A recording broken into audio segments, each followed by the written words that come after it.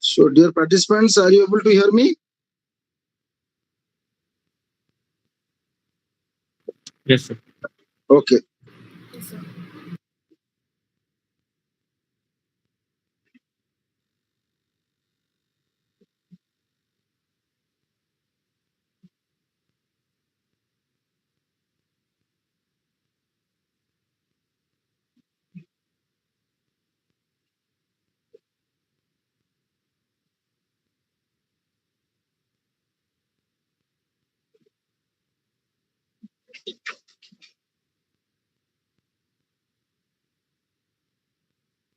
Dear, dear participants,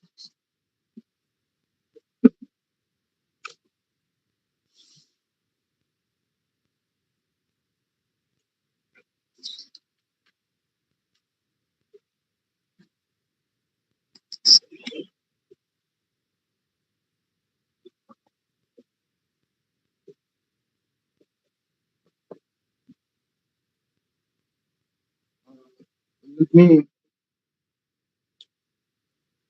share some of the important dimensions of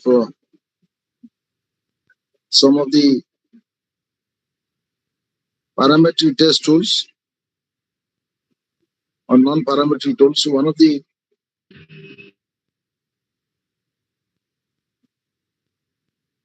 non-parametric tools, or you may say, sorry, parametric tools, but in uh, interval scales. You know that it's called Spearman correlation. Why we use correlation? Correlation is used to find the closeness or the relationship between two variables.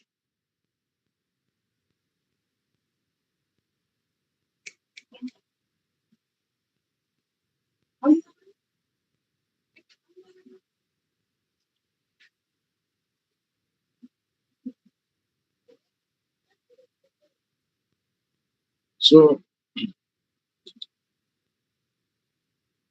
correlation between two variables. Why do we want to find the correlation between two variables?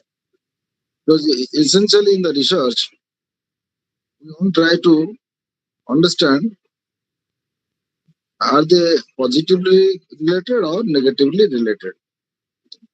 If two phenomena, two variables, two items are positively related, then we may do the interpretations accordingly.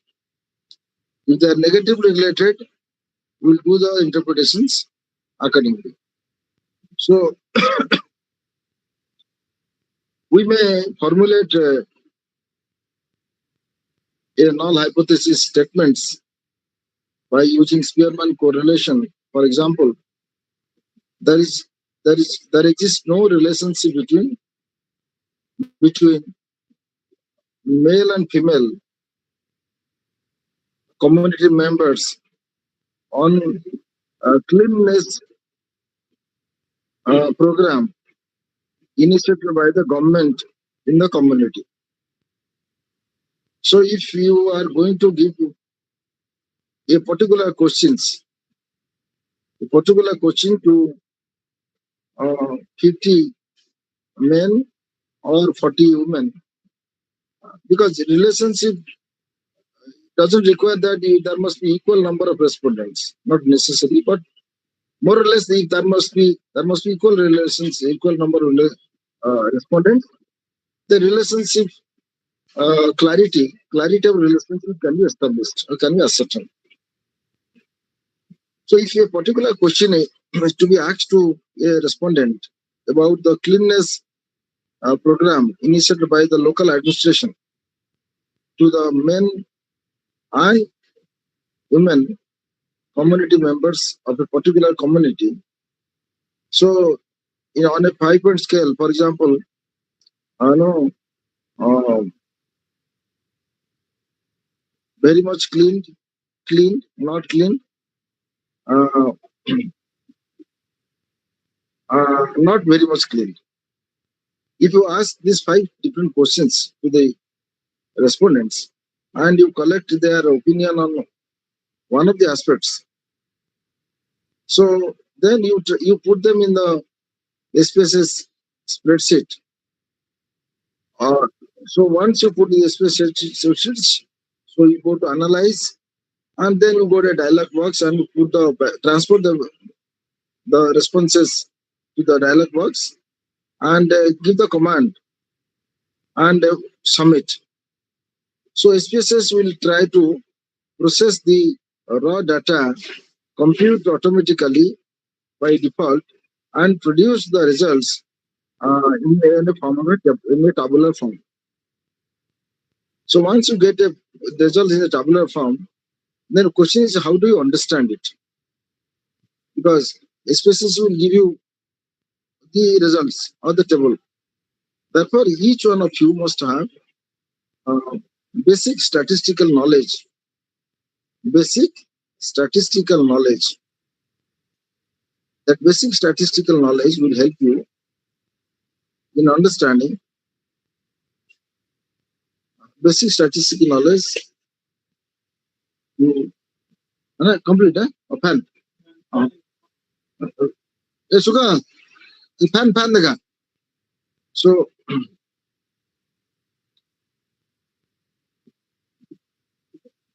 gas looking. Gas stove. Look at that. Gas stove that could breathe also. So, come with the queue. So, so then, for example, the result will come in this form, and 1.00 is the expected correlation. So the actual relation is 0.669. If you look at the right side of the second box of the last column of the table, first box, second box, 0.669. It speaks because in social science research, mostly in management science, any relationship beyond 0.5 is considered to be positive. Because positive means it is positive, even 0.112 also positive. But it is a weak relationship. It's not negative relationship, but it is weak relationship. So if relationship is beyond 0.50, so it is considered to be a strong relationship. Relatively strong relationship. If it is more than 8 point, for example, 8.800, so this is a close relationship, a positively good relationship. So therefore, then you will look at 0.035. This we seeks out the level of significance. So level of significance must be less than 0.050. So just a minute.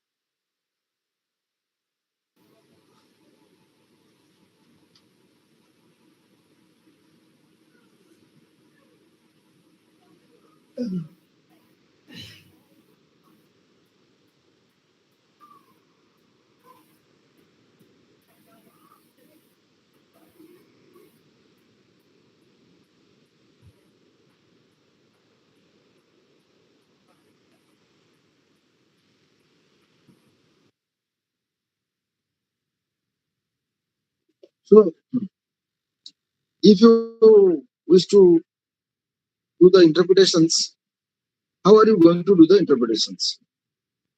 So you do the interpretation like this. Table 1.1 presents results of correlation, Spearman correlation of responses collected through questionnaire from men and women respondents belonging to a particular community, belonging to uh, Nagalgor community or village, on the issue of cleanliness scheme initiated by the government or by the local administration. Cleanliness is cleanliness is an important scheme of the government that needs participation of local community to maintain and to ensure for success of the scheme. Implementing cleanliness scheme or cleanliness drive and continuing it for a longer time needs government support and cooperation of the local community members. Our local community members have partially understood the importance or the value of cleanliness as it has made positive impacts on the quality of the life, on positive impact on the health and hygiene, and positive aspect of reducing many of the epidemic related diseases or contagious diseases. And, and people have also seen cleanliness is the part of the culture, part of the status. And cleanliness is the, uh, one of the aspects that a community feels proud of it. On the basis of it, many studies have positive relationship between found relationship found positive opinion on cleanliness regardless of the gender differences. Because there is a difference. There are differences between two genders on all the aspects. But men would agree that women may not agree, or vice versa.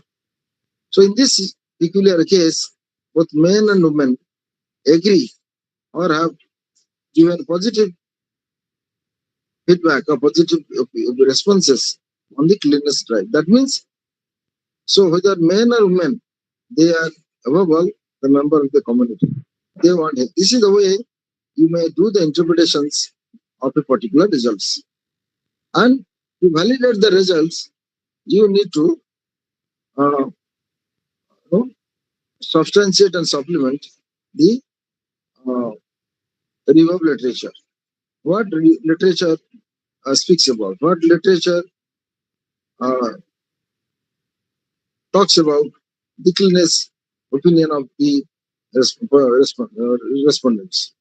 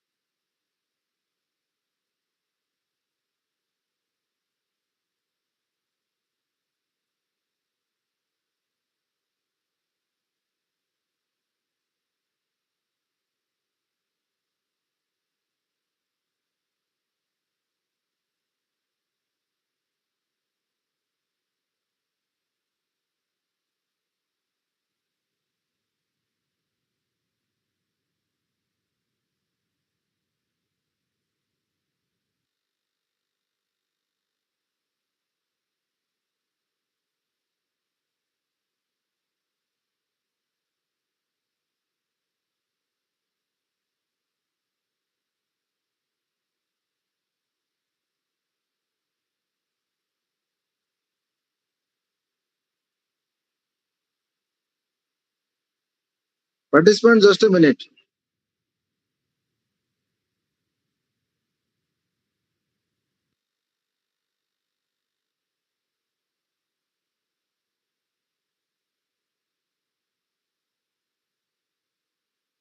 Anybody is having anything to ask me? I can respond on your doubts to be clarified because it happens to be the last class, last contact class. So if you have any doubt or anything to be clarified, or if you have anything to be supplemented or explained, please do that.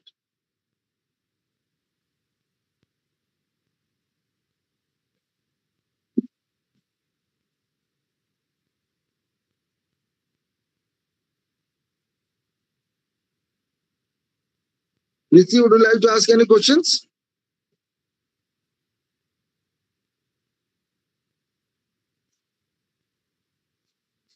Yes. How are you going to prepare for exam? So yes, you take the last year questions, last 3 to 4 years questions, and uh, and prepare accordingly. How? Because most of the questions come.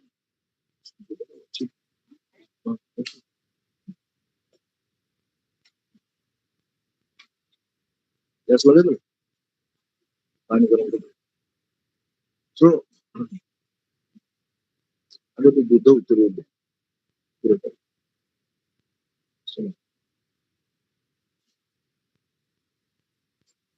huh. You see, primarily, what you are required to understand is China China work, Madam Sir.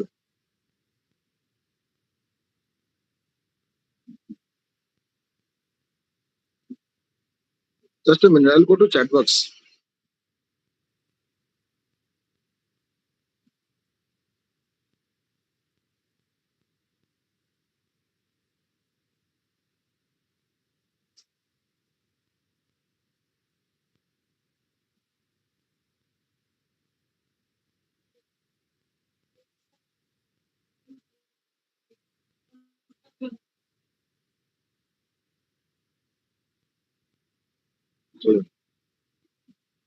Under ঠিক আছে ଆଉ ଦିଟା ଅଛନ୍ ଗୋଟେ ନା ଦିଟା ସେଟା ରଖିଦେ ତାଙ୍କର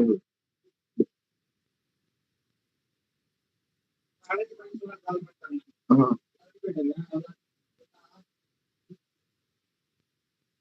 just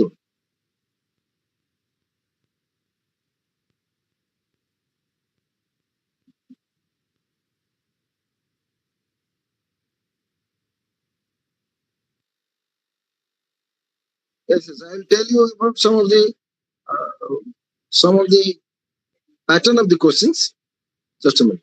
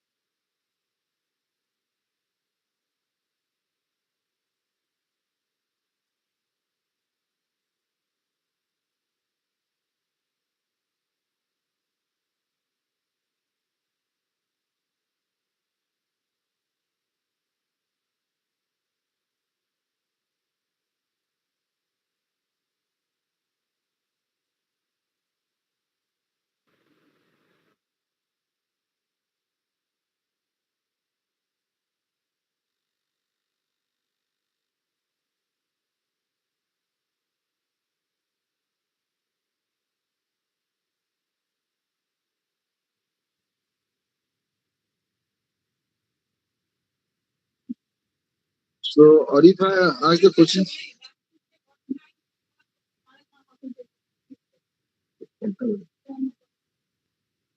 huh? particular.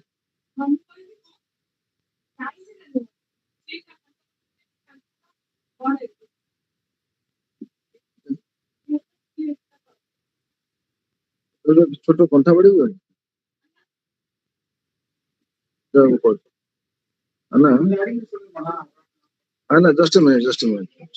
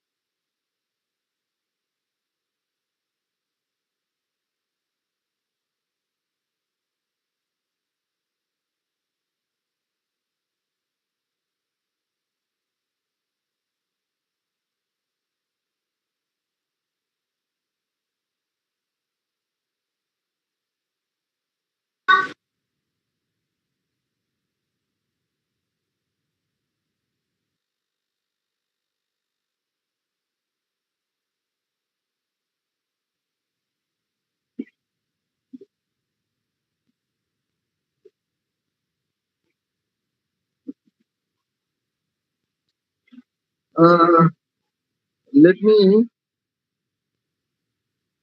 answer one by one. Tips to prepare for exam less time. See, first, to prepare the exam, RM exam for in less time is to skip some of the components, but you prepare important concepts from each unit. You get the questions from all the 5 units, because the pattern of the question is there are 3 sections. First is short type, then section B is long type, and last one is a case study. Clear?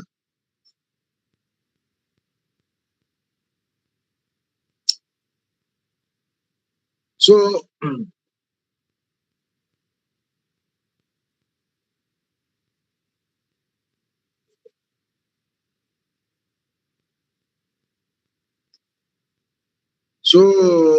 therefore, what you do, you try to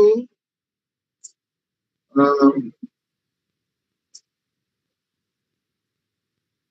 through the syllabus and compare the questions. If you get last year questions, last year questions, last 3 to 4 years questions. So please go through the questions and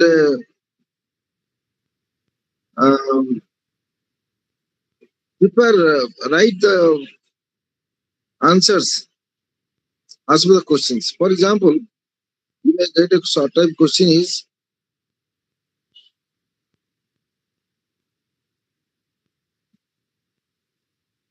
what do you mean by descriptive research? You may get a questions, what do you mean by null hypothesis? If you get a questions in long type,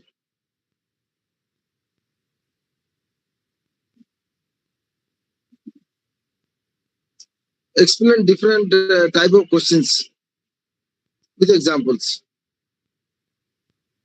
Because in a questionnaire, when you prepare the questions, you need to look into different questions which may fall into different scales. Nominal, ordinal, interval ratio. Doesn't mean that all the questions you need to frame the questions as per the as in accountancy with the 4 different skills, not necessary. Even you can complete a questionnaire with the nominal scale. You may complete your questionnaire with the nominal and ordinal scale. You may complete a question with the nominal, ordinal, and ratio scales. Or you may do the questions that would fall into all 4 categories of scales. You need to read thoroughly about the measurement of scale. Very, very important. And once you understand the scale, then you go which type of statistical tools are used for different scales. Because that I'm trying to explain you that you need to read thoroughly measurement scales. So let me explain you. I am dividing your entire research methodology into 4 important parts. First part, you try to understand the theory development. What is our theory, and what are the theory? How theory can be developed? Theory can be elucidated. Theory can be, uh, deducted. Theory can be reviewed, because any study you do, there must be theoretical backgrounds. No research study is conducted without the background of the theory. Any study, whether you take anthropology, sociology, physics, chemistry, biotechnology, any subject you take, there must be the background of theories, because there must be studies earlier, and studies must have been conducted by taking too many experimentations, too many observations, and too many investigations. So accordingly, they develop the theory and they try to see to that how their studies are different from the existing theories or previous theories. So as part of you need to understand what is review of literature, what is explorative study, what is bibliometric study. You need to study that. So if you need to study all of them, so you need to understand all of them, because these theories would help you understand to what extent studies have been conducted. Then which element of the study is required to be studied now. So therefore, I always suggest to the research scholars, you may get the idea of conducting a study from reading newspapers, from reading magazines, from interacting with the experts, and from reading, research papers, etc. So, or interacting with the people, customers, tourists, visitors, etc. So, each problem is connected with a theory or theories. Please understand it. Then, how you are going to make your study very different, and what element of the study which is to be conducted now that will strengthen the existing theory, or you are going to create another theory of your own, that is called the creation of new knowledge. All right. Or if he again ask, if you learn only 2 units, can you get pass marks? No. Actually, you need to attend all questions. All right. But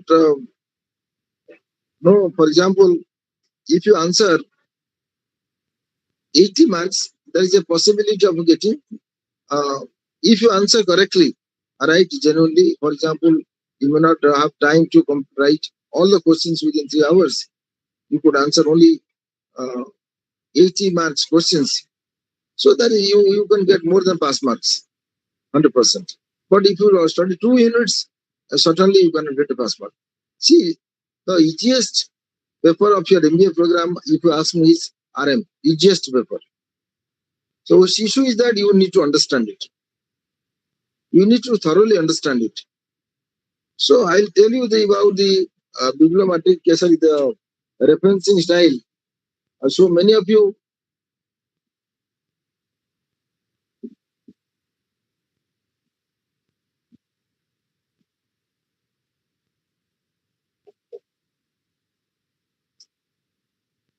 just a minute.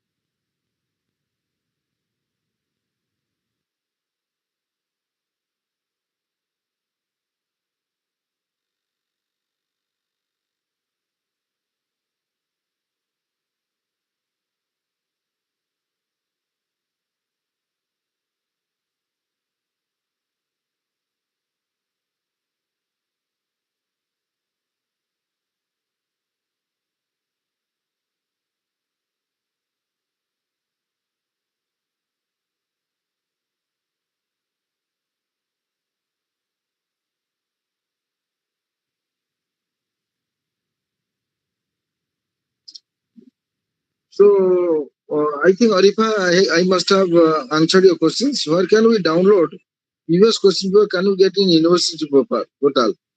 So that you need to get clarified from the academic counselor of the DD.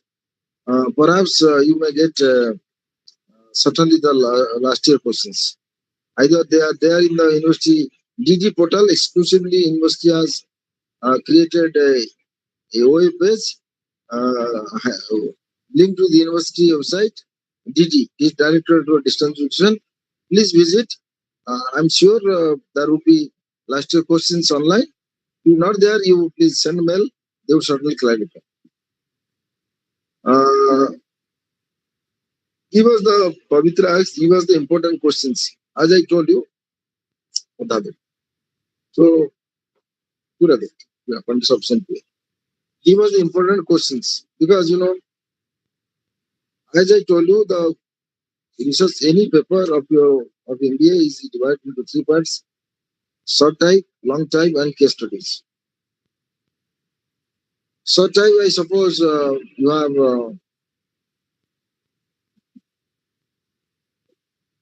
30 questions, and this one is around 50 marks, and case studies 20 marks. So short type questions would come from all the 5 units. So if you have a syllabus, for example, you may get a question.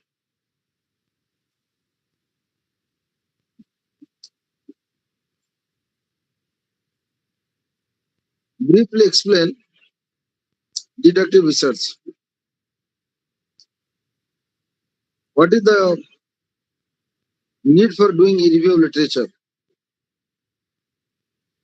Or what is review of literature? What is theory? Like these are some of the questions type. All right. So you see, please don't try to uh, prepare uh, selective questions because syllabus is not so exhaustive. So go through a book from cover to cover, enjoy the reading, understand it. Perhaps you'll be able to answer any type of questions from anywhere. So Mahira Bhai,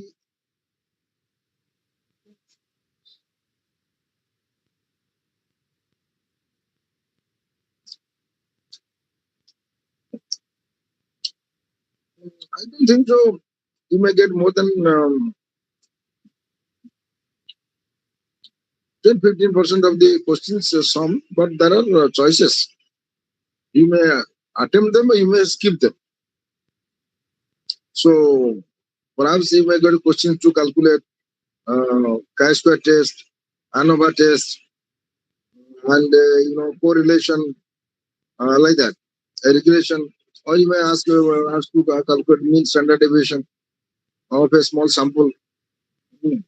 So, but all of you must understand mean and standard deviation. measures of central tendency, mean and standard deviation.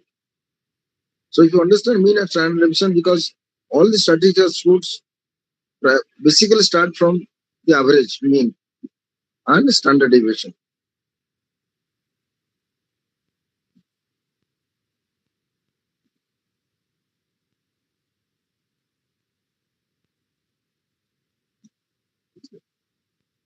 Without a question from Saundarya, how to write case studies? Any tips? See, whenever a case study is attempted to, or a candidate writes answers case study, that means the candidate must read line by line, word by word, the case study. If it not understood in first reading, there can be second, third attempts to read case study thoroughly and understand. And case study would come from your syllabus. It related to the contents. You may get questions, case study on how to prepare a questionnaire. You may get a question study on how to collect primary data. You may get a questionnaire on how to develop a scale. So, but answer should be pinpointed, and because sometimes the answer should be there in the case study. You need not search elsewhere else. Answer should be there in the case study. So that I can show you a case study.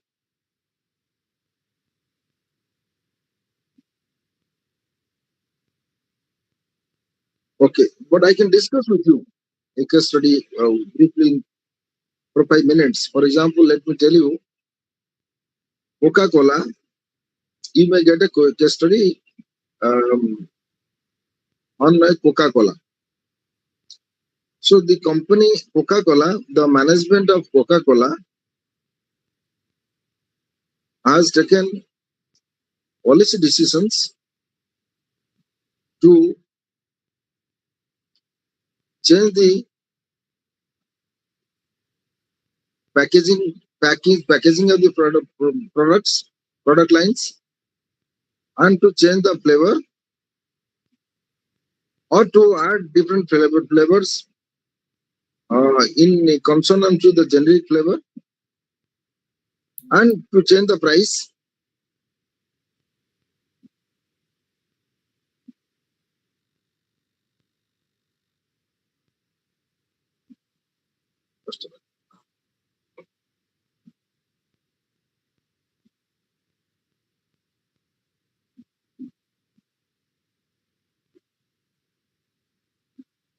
Yeah.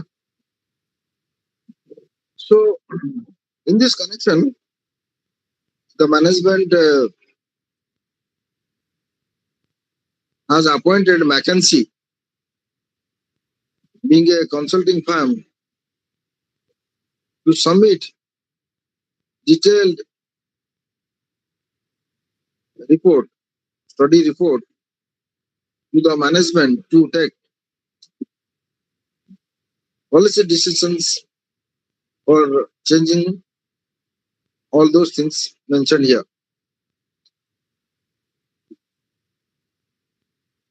Then the McKinsey has taken 1,500 samples, and samples were collected, taking into background the educational background, social background, gender, income background, age background, region background, etc. and social relationship background.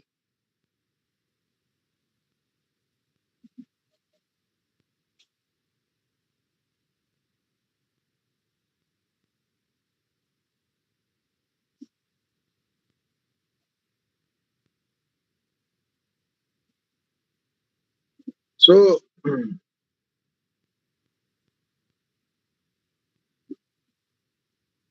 so therefore, you know,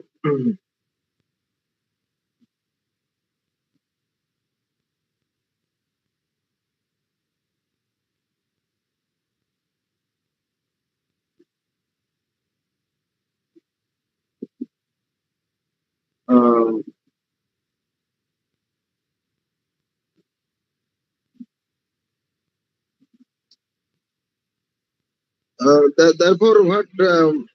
Yes. So then, 1,500 samples were collected from different parts of the country. Like let us take India, or 50,000 samples from different parts of India, because India is a country of diversity, heterogeneity, plurality. Because Coca-Cola may not be sold in Kashmir, Coca-Cola may not be sold in Arunachal Pradesh. But how can Coca-Cola products will be sold in these parts of the country? That is the issue of the company. So that company is trying to reach out to the unreached, so that there will be more sale of the product. And the McKinsey, after making analysis, McKinsey has used both qualitative and quantitative research methods to carry out the research projects. And McKinsey has used pilot study, examine the question, etc. And McKinsey has submitted a report that the company must not go for a drastic or radical changes of the flavor, price, etc. All of a sudden, the company may gradually or slowly move to another product line with different features, so that people will slowly try to adapt the taste and the other aspects, packaging aspects of the Coca-Cola products. Because it is very difficult. What is the attachment of a person to a particular product? Because of the product meets these are our needs. Because if I take coffee in Puducherry, I go to a special place called Sairam Bar in Puducherry. So Saturday, Sunday, whenever I go for walk, if I not in summer I try to avoid coffee. I take a tender coconut. So if I go to city, I try to stop mandatorily to have the taste of the flavor, because though there are other outlets which are selling the coffee, filter coffee. So that means you see, I am attached to the quality of the coffee offered to me, and I also look at the different aspect of hygiene, sanitation, that they clean the glasses in hot water, and they sterilized it, they make it dry, and they give it afresh, like a new glass. So therefore, I feel to have coffee in a Sairam coffee bar. That means the flavor and all the aspects I take into consideration. So the second report was that the company may incur partial losses of moving from one product line to another product line. Next report is company would be pushed back in the field of uh, software business. Sorry, the soft drink business in India.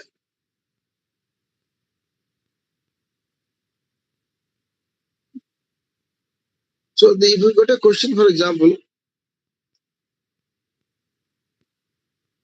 so how did McKinsey submit a report to the Coca-Cola management, Coca-Cola, not to venture into the new portfolios of business or new product lines.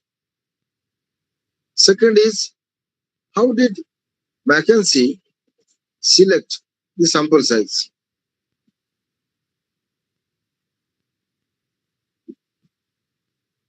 So then there is another aspect.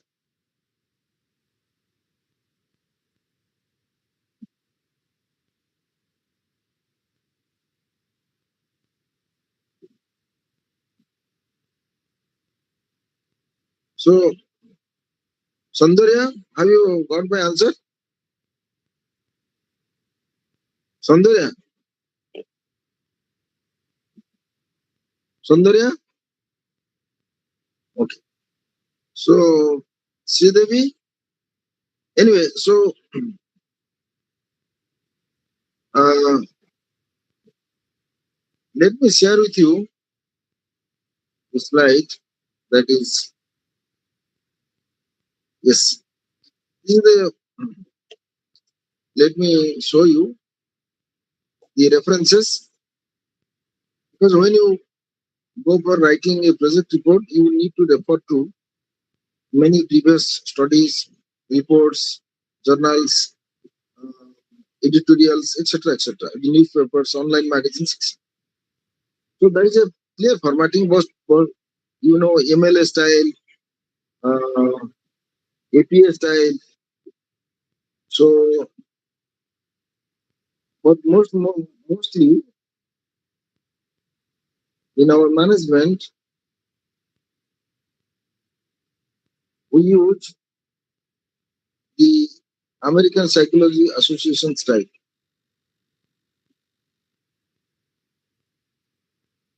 Question.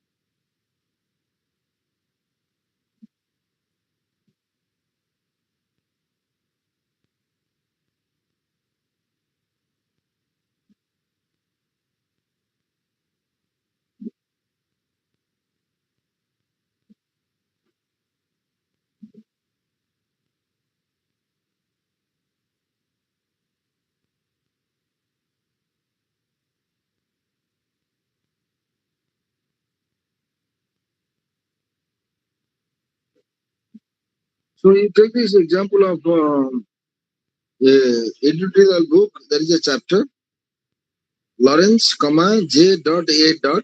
Comma, and you have to give a symbol DODDS, A. E. 2003 the book got published, and stop. Then goal director activities and lifestyle development. It is the title of the book. Sorry, title of the chapter. Title of the chapter: goal director activities and lifestyle development, and stop. And you see here, no um, higher cases means capital letters only starts with G as a capital letter. Then after the stop development, then you see I is capital E, J dot Blasinar, and K Conley, ADS, Reals, Handbook of Development Psychology, 17 by 33, London, England, says publications.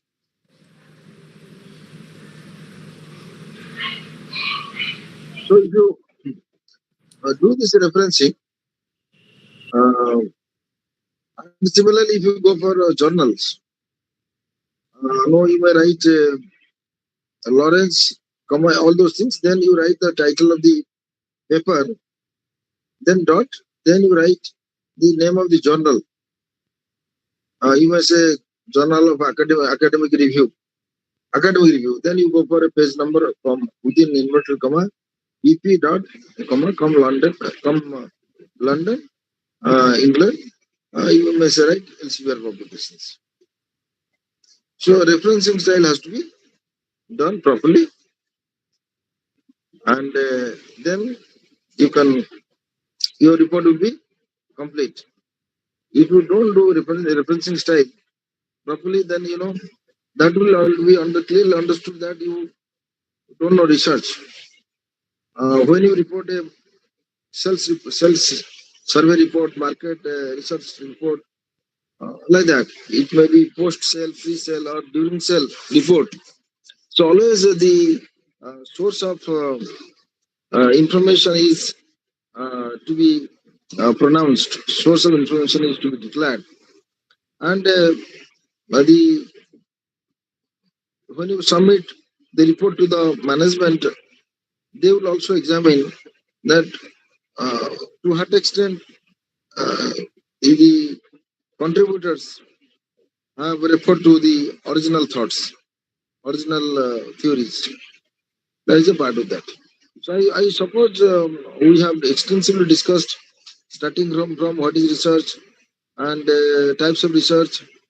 Then we discussed about qualitative, quantitative, deductive, inductive. So then features of the qualitative, quantitative, qualitative, descriptive, explorative.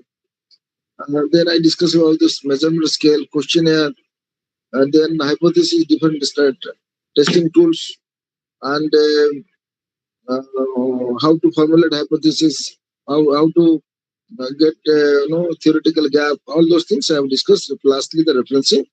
Thank you. All the best, and hope you will all of you make use of the discussions and the elaborations on the online classes. And yes, how can I share the PPT? I'll share the PPT. How can I? Can I?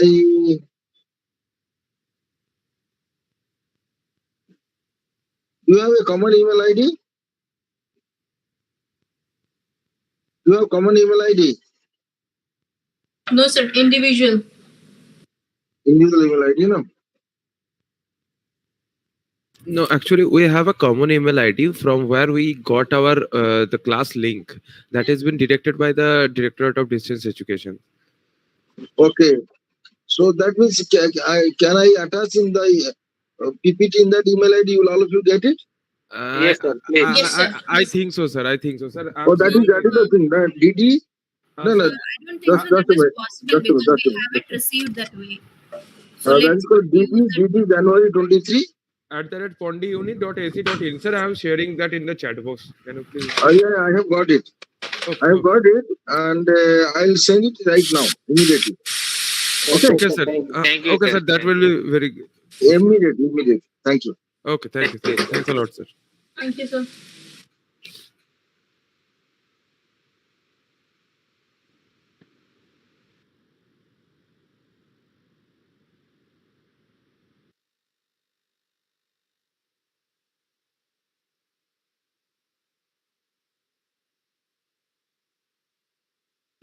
Morning, sir. Good morning, all of you. Morning, sir.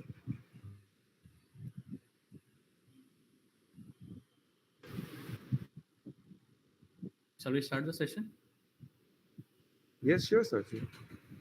Yes, sir. So, as I said, the last class, there will be no class today, but I'll be taking a session on how a case study can be presented for the examination. And I'll try to present two cases.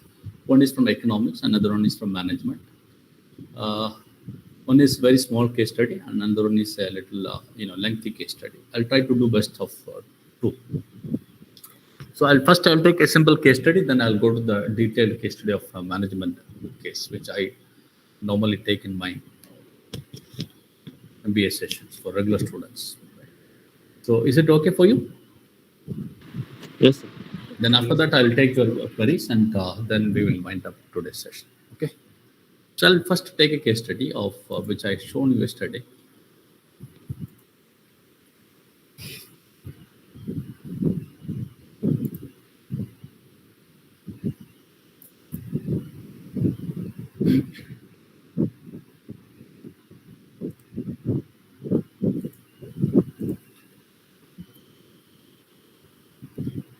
My screen is visible for you?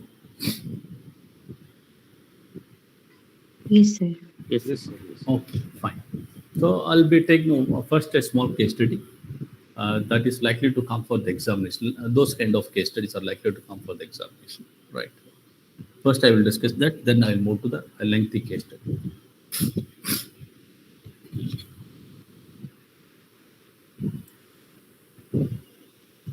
So yesterday I show you this case study, right? Its monopoly is always social and desirable. Take any real life example of monopoly in India and build your logic in favor or against this. Right? Students? Yes, sir. Yes, sir. So I'll discuss this case study, how you this case study can present in the examination. Normally for you, this kind of case studies only will come for the examination, or maybe some paragraph will be there, some maybe 1 or 2 paragraph will be there, and you have to read that paragraph, and then you have to address that the central problem in that case study. So you will understand it when I present you this case study. Right. So I'm not going to detailed presentation.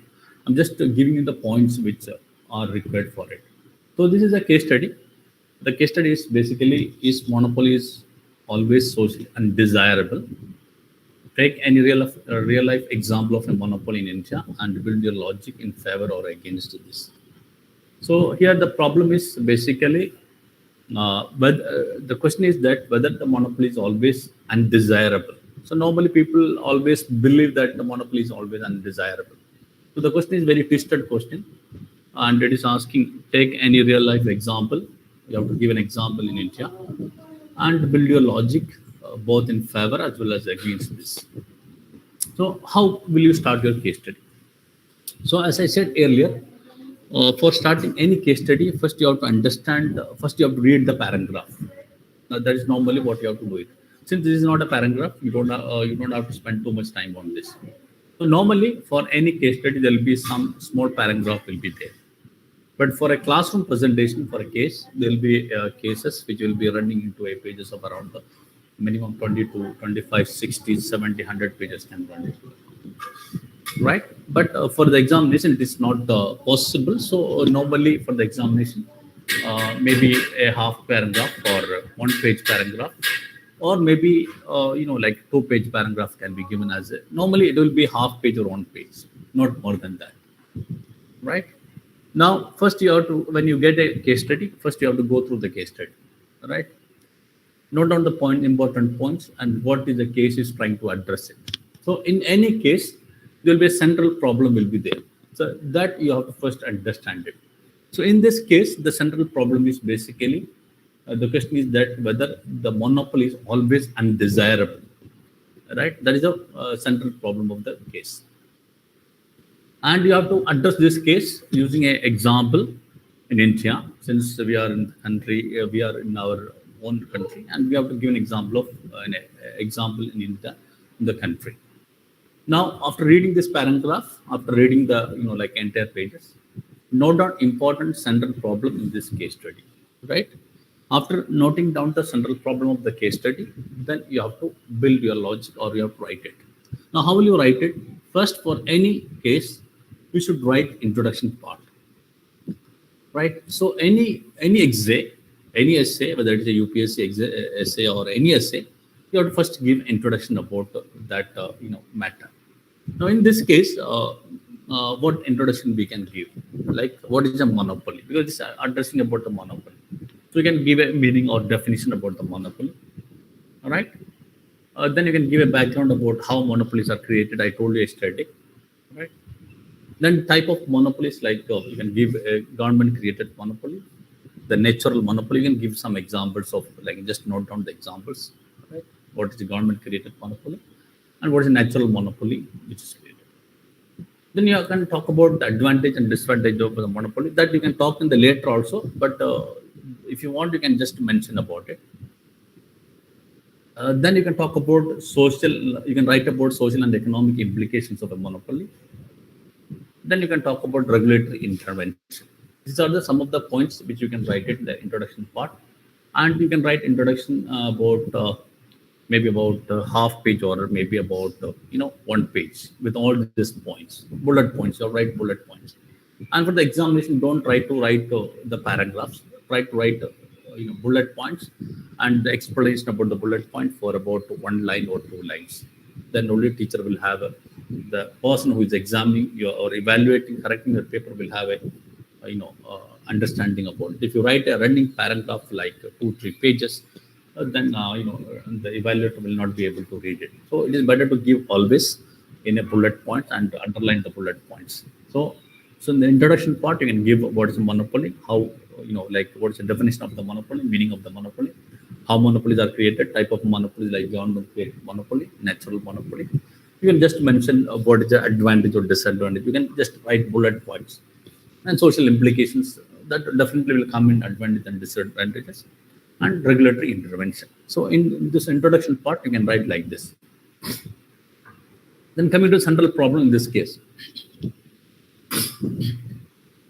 So what is the central problem in this case is whether the monopoly is always socially undesirable, right? And you have to give an example in Indian context, and you have to build your logic, both in favor as well as against this. Now, why monopoly, right? It is created. Now, let us say, for example, a free market economy is there. So what is a free market economy? We said demand and supply will, fix the price, market forces. Now, if you give everything to the free market economy, right, in the first day I have discussed about you. So if you give it, there can be a market failure can happen. Because if you give everything to the, like private parties, there is a likely chance market failure can happen. All right. Or there can be externality. That means, for example, if you give water supply to the government, private, so his interventions or his actions will have a serious impact on, like public life. Or if you give, like electricity to the public, right, or private parties, like that will have an, like externality that will, influence the customers or influence the public. So there should be some, like control is required in the case of any. Or we can say that the monopoly can create a market power. That means when I say market power means he will become the sole, the supplier of electricity.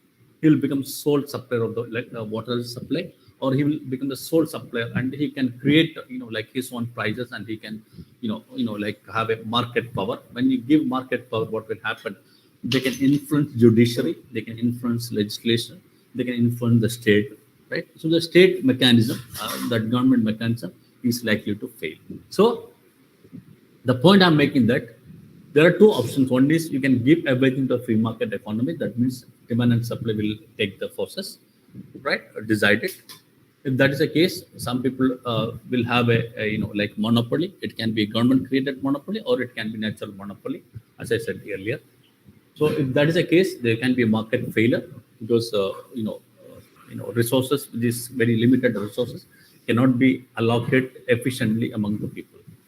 Then there can be externality. For example, I have given example like pollution, or for example, if you give electricity to somebody, right?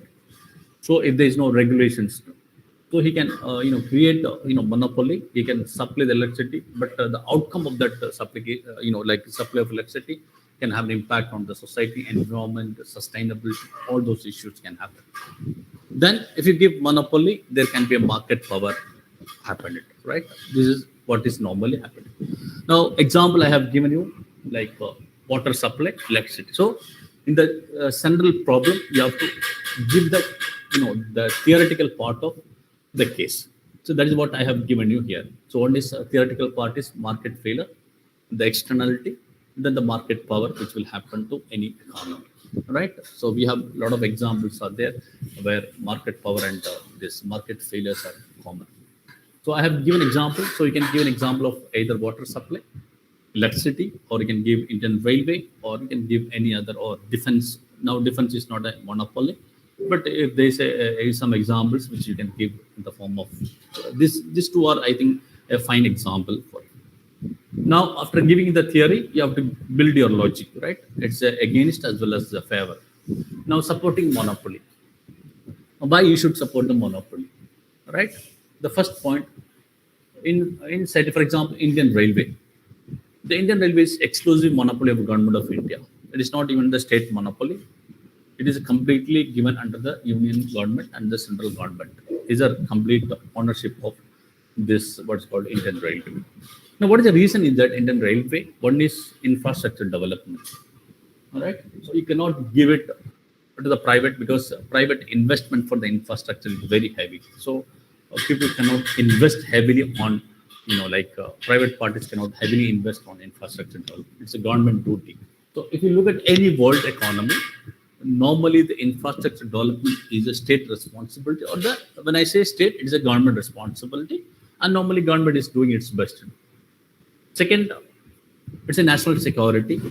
Sometimes, for example, in the case of defense, it's a national security issue. Is it? So why monopoly is created? Because it is a national security issues are there. Third, there is a social inclusion.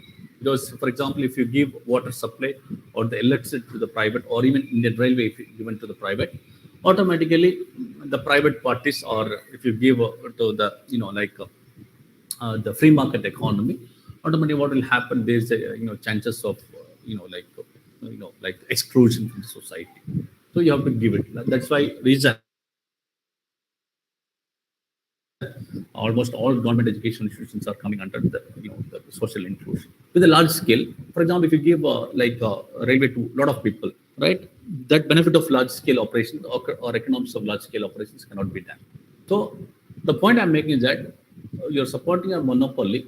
Your arguments supporting the monopoly, you can give some important points, and you can give in the form of bullet points, like 4 or 5 bullet points you can give it, and underline the bullet points. Just explain 1 or 2 lines, or 1 line or 2 lines you can explain it. So I have given you some examples, some the points which is important for. Now, against monopoly, why you should not monopoly is not desirable.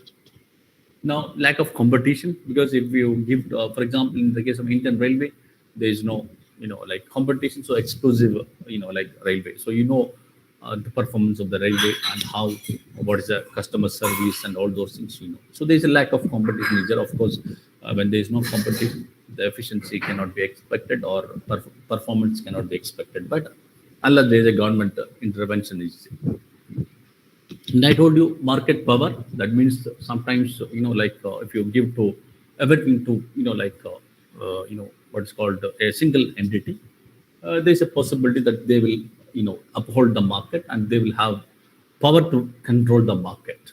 That is market power. That externality. That means if there is no others are not there in the market, sustainable practices will not be there. Like, for example, you can say pollution is there, one example, right? For example, pollution is there, then water, mining of water, mining resources, those things. So there, the externality can happen, and that will have an impact on the economy, right? That means that influence of one individual will have an impact on others' life or others. That's a unsustainable practices can happen. Then, of course, higher prices can be charged because the monopoly. He can fix his own price because he's a price maker, not the price taker. Then, in the case of monopoly, why monopoly? We don't prefer it. In the case of monopoly, there is always a government intervention. Regulations are very tight for any monopoly, but it depends upon the country to country, and depends upon the context in which it works. So the point I'm making that you address the central problem in this case, then develop your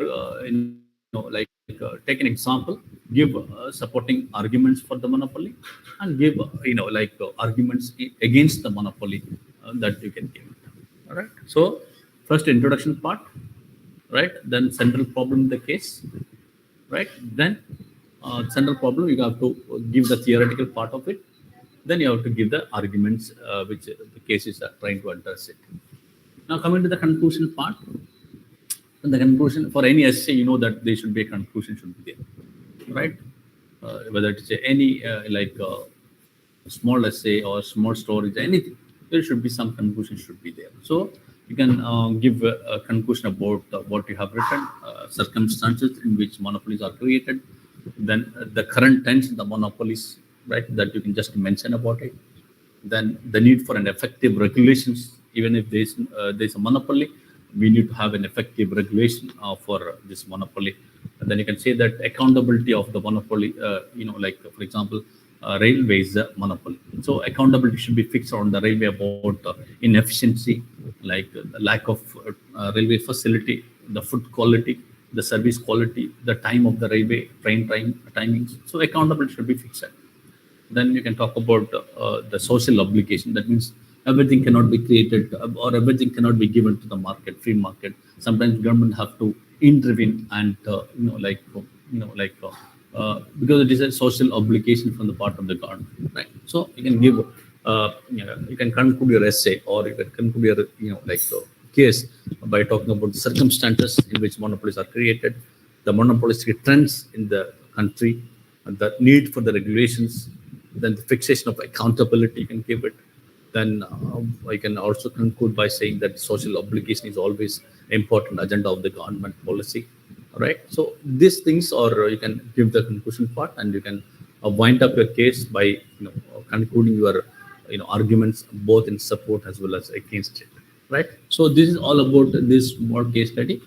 If you have any queries on this case, I can again discuss it, or otherwise I'll go to the April case, which I have been showing you yesterday. You have any queries on this case? Yes, sir. I have a. Yeah, please. Sir, as you are telling that the supportings of the monopoly and the argument against the monopoly. Yeah. So in the supporting, you have mentioned the infrastructure development, the national security. So we have to explain that infrastructure development by one or two lines, or it is Just you can just mention it. Okay. Actually, you can finish. I think your question paper pattern is about 20 marks. Case is about 20 marks. Yes, yes, sir. You can write about 3 pages, I guess. Okay. That is maximum. Yeah. Okay. 3 or 4 pages, depending upon your time. Okay, sir. Sure. Thank you, sir. Thank you, sir. Thanks, sir. Any other? This is a very small case study. Normally tried, likely to come for your examinations. Shall I take the next case? Little bigger case. Yes, sir. Yes. So this case is about a management case, which I have told you. This is a case actually, I told you it's running about 10 pages. So I'm not going to read it. Normally this case presentation will take about 10 sessions in my normal classes. But we are not going into the deep of it. But I'll just discuss how this case is presented in my classroom. I'm not going to the bit and pieces, but I'll be discussing how this case study we have presented in the class. And I'll not be reading the entire points because it's about 30-40 slides are there. So I have again reduced it to, it was about 90 slides was there. So I reduced it to somewhere about 30 slides because for us, we have only half an hour per presentation. So I'll just take this case study and finish it.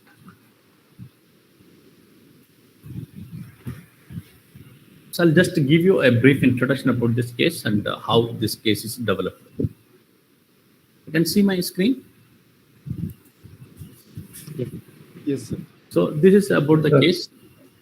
I'll give you the title first. You can see the building a backdoor to the iPhone, an ethical dilemma.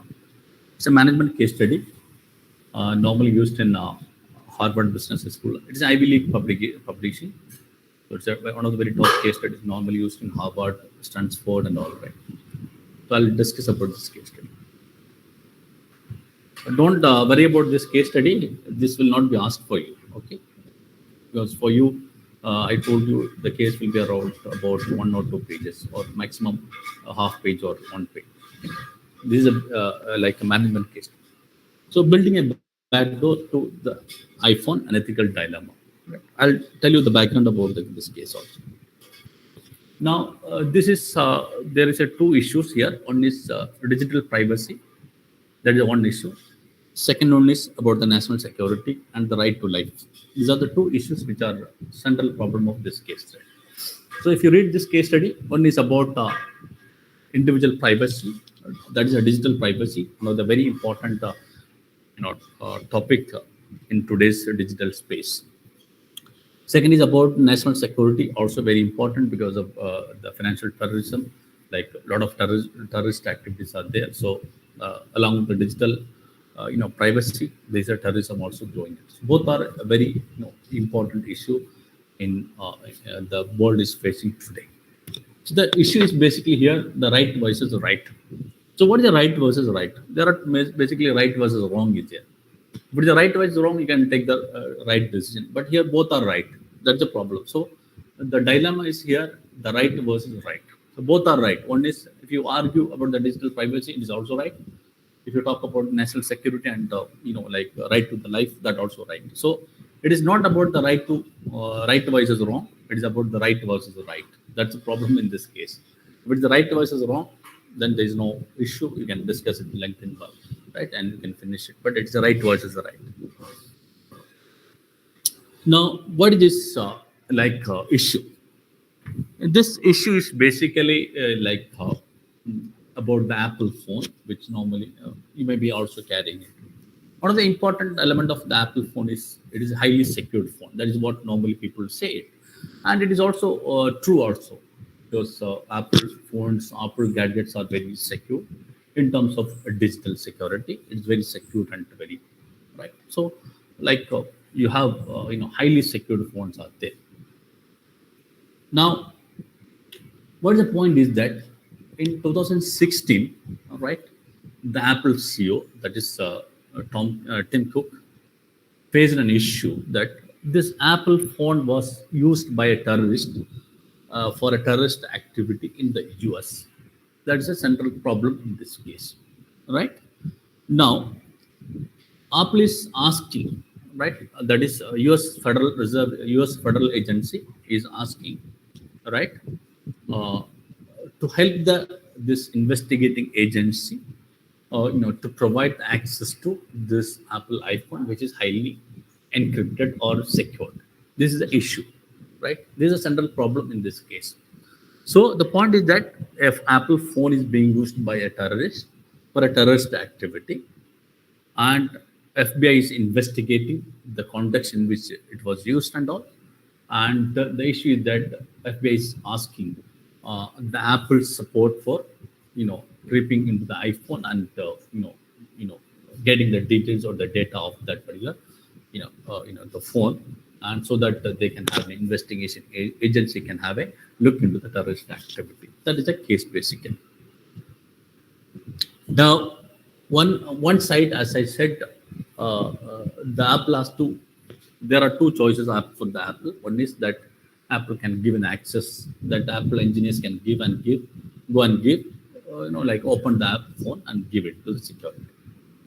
Second is, Apple can deny it, right? That means it is not possible because there is a digital privacy is that it is not possible. So the point is that if you give, importance for the digital privacy, your national security will be compromised, and the right to life will be compromised. The second one is that if you give, what's called access to the Apple phone, that you are actually compromising digital privacy, which is you have given to any Apple user or iPhone user. This is the issue. Now, the point is that dilemma is that Tim Cook is not, ready to give the access in the name of data privacy, right? And what is the implication of it?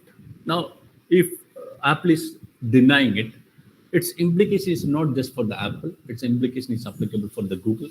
Its application is applicable for the Facebook, all other telephone market, all other digital giants. It is applicable, right? So, if it is giving, it is again also applicable to all the it is Apple is not the isolated case. It is applicable for all the entities, all the firms, right? So, the point is that how this dilemma can be resolved. Now, it's a right versus right, not a right versus wrong, right? One is whether you have to give it or whether you don't have to give it. That's the point. And what will be the implication of it for the digital companies which are operating like Google, Facebook, all the phones, Samsung, LG, all like phones that will have net platform. So, in management, our objective is to distinguish between right versus right, and to resolve the issue through a proper mechanism. Right?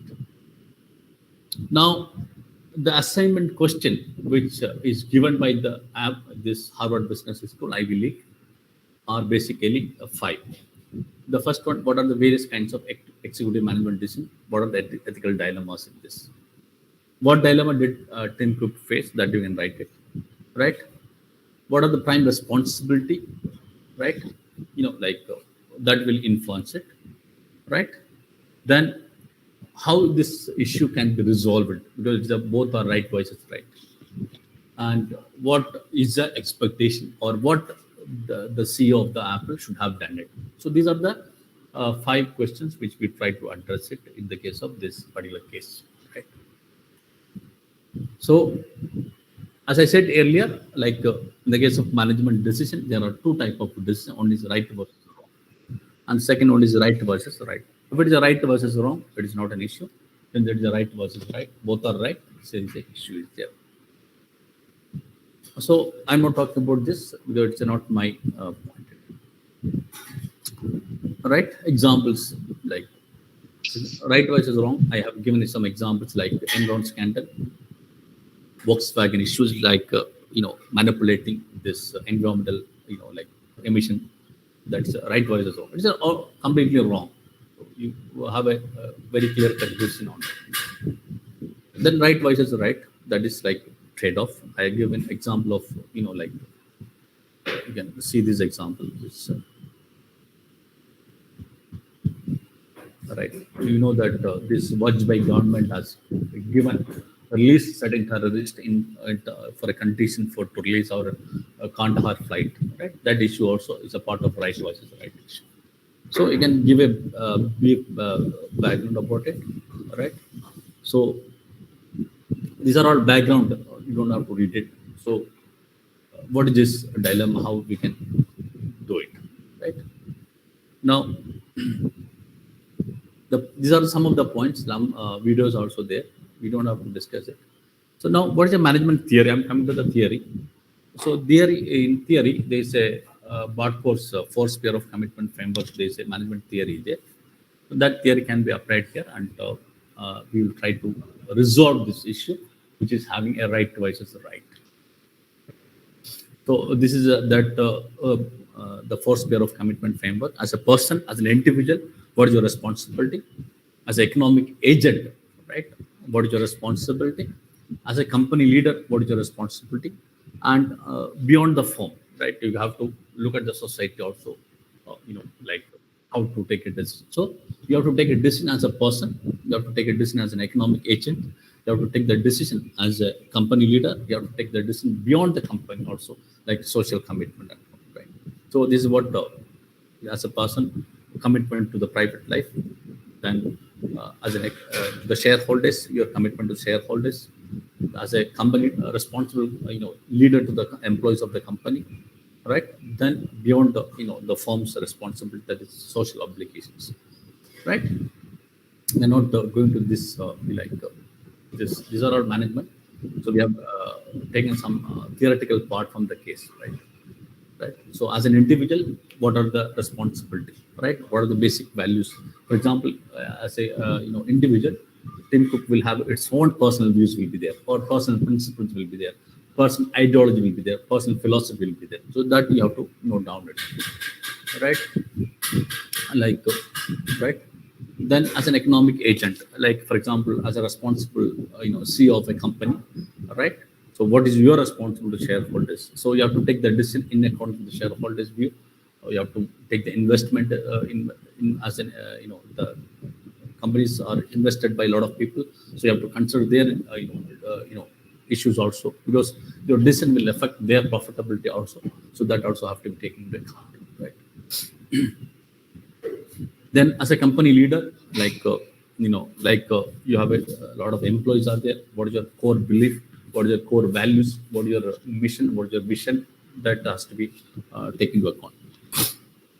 For example, like Apple's prime object is to give digital privacy. So whether you can compromise on that core value, which is mentioned in the Apple, document, every documents, they have mentioned that the digital privacy or the digital security is a prime concern of the Apple. So that is a core culture of the company. Whether you can break that culture, then you can also talk about employees, views about employees views, because they are also part of your company. That also has to be taken into account, right? Then beyond the form, right, you have to, like, society is there, governments are there, the suppliers are there, social communities are there. So those who are advocating for the digital privacy, those who are like nationalists, who are more important in national security and right to life, those people are there one side, and other side, the people who are advocating for digital privacy, digital security are also there, right? So you have to compromise both, right? Now, how this decision is taken it, right?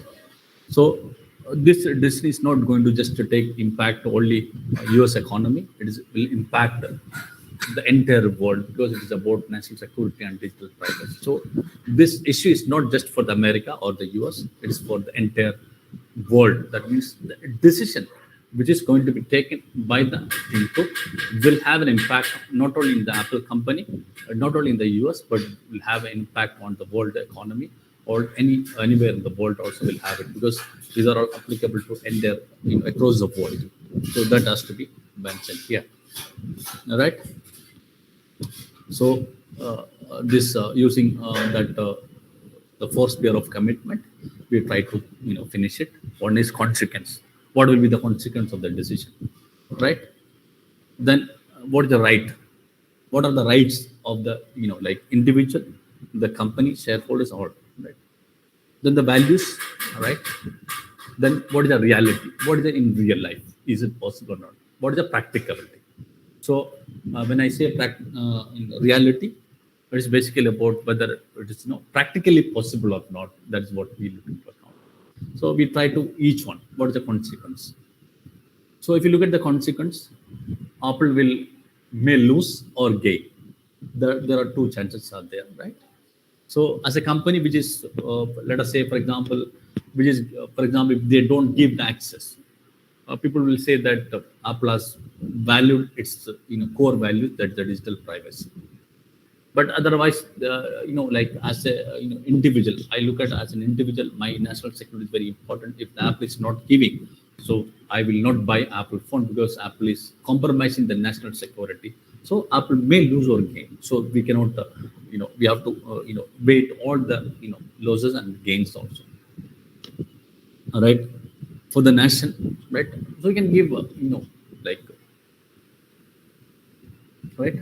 So for the global community, what will be the consequence, right? For the technology companies, what will be the consequence, right?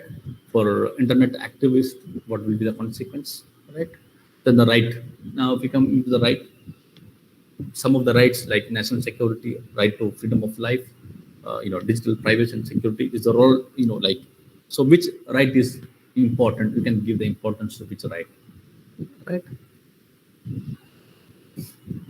Then the integrity or concise, like personal values, right? Suppose if I give the access, I'm compromising my personal ideology or my personal philosophy. So as an individual, I have to weight that also into account. The practicability. Now let us come to the practicability. The point is that whether, let us say that again another user is using the Apple phone for terrorism, right? The second person is using, or the third person is using. Will the Apple will be able to survive saying that like digital privacy or security is very important? It is not possible. So you have to look at the reality, practicability also you have to see into account.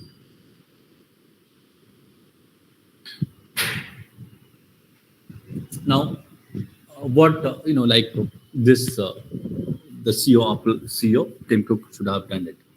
So, like for example, I have given another example, like this, Kandahar issue is here, right? The like hijack. So when the Vajpayee government released three terrorists for 160 passengers, right? So there was a lot of controversy, like you're compromising the national security or you're leasing three wanted terrorists for a 160 passengers, right? So that decision was very highly, complex and complicated. It was not possible to decide on it. So that kind of decision. Right? Now, what is your response? What happened finally, right? Now, the interviewers asked Sundar Pichai, right? That then this like other like tech giant, right? All they have asked it. So all supported, like this what's called this FBI, that is this Apple should have given access to what's called this this unlocking the phone, right? And finally, what happened? The what is the story? The final story that it was unlocked by FBI itself without any what's called Apple support. Now, what is the question? Right? Apple refused to unlock the phone, but FBI opened its own people. Now, what is the question? The question is that Apple security is very weak. That's the question, right? So, what happened? Now, the point is that if you have given to access to the FBI in terms of national security, then Apple should have uphold its the protection or the what's called so-called digital security. But now FBI is able to open the what's called the phone without the support of the Apple. Now the people have got an idea that anybody can access or anybody can unlock Apple phone. Right? Now, what Apple statement? Apple said, we try to increase the security of our products as the threats and attacks are on our data become more and frequent and more sophisticated. Of course, any security will have, some, loopholes will have, right? So this is all about the case. This is how we presented the case. But this is a very lengthy case. I said earlier, it normally takes about 40 to 10 to 15 hours. But since you asked for a case, I have just given. So if you have any queries, I can take up.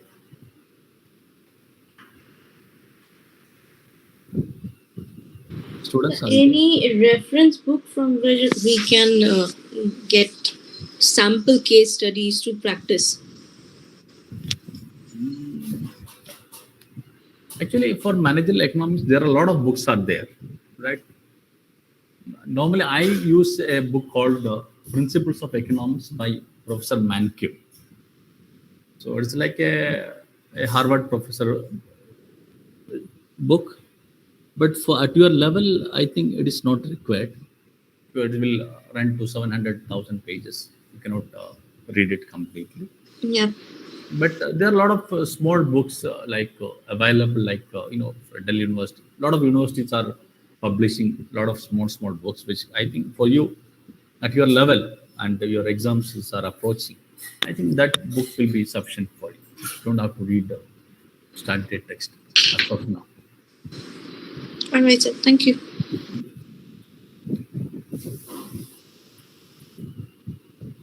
There is no format to write any case, but normally the format is introduction, the problem statement, and if you have sub points, you can write sub points. Then you can conclude the case.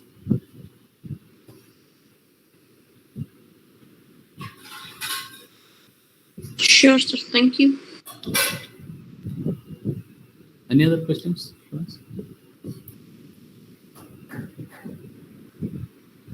Vishnu, you have any questions? Sheila?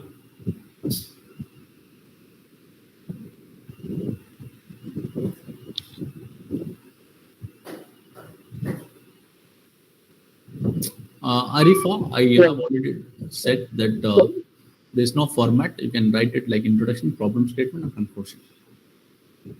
Sir, one thing is while giving the conclusions, can we have to make it favor to that or against that particular one? Actually, we Favor to cannot. the case or negative to the case? Against. We have to balance it. No, we cannot. Any decision we cannot have a very conclusive, concrete. It is not possible. It depends upon the context, right? Muralidhar, are you okay? Sir, Yeah, please. sir, I have a question regarding the marking schemes. The number schemes are 5 and 10 and 20 marks. So, if anyone is writing an answer and his answer is not up to the mark, can he or she get means a step marking on like that way? Is this in the university scheme? I didn't get your point. Can you make it more clear? Sir, as we have some marking schemes, right? So in any examinations, we have a marking scheme that a 5 marks question. If I can write a good one, then I can get 5 out of 5. If my answer is not up to the mark, then I will get some marks like 3, 3.5. So like this way is there any marking schemes like this way in Pondicherry University? No, actually, I don't think that any university will have a marking scheme, right? There will be a total mark will be given, and it depends upon the evaluator. He can give the mark.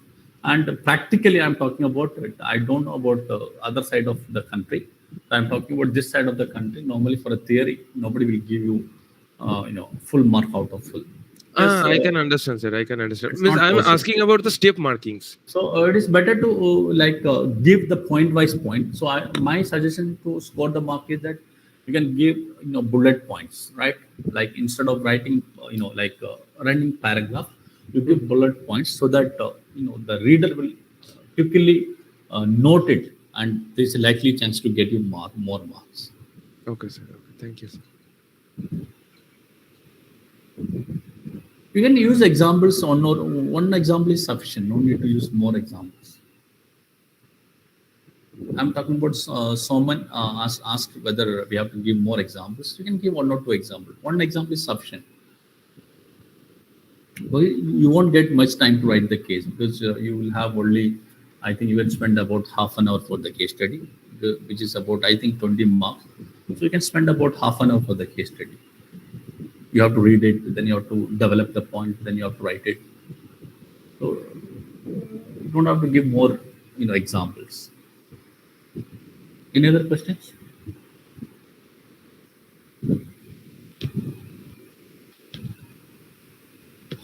Is it okay for all of you? Students?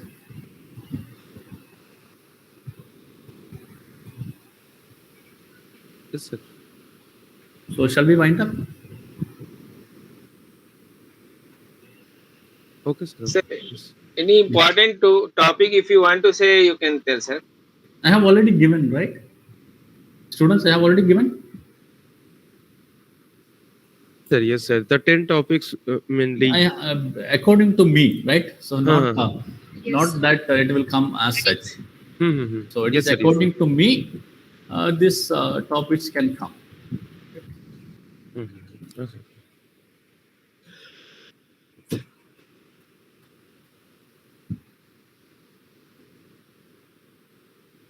You can highlight the like you can use color pens. No issue. That doesn't mean that you have to have a colorful answer script, but you can use red ink for underlining the bullet point. Any other question?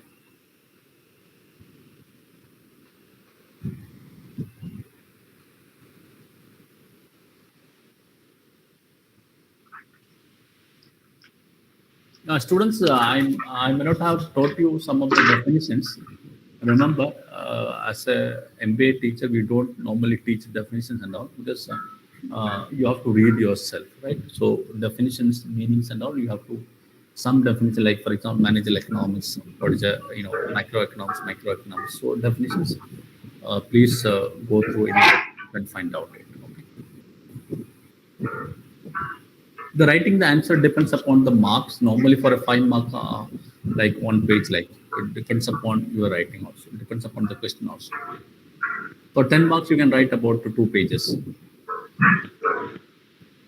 For diagram, one thing I forgot to tell you that in economics, if you give diagram, there's a likely chance that you will get more marks.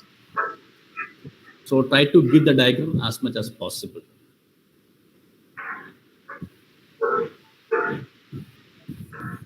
So, for example, law of demand, there is a diagram is there. Equilibrium, there is a diagram is there. So use diagram so that you can explain it very properly. I have all given you the proper diagrams and the all required diagrams I have already shown to you. So shall we take? Shall we call it as a day, students? Yes. Okay. So thank you all, and all the best for your examination, and Thank keep you, in sir. touch. For a PPT, you can mail me. I have already said. Sir, we have not got the PPT, sir. Sorry. Somebody asked my PPT. Those who want PPT, they can mail to me. Therefore, I can give it, but normally I don't give the PPT students. For my students, I don't give it, since you are like you know PCP program. I thought I'll give you. Okay, so all the best, and keep in touch. Thank you so much. Thank you, sir. Thank you, Thank you sir. so much. Thank you, sir. Thank you, sir.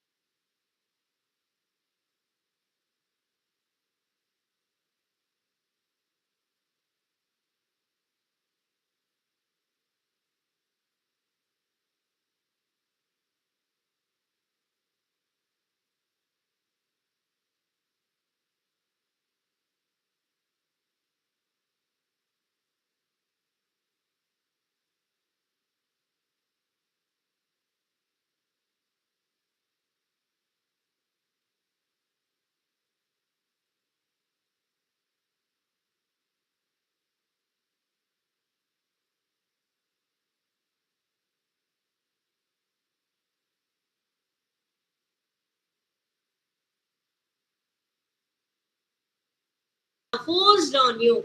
Try to channelize it towards the development. Are you able to understand? So this change we have seen already. Now we are going to see the OD, organizational development. So what are the things we have to learn in OD? OD is a planned effort. Organizational development is a planned effort. What does it mean? It takes a lot of expertise to start thinking about the development, because what we mean here could be a partial development or the entire restructuring of the organization. Okay, so it is a planned, cost consuming, time consuming effort. So what to be done, how it is done? It is usually done by the process specialist.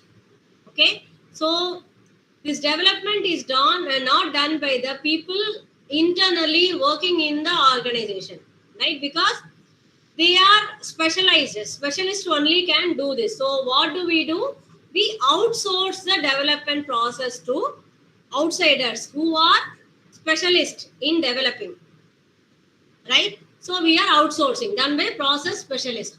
Then develop skills and strategies. Why this OD is done? Organization needs some elevation. That is why OD is done. And it involves change without a question. Once you start this, change will be there. No other go to escape from the change, right? And the important thing you have to note down is the organizational development has to be only top to bottom. It can never be vice versa. What does it mean? Only the top management can initiate the organizational development. Okay, so the commitment from top is a must. Then willingness from the stakeholders. The stakeholders also include the employees who are to be affected by the change.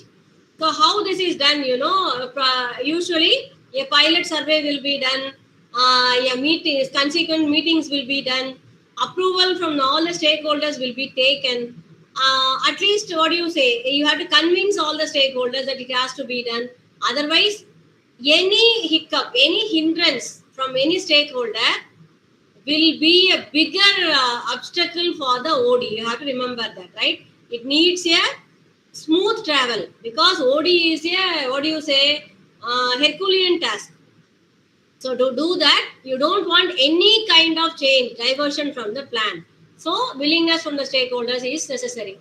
Involvement of external consultants. That's what I told you already. Time consuming, costly affair. So this is what OD is about. Okay.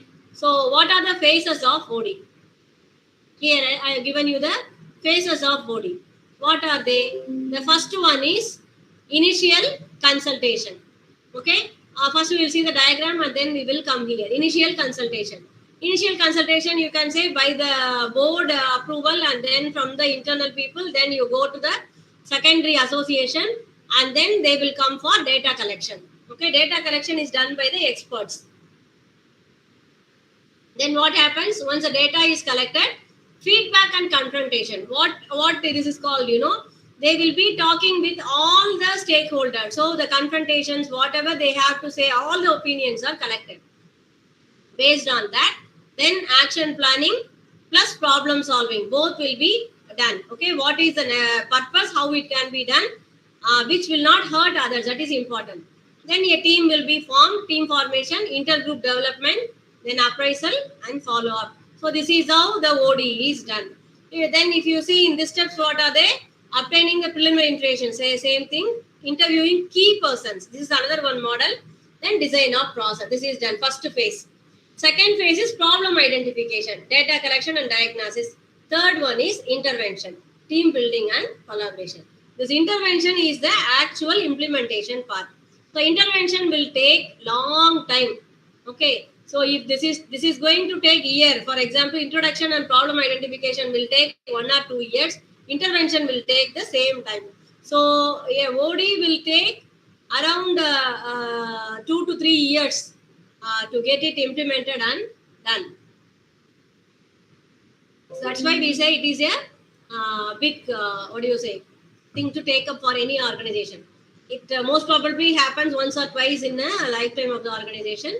So OD is again separate paper. Those who are in HR will be having this paper in the 4th semester as a specialized paper. Others, you just know what it is. If you are interested, you can go beyond this and learn what is OD and how the OD interventions are done. Interventions are really an interesting part. You can go through that. That would be very nice, because if you learn interventions, how to do that, actually that techniques will be useful in your day-to-day life also. How to do the interventions for your teamwork or your department or even at your household, how intervention techniques can be used. That is a good area to learn. Okay, so that's all. We are finishing off the 7th session and we are entering into the our session today. Okay, just give me 2 minutes. I will take up the new presentation, right?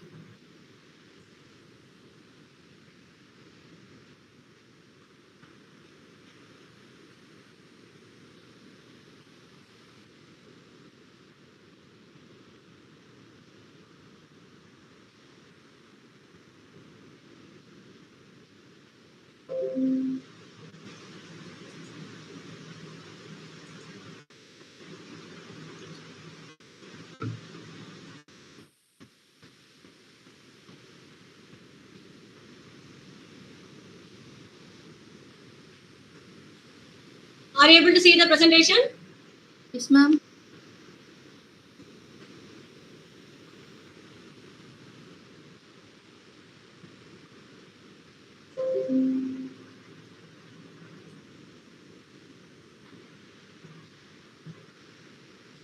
Okay. So today's topic, what we are going to see today is the management styles. Okay, what are all the management styles all around the world, and what are the factors that determine the advantages or disadvantages of any management style. That's what we are going to see today. Okay, so you can easily see these things. They're very easy. Like what are the management styles? You would have heard about all these things. What are they? Western management style. What is Western management style? Anyone? Management style that is incorporated and exhibited by Western countries like US. Yes. What are all the theories so far we are studying? All are Western management styles, right? So as in MBA, in many of the places, MBA has the theories, books, all are based on Western management style. So far you have whatever you have studied are Western management, right? The next one, Asian management. What is that? It includes the other Asian countries apart from Japan and India. Okay, other Asian countries management style. We have this Japanese management and Indian management separately because these two are standalones, right? And very rich, very ancient, have very unique practices. That's why we take up Japanese separately and Indian management style separately. Okay, and the last one is European management. What is the difference you can see in European management from Western management? Cultural difference, ma'am. Can you pinpoint or specifically say one or two? That is enough. Well, I have been working with European clients from the last 1 year, and the previous experience have been with UK or the US clients. So I find that they are very adamant type of people, and they don't get influenced easily with the Very presentation or the improvement which I suggest. Okay, in the perception of management, what is the difference? European management tend to influence their dominance, while Western Yes. management Very good, sometimes exactly. cope up with whatever comes in. Very good. What is the difference? In Western management style, that work is given more importance, whereas work-life balance is a little bit more in European style. They are adamant, they are very strong, dominant, and the same way, the employees get the same traits, characteristics. Okay, so they are also, that's why I said that work-life balance is more. They also adamant that they want the flexibility in the work life. Very good. That's why these smaller differences make Western management and European management separately. Okay. Okay. Now let us see what are the factors that determines these kind of management styles are different. Like even you listed that. It's very simple. Like time, the empowerment time. If you say, let's discuss one by one. It is interesting actually.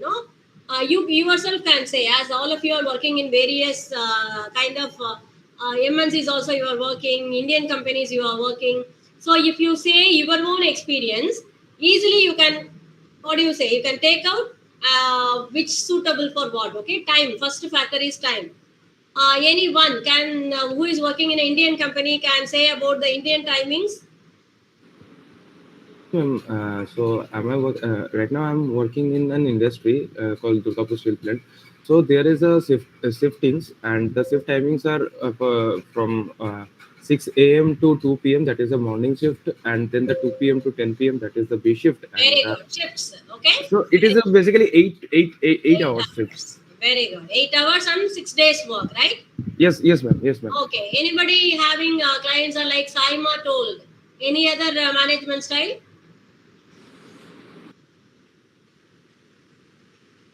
Mine is like they work in CET zone.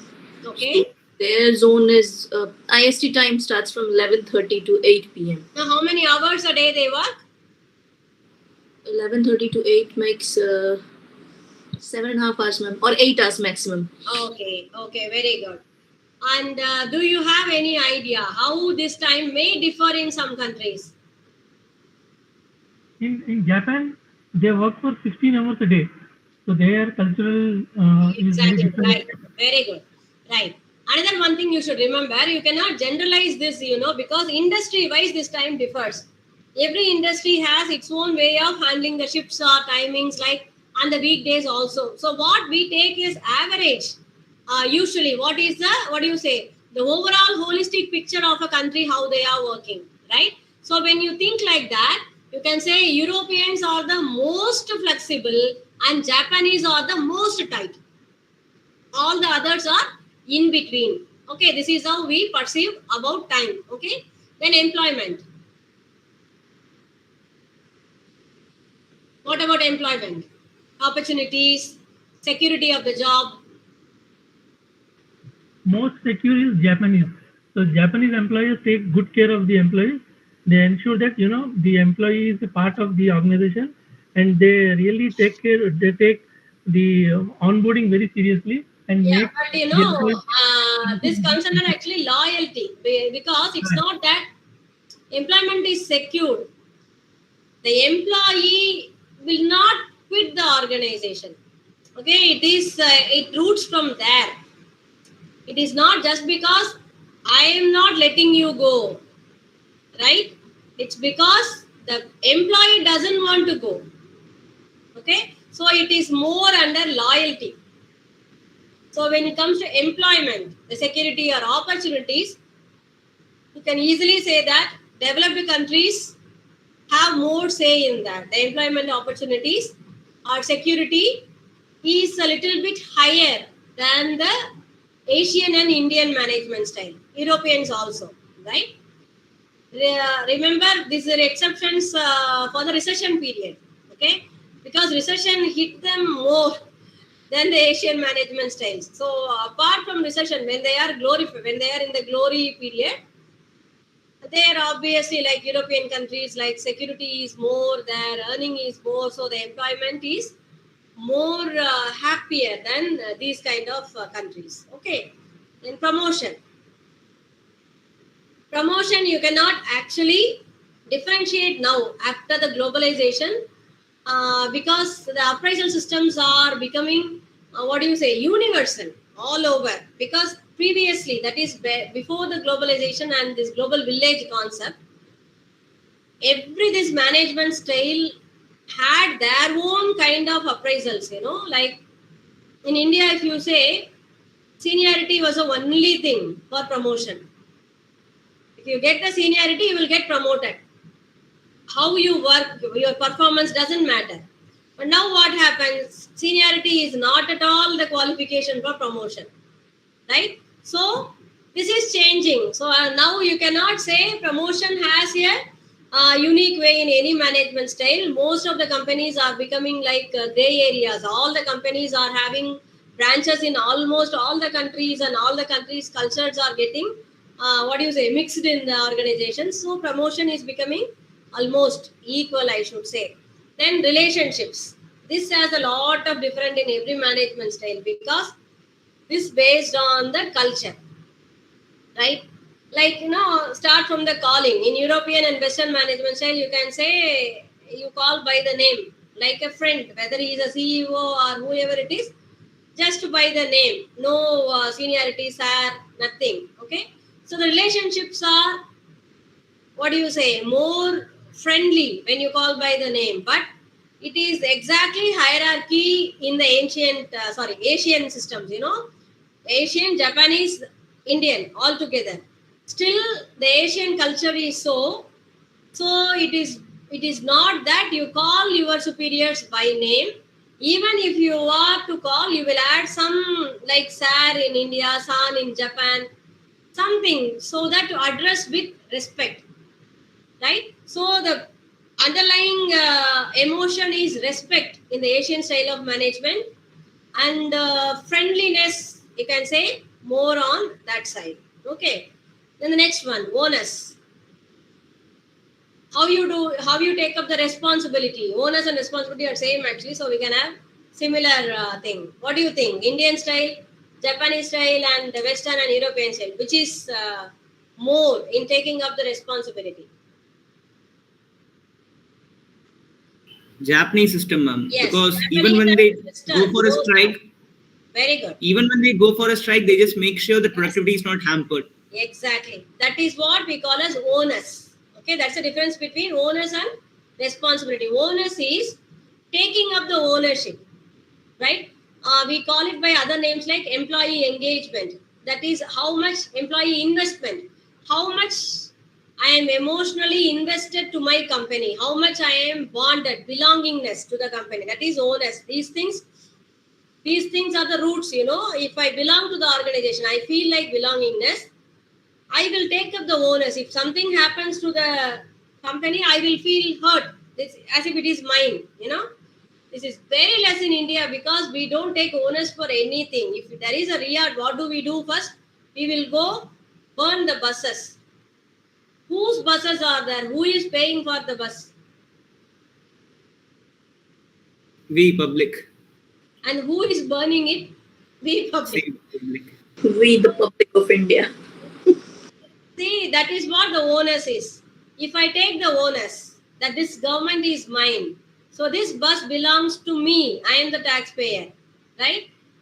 Maybe I am not using the bus, or this bus belongs to some other locality they are using, but still I am a part of it. That onus is missing. So why I take this example is easy to understand. So this is what exactly will be reflected in the organization also, right? See, in the organization also, same kind of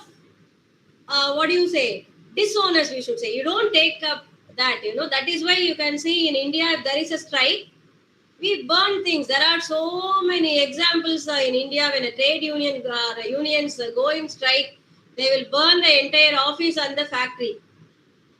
1 second, if they think that next day I have to come to this mission and work, they will not do that. There are so many examples like that.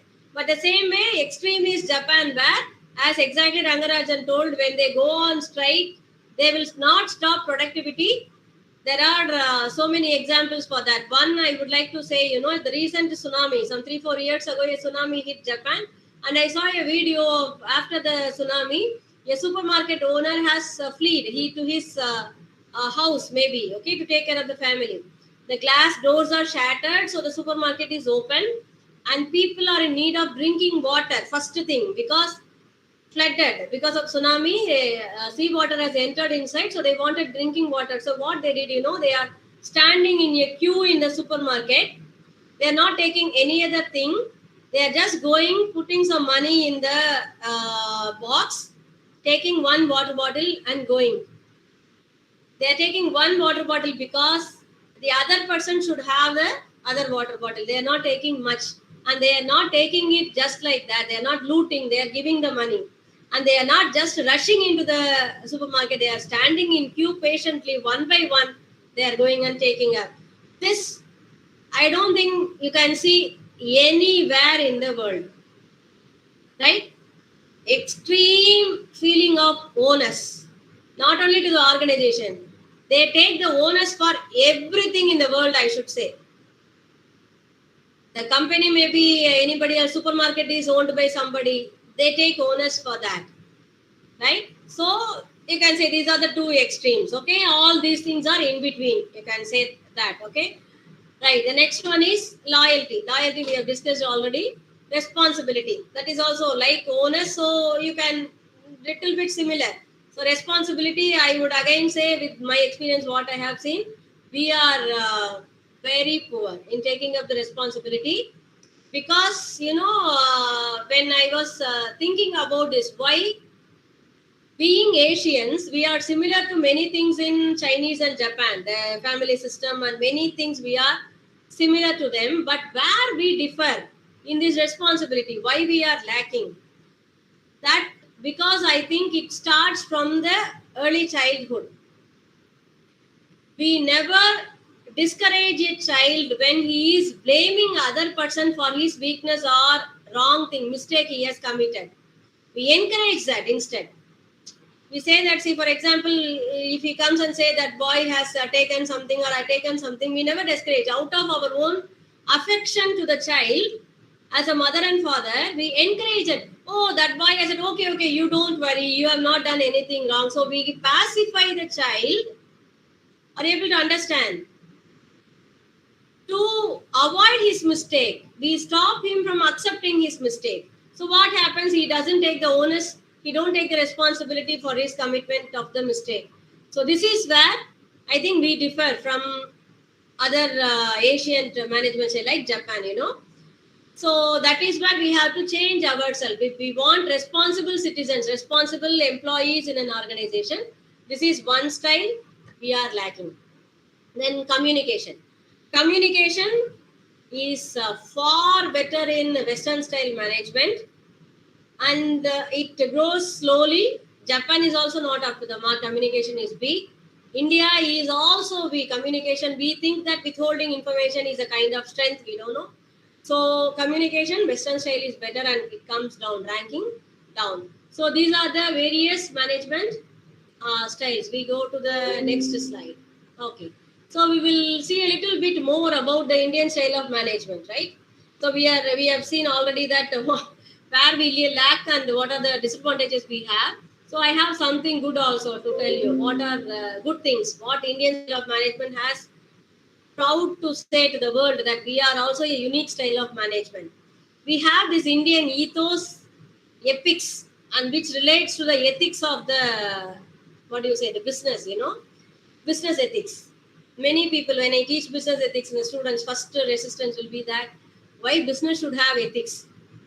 It's a shocking question, but it happens in the classes, It has become to such a, such an era, such a decade that where the question arises, why business needs ethics.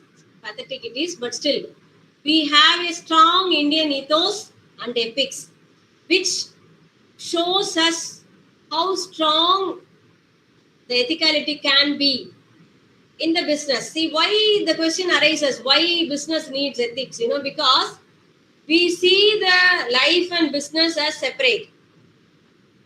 We don't understand that they are one and the same. Business is also your lifestyle, right? So what you do in the business is also part of your life. So you cannot be two different person, having ethics in the personal life and being unethical in the business life. It is like dual personality. It would be like, you are mentally having a disorder. It's not possible. So either this or that. That we have to understand. A business is also a way of life, part of life. So this Indian ethos and ethics has a stronger foundation for us. We cannot deviate so much. A little bit we can go, but we come back to the road of ethos and ethics because that is strong. And culture. So based on the Indian ethos and ethics, what have become, we have like so many layers of culture, which is very strong. That is the difference between the countries who are having young culture and the older culture. Why Japan, India, and all seem to be strong? The culture is so strong. The layers are so many, hundreds of years. So the base is very strong. Like how to say this? Few countries are found in the volcanic eruption soil like Hawaii. I was amazed to know that Hawaii is not at all a land. It is because of the volcanic that magma and lava has layered so thick. So it is like a floating island. It becomes a very big country, a state maybe, right? So my point is, at one point of time, it becomes so strong that you can build buildings on that. The Hawaii is having an airport, right? That is how our culture is so strong. So what happens, even though the top layers goes off and new layers comes, the basic remains the same, right? That holds us from, blasting out. We come back again like an invisible string which is holding us together, right? Traditions are based on culture, and we are so particular in following these traditions. I don't know, because of the family or the structure of the society, it has its own pros and cons, but still traditions are the face of culture which holds the culture on the place. Okay, so we have to give some credit to the traditions on holding that. Then faith. This one is invisible factor, which is the base for our Indian style of management. Not for Indian style of management, for anything. We have that faith. I don't know. We have that faith, which is, you can say, very unique. Not, if you take the present scenario today, we can be proud to say that the country is having more people who have faith than any other country in the world, right? Because we have the more population, so you can easily go on saying that yes, we have the more number of people who are having faith. I'm not talking about religion or caste or nothing. I'm talking about the faith. You have faith in anything, but we have faith, right? Why I say faith is very important, faith is a one thing which keeps you going when everything goes out of control outside.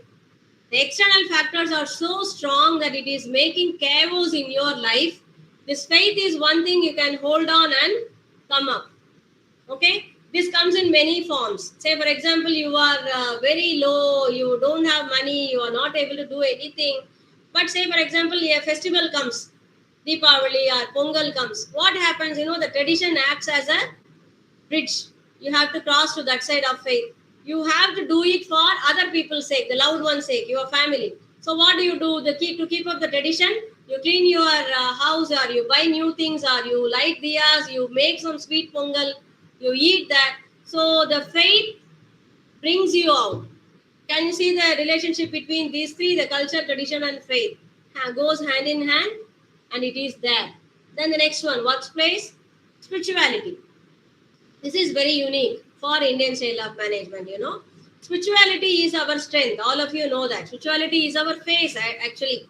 If you say, we don't realize that because we are, we are in here for so long. So we don't realize that we are more spiritual. But when you see it from outside, in the perspective of other person, outsider, a foreigner, you can see that the spirituality is the face of India, right? And we bring the spirituality into the workplace. Like I have given you a picture of that. A hardcore factory will be spick and clean during this Ayudha Puja. And it is not of any religion or faith. Any factory will do that. Any factory owned by any religion will do that. It is only overhauling a day. You are cleaning up. You are See, this is, I would say, the highest form of gratitude. Because Pongal, we in North India also you call it many names, which is a thanksgiving for the sun, land, earth, the cows, anything like that. See, we don't only give thanks to living things, not to non-living things also. Even it is a machine, you say thanks. You are giving it a putting sandana on that, putting kumkuma on that, like it is a real person. You are giving thanks because it is giving you the livelihood, right? So that is called as workplace spirituality, and that certainly elevates the morale and motivation of the place, right? It elevates the morale at least for a month, before the puja, after the puja, right? No other season of the country will be so having the festive mood apart from this workplace spiritual thing going in the country. You can see that even unorganized sector. That is why I say this is a very important point. Like, auto stands, you just go to the people where unorganized sector, the lower level sectors, right? This is a most festive season than any other thing. Giving the thanks to the one thing that is keeping them going, right? The next one is emotional quotient. Because of all these three, culture, tradition, faith, workplace spirituality, and reading, not reading, knowing unknowingly this Indian ethos and epics, all these factors leads the Indians to have a higher level of emotional quotient, right? That too, particularly, the Indian women, I should say. If you check out, the quotient is very high. Emotional quotient is very high, very strong. In the place of workplace also, they can withstand a lot of turbulence, right? Because I think one reason, they take care of the family and also the workplace, like a statue where lot of you take lot of beating, so you become strong. So that way, emotional quotient is another one factor which is important for the Indians to stand alone in the world. Then that leads to the spiritual quotient, right? No need to say, we discussed that. So emotional quotient and spiritual quotient is one thing you can be proud of, that we are having high level, and that is leading to our Indian style of management, a unique face to that. Okay. The next one is Japanese style of management. Japanese style is like a tsunami that has taken the world of its management styles for the last 2 decades, I should say, last 20 years. All over the world, we are researching, we are searching, we are observing, we are training, we are learning from the Japanese companies, right? Like, they have taken the world by awe. We are saying, wow, what a country, like, so we have started looking at them, and we have learned, we have observed, we have implemented many of this in all over the world. Many organizations are following these theories. I have given you few theories only, okay, like 5 years total quality management, Kaizen, just in time, Six Sigma, theory Z. All these are important contributions from the Japanese management style to the world, right? So we take that. Okay. So just I have given a joke, fun to think about that. We need someone to get us beyond PQM, partial quality management. The best is thinking that. Leave total. Okay. At least partial quality management. We have to go beyond. That is where the other countries are standing, where Japan is talking about TQM, going beyond TQM. Okay, TQM is total quality management, where they say that the bar can go on rising. Once you finish up the standard, you just rise the bar. You achieve that. You rise the bar. You can go on rising the bar. That is the philosophy of TQM. And 5 years is like, organizing. How organizing can be at its best. We'll be learning 5 years in the coming papers in the next semesters. And Kaizen is like that. These are all related to actually factories. Just in time is related to inventory, how you can evade the go down concept at all. You don't need a work, a storage space at all. Without that, how you can take up just in time. These things are possible only with Japan, I think. Just in time and all is very hard for any other country. Okay, then Six Sigma is also like that. Theories, all these are some theories which we are taking up for learning from Japan, right? Okay, so we come to the next one, organizational creativity. This is one topic which is taking momentum now, okay? Like performance management, I should say. Now, previously we were thinking that employees should work, right? Whatever job is given to them, they should work. That is what we were expecting from them.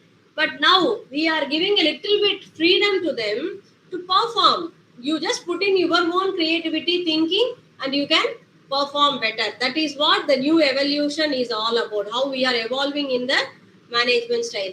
So that is what this topic is about, organizational creativity, right? So everyone can do that, right? How to say that? See, we think that sweeping is the lowest core in any organization. Just a sweeper will be sweeping, taking out the dirt and cleaning, mopping. But nowadays, can you see how much creativity is there? How they are taking up, how they are mopping? Again, most of these come from Japanese inventions, innovations actually, because Japanese have a management style of participative decision making where they involve the ground people to give the creative input. Can we do that? You just honestly think, if we have to think about how we can clean the floor better for our company, do we invite the sweepers for the meeting to talk to them, ask their ideas, or get their feedback at least? Do we do that? Can we do that? Anyone? No one would have thought about this one. Yes. No one will think about this. We will not call them, right? So, because we think that they are like machines, maybe. We never give them the respect or weightage that they also might have the thinking capability. Am I right? Have you ever seen them in that perspective? That they may also have some idea of how to clean the toilet every day in the organization. Never, right? We take it for granted that whatever we decide, whatever we think is good, they have to follow. We are poor people because we never think that the one person in the field might be having more knowledge in that particular task than us, right? This is where they differ. This is where they stand out. Okay, so that is why nowadays you can see there are so many new techniques in sweeping, mopping. Have you seen? The sweeping technique is such that the broom and the stick will hold the pan which you will take the dirt will be a holder also. You need not immediately go and put the dirt for the next page. It will hold for some time, right? Innovations, creativity. So this is what, how you can utilize the ground people for creative thinking. That is what you can say, new things that is coming into the arena, right? So what is this creative thinking is all about? Problem solving, writing, visual art, communication skills, and open-mindedness. Any person who is having any 2 or 3 of this will have the creative thinking. Okay? See, creative thinking, usually we say that it is a separate ability. Everyone will not have that. Okay? How to tell you this? This comes under competency. You should understand first how a person can be having a core competency in everything. Okay, sorry, not everything, at one thing. Any person will have a core, what they are good at. Okay, so like the creativity is a core competency. Some people will be having that, but this idea, having that motivation and thinking on that particular job is common to everyone. If I am expert in one job, automatically I will have the creativity. Are you able to understand? A overall creativity, if it is more, he becomes an artist or cinema director or a writer. But you need not be that much creative. See, for example, I am teaching continuously. I am making these PPTs. So I know how to be creative in the PPTs. Do you understand? I need not be an artist for that. But I can be creative in my job. Right? That is what this creativity, what we are talking about. You have to accept So how this can come? A creative thinking, expertise, and task motivation. All these three together. Okay. See, for example, as I taken that example, I know the subject. Expertise is there. Task motivation, when it comes, see, for example, you are asking me in the next class, can you give me such and such thing, some question, some interesting question you are asking, right? So that will give me the task motivation, what I should do. When I have the expertise and task motivation, I have the motivation, thinking, right? It is like igniting, poking me, provoking to get to that part of the brain, creative thinking. So if you can do that in your organization, any employee can give you a good performance because you can invoke the creative thinking in them. Are you able to understand? Are you able to follow this? So how this organizational creativity and innovation is good for the organization? How this is happening? Creativity is finding, thinking, and making new things, okay? But innovation is using old ideas to make new things. See the picture I have given. The one person who has made that stone into a circular shape, like a wheel, is a creator, right? See, he has invented that. It was a stone, went on scrubbing that or chiseling that, it has become a circular stone. So now if you push, it is running. So it is a creation, invented. Okay?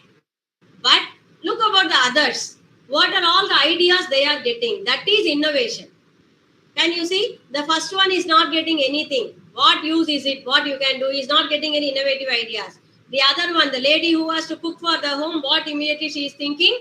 Grinding. The other one thinks it can be used as a wheelbarrow. Other one is thinking it can be used as a toilet. Right? So this is how the innovation works. It is not that everyone has to be creative. It is very tough to do that. That is why innovation is very easy, very good, and you can use the old thing, make it into new. Nowadays, we don't say recycling, we say upcycling. If you can take up one old thing and you are making it, using it, you are upcycling it, right? You are using it again. So that is how innovations can be working, which is good in the organization. So you should be able to give the space to have this creativity and innovation in the organization, right? So I've given you a few more pictures to think out on how these organizations are getting the creative workplace. See these are all offices, real-time offices. These are the pictures of, but now I think one is from Japan, one is some European country, other one I don't know. But all the three are from foreign countries, not in India. But in India also, we have a few organizations where beautiful creative workplaces are getting innovated nowadays. What is the use of this one? See, you are giving as I told you, you are giving them the poking point. You are making them, you are igniting them to think about creativity or think about more getting engaged into the work, right? So these are some of the few creative workplaces that is there. Okay. So the next one is Japanese approach. How the Japanese people approach, how their style is unique. They have humanistic approach. As I told you, they have participative decision making. They have the collective responsibility, loyalty on both ends, quality of work life. They have wonderful quality circles. So these are a few things I thought would be useful for you to understand about the Japanese management style. Why I given the picture is one is superior and one is subordinate here. You cannot differentiate. That is humanistic approach. If they meet anyone, they greet by bowing their head, right? That means it's a way of showing that I respect you, right? So the mutual respect with the two people. So these are some of the approaches of Japan which makes them unique and stand out. Okay. So as we are running out of time, let me see if we able to complete the remaining things. How many we have? Okay, only few. I think we'll be able to finish up. Okay. Okay. So the next topic is entrepreneurial management, right? What is this entrepreneurial management? See, we start the course thinking that MBA is how to conduct the business, right? But most of the time, what happens? MBA becomes like a training for getting into the job. No, MBA is about how to conduct a business. So entrepreneurship is a part of that. When you finish off MBA, you should be having the confidence to start up a company if you want, right? Entrepreneurship, that is what entrepreneurship is: the guts, the courage, the risk-taking ability to what do you say, to implement the vision you have. Sometimes you think that if I have the company, I can do this wonder. So this is that entrepreneurship management, right? So what are they? The elements of entrepreneurial management is innovation. First thing, you should be having doing something new, converting something new from the old concept. Then organization, having the capability to do that, because you have to have the fund, place, material, men, everything, organizing all the things. Then decision making. When you are an entrepreneur, you don't have the time, you cannot afford to delay the decision making, right? Why? Because you should have the risk bearing ability. If you are afraid of risk taking, you cannot be an entrepreneur, because entrepreneur has to take decisions faster, and that will lead to risk also. But then they have the vision, they can conduct an entrepreneurship, right? So this is what the entrepreneurial management is all about.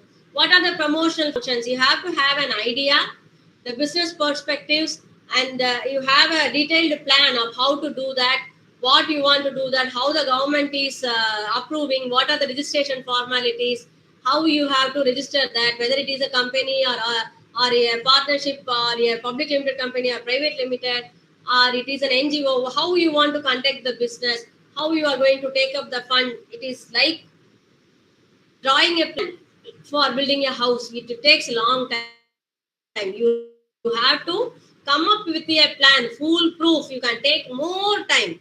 Take up 6 months, 1 year, doesn't matter. But if there is a hole in your this planning, that will be making you bleed in the later stage. Okay, so better take time. Promotional functions are important. Then it becomes less in the managerial function, because you have the plan in hand, where to get the fund, how to repay the fund, everything you have, right? So managerial functions become easier, and these managerial functions already we have studied in the first chapter, so I'm not going to say that again. Then commercial functions. Commercial functions are how you will be working out, right? The real time working of the business is commercial functions. So this is what entrepreneurial management is about. Once again, I'm telling you, entrepreneurship management is again a full paper. So just I'm giving you an introduction of what it is. So in the later papers, we will be studying the entire paper on what is entrepreneurship, how the project can be done, how the management could be done, right? The next small topic, new trends in management, is benchmarking. Benchmarking is nothing but, what do you say? Higher standard set, okay? So that the other people will have to struggle, strive to reach that point. That is benchmarking. How do you get this benchmarking? Benchmarkings are usually from the industrial comparison, or internal also. Say for example, one machine man is producing 100 units, that becomes a benchmark. If the other person produces 110 the next day, 110 becomes a benchmark. Standardization, right? So the highest becomes the benchmark. And this is internal. External, from the same machine, another company, one person is producing 150 per day, then that becomes a benchmark for you also. You can set it as a benchmark. You can motivate your employee to reach that 150. Do you get my point? So something like you can, it's like a target, but which is already achieved. It's not a fictional target, okay? One which is achieved already. So we take it as a benchmark, and usually you can see in Olympics and all, they say like 10 seconds is the 100 meters race time, then benchmark is 10 seconds. You have to go less than that. Once you do that, that becomes a world record. That is a benchmark. Again, the next person has to cross that, right? So like that in the industry and business, if you say, that is the benchmarking. So the types of benchmarking is internal. First one is internal benchmarking, as I told you. Metrics within the organization. External is comparing the metrics outside the organization with other industries. Performance benchmarking is where quantitative data is done. Practice benchmarking is where qualitative is done, right? So these are the types of benchmarking. What are the process of benchmarking? First, you have to identify what to benchmark. Then identify the current position. What is the highest record? Learn how to do that. plan how to do that, implement it. Once again, come back. So that becomes a newer benchmark. So now you can once again try to complete that. So what to benchmark in the sense a key performance indicator, madam? Yes, exactly. Like for example, see, usually benchmarks are set with quantitative, which is very easy, right? Because if you take a qualitative data, then the data collection will be very hard for qualitative benchmarking. That is also done, but again, it is for higher level management benchmarking can be done. But lower level, like for sales executives, you can easily get a benchmark, right? Say for example, in this particular area, selling 5 units per day is the benchmark. If any other person crosses in that particular area, that becomes a benchmark. Right? Okay, so this is what benchmark is about. Benchmark is like, it's a performance enhancer. It's a motivator. You can keep it as a motivational topic. So the next one is, yes? There is only 3 type of benchmarking in the textbook: performance benchmarking, process benchmarking, and strategic benchmarking. Yes, so see, these are, as I told you, a lot of differences will be there. Okay, I have taken 2. If you want 3, you can include 4 also. There is no perfect rules and regulations answer for management concepts, right? Every day a new author is bringing up a new terms even, right? Like see, there is I have told you performance appraisal. There is a new word for that, smart talent appraisal, right? Instead of performance, the talent, smart talent is used. Both are same, right? So you use any book, that doesn't matter. Okay, strategic benchmarking also can be used, right? Okay, so as I told you, there is no government gazette for all these topics and theories. We only follow the Western management theories, which is published in the form of books. Okay, so up to you. You study you see, one thing I would tell you in exam point of view, apart from the what the study material you have, particularly for this subject, it is always advisable you go to Google Books, not Google. In the Google, there is Google Books. That means authorized books will be, authenticated information will be there. Few pages will be available. You search with key areas, key words. So you will get some few reputed books, okay, from reputed publishers. You can take up also. Okay, right. Topic we are here. After that, I'll give you 10 minutes to discuss all these things. Okay, let's finish first. Management of diversity. This is what the newest trend now we are living in the area of management of diversity. Any company you take, we were grown up with Varnashram, right? Where we thought that the family occupation should be followed. But after all these struggles and error, what now? Anybody can do any job. So what happens? Diversification is at its peak in any workplace, right? There is no ethnicity, no religion, no caste, creed, color, language, region, state, country. All these barriers are shattered, right? Given any organization, you can take that, you can see that people of different cultures, different languages, different color, ethnicities, races are working together, right? So it has its own advantages and disadvantages. Main advantage is that the barriers are broken. You can have the expertise, specialized, good people, good performance people, any place, anywhere you want. But the main hindrance, one disadvantage is the cultural barriers. The people have conflicts because of their cultural barriers, because all of them are at one place, right? So this is about the management of diversity. And with that, we complete the session. Okay, on time. I think we have some 5 minutes more. So if you have any discussions to be done, clarifications, we can take it up now. Okay, it's up to you. I know it's open to you. You can ask any questions you want, any doubts, discussions, any sharings you want to share about the class, anything you can. Ma'am, Yes, Ruxana. did you please what about the 20 marks questions? Important topics. 20 mark question. It's a case study. I have already taught you 2-3 case studies how to write. 20 mark question is mandatory. Don't ever skip that. Again, I'm saying don't ever skip the 20 mark question. Okay. Whether you know it or not, kindly write it. Okay? For one reason at least, if you are in want of 2-3 marks to get through, like you got 47, you want 3 marks to get 50. If you have attended the case mark, we are eligible to give you grace marks, like 2-3 marks, but provided there is a place. So give us that place. That is the request. So write the case study. It is a mandatory. Without the 20 mark question, it is very tough to get through. Right? Can you share how to write the case study? I think Luxana has not attended fewer classes. In previous classes, I have told discussed the case studies. Okay, once again, I'll tell you the 4 major topics. The first one is identification of problem. You should write 2 things at least. One thing is surface problem, what is visible to you. The other one is hidden problem. This identification of real problem, hidden problem will be the key for you to solve the case, So do that right.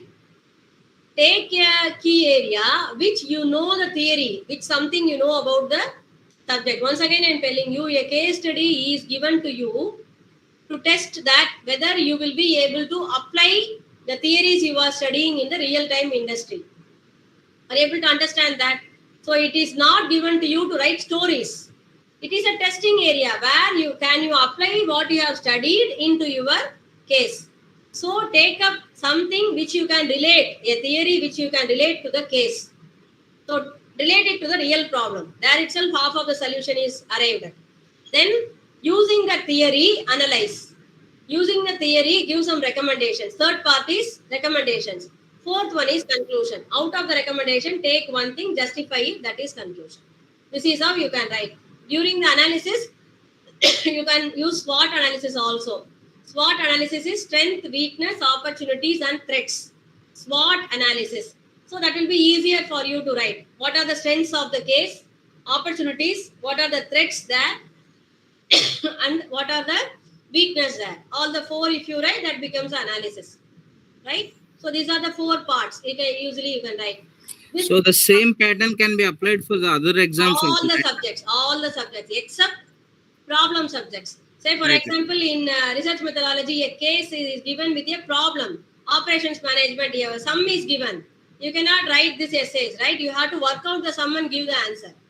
Are you able to understand how the case will be in operations research and management? A case will be given, a problem will be given. So with the answer you arrive, with the mathematical calculation you arrive at, you have to say this is the solution out of the recommendation. Are you able to understand? So this is for all the theory papers. The conclusion from the quantitative data, we have to do it. Yes, exactly. The conclusion will be, a paragraph. The paragraph which is suitable with the quantitative answer you have arrived at. You get my point? Right. Analysis will be the quantitative sum. You are solving the sum with the answer. Number you have got. Say for example, 5 is the answer you have got. You have to write it is 5. So I think option C is better. Are you able to understand? That is how you have to conclude in problem papers. For theory paper, this is okay. So ma'am, for this exam, particularly the organization behavior, the topics which you have covered in the PPTs, can we, because of the time less, can we say like now we can concentrate on those topics only? I cannot say that because I am not going to be the question setter. I am from DDE. Right? Okay. So question will be set obviously by external people and it is confidential by the controller thing. As I told you, remember, DDE is your teaching institution. Right? Your evaluation will be done by the university's controller of examination wing. Okay. So how the questions will be set, God only knows. No, that's okay, fine. Just for like to know some points. Yes, so I cannot tell you that which questions will come or which is important. Just see, while you are reading, in your guts itself, you will know this looks important. Read that.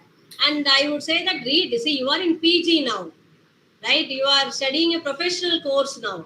So there is no question of skipping any part, right? You are a responsible person who has come for distance education by self-motivation. So up to you how you are studying, right?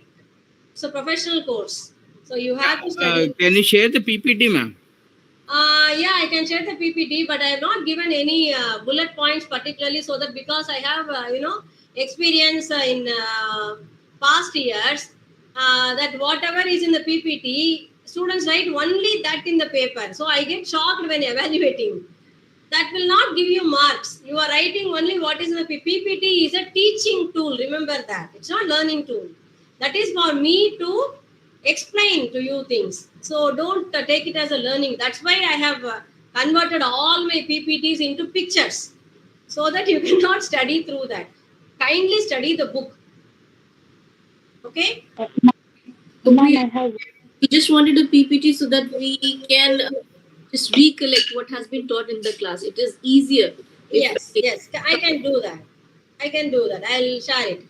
Okay. Ma'am, how PPT be shared? Will it be shared onto an individual IDs or will it Individual. I'll give you my email ID. I'm typing in the chat box. You can request in that. Okay, I will send you individually. All right. I have email ID. What is the length of the answers expected in the 5 marks and the 10 marks? Sorry, Leenu Reshma, I'm not able to hear you properly. Can you say it once again? Yes. What is the length of the answers expected in the 5 marks and the 10 marks questions? Again, see, you are in PG and you have written so many exams all these years. So it would be what to say. See, for example, if I say half page based on my handwriting, my letter size, will it be suitable for all of you? No. Exactly. So what my tips is general tips. What I say is, say Yeah. as an evaluator who is doing this for a long time, I can give you the tips like this. Try to stay in one part, complete and go to the next part. Say for example, you are starting with part A, right? Okay. Kindly write the question number outside the margin. Okay. Are you able to hear me? Outside the margin. Yes, ma'am. Okay? Okay. Don't ever write the question number inside the margin. First rule. Don't ever write the side headings number outside the margin. I request you. Okay, ma'am. Can you understand? The margins are for question numbers. So if you have bullet points, if you are side headings, you want to number it as A, B, C or Roman letters. Yes, ma'am. If you are writing 1, 2, 3, do it inside the margin. Never do it outside the margin. That is one thing. Stick to part A. If you are starting with part A, stick to part A. Write all the 5 questions, then move to part B. Don't write one part A, then go to part B, then go to part C. Then don't do that, because one thing is we give the marks on the first sheet. Okay, we don't give it like a school paper. So that will be difficult for the evaluated. It irritates. So you are studying behavioral paper, right? So you understand that you have to keep them cool so that you will get more marks. Simple thing. Okay. The second tip, when you are writing a part, say for example, it is for 5 marks. Don't write 2-3 pages. Whatever you write, you are not going to get more than 6 marks for that. Right? So stick on. If your handwriting is small, right, half page or 3/4 of page, enough. If your handwriting is big, 1 page is more than enough. Okay. So my handwriting is small. I write 3/4 of the page. There is some quarter page vacancy in the end. Please don't start the second question at the end. Okay? Okay, ma'am. Simply leave the space, move to the next page, start the question on top. Okay? Follow Okay, this ma'am. pattern for all the 5 questions. 1 page, 1 answer. Leave the space at the bottom. Doesn't matter. You're having a 30 pages booklet. It's more than enough. Okay, it will be a booklet. You're not going to get additional papers. Only 1 booklet. Okay, so 30 pages are there, more than enough. So 5 pages you leave for part A. Then go to part B. Okay, start part B, write all the 5 questions, then go to part C. Say for example, part B is 10 mark question. Write for 2 pages, stick on to that format. 2 pages, 2 pages, 2 pages, 2 pages. Don't ever start at the bottom of the paper. Right? Finish. Okay, ma'am. Then part C. Part C, 4 pages is more than enough. Don't write more than that. Okay. And if you think that you will lose part C time, then first write part C, then go to part A and B. It is up to you. and have a time management plan. Time management is very essential for studying and for writing. Right? You have 3 hours. Plan the time properly. You plan the time. How much you will write for part A, B and C. Follow the time. Okay. So why I'm saying is people write very neatly on the first half, and the last pages will be scribbled, illegible. We cannot read what it is. Don't do that. Okay. And incorporate wherever possible. Draw the pictures. Okay. Draw the diagrams.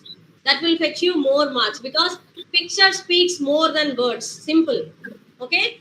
See, at the bottom, you understand this. The purpose of the exam is you make me understand that you have studied the subject. Clear?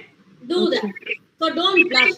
Don't ever undervalue the examiner. Think that they will not study your paper. Right? This is PG professional course. I am telling you again. We have limited number of papers. Each and every paper will be read and then valued. So don't take it for granted that evaluator will not read, and don't write stories, please, particularly in case study. That will show you poorly. Okay, you'll not get good marks. And read neatly, write neatly. Possible draw with lines, pencil lines. These things this will fetch you more marks, obviously. Nothing mandatory, no cutscene, no nothing. But again, the tips is, don't write with cheap ballpoint pens. Because as you know, you are writing in many centers, and all these centers are bundling the papers, throwing it to the train and the bus, and it comes to us in Pondicherry. Okay, if you are using very cheap ballpoint pen, those inks, in sun, it is hot summer now. When the papers are traveling, it sticks onto the paper. Okay, so your paper becomes messy. So better use good quality gel pens or good quality ballpoint pens so that the ink will not melt and stick to the paper.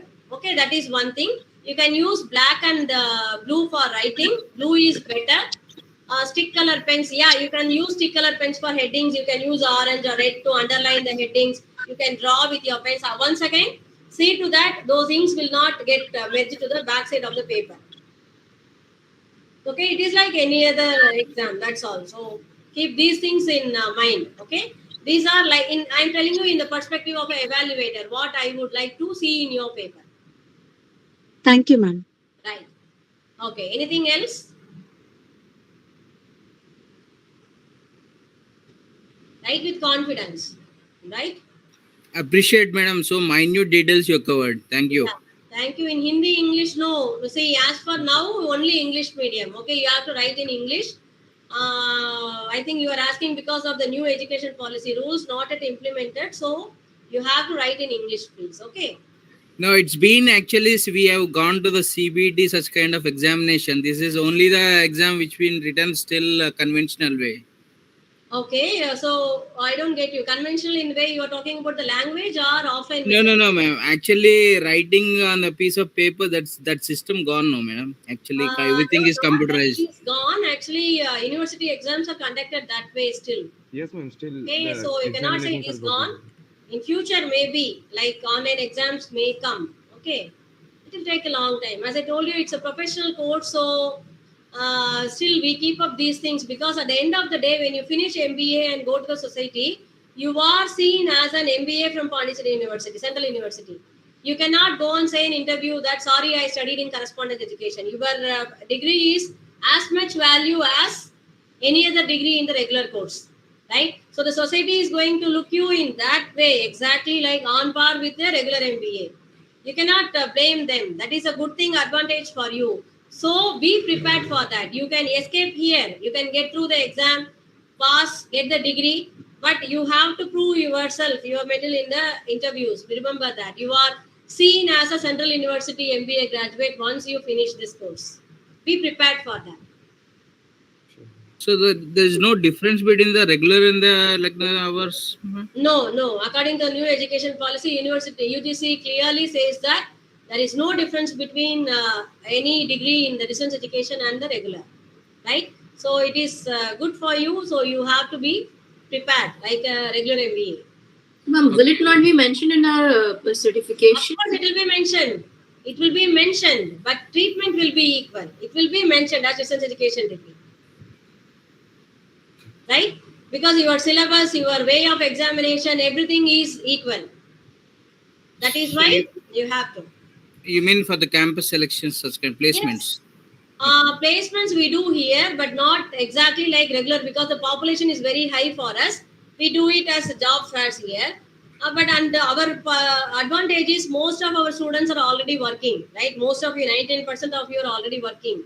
So placement doesn't takes much, what do you say, importance in distance education. Still, we try to help through job fairs. Yeah, my question was for the larger audience, madam. Yeah, thank you. Like you say that most of you are not working. No. I mean to say my question was for the relevance for the everyone. I mean to say. Yeah, that is why. See, now in my experience, most of the distance education students are already working. This is for the career enhancement.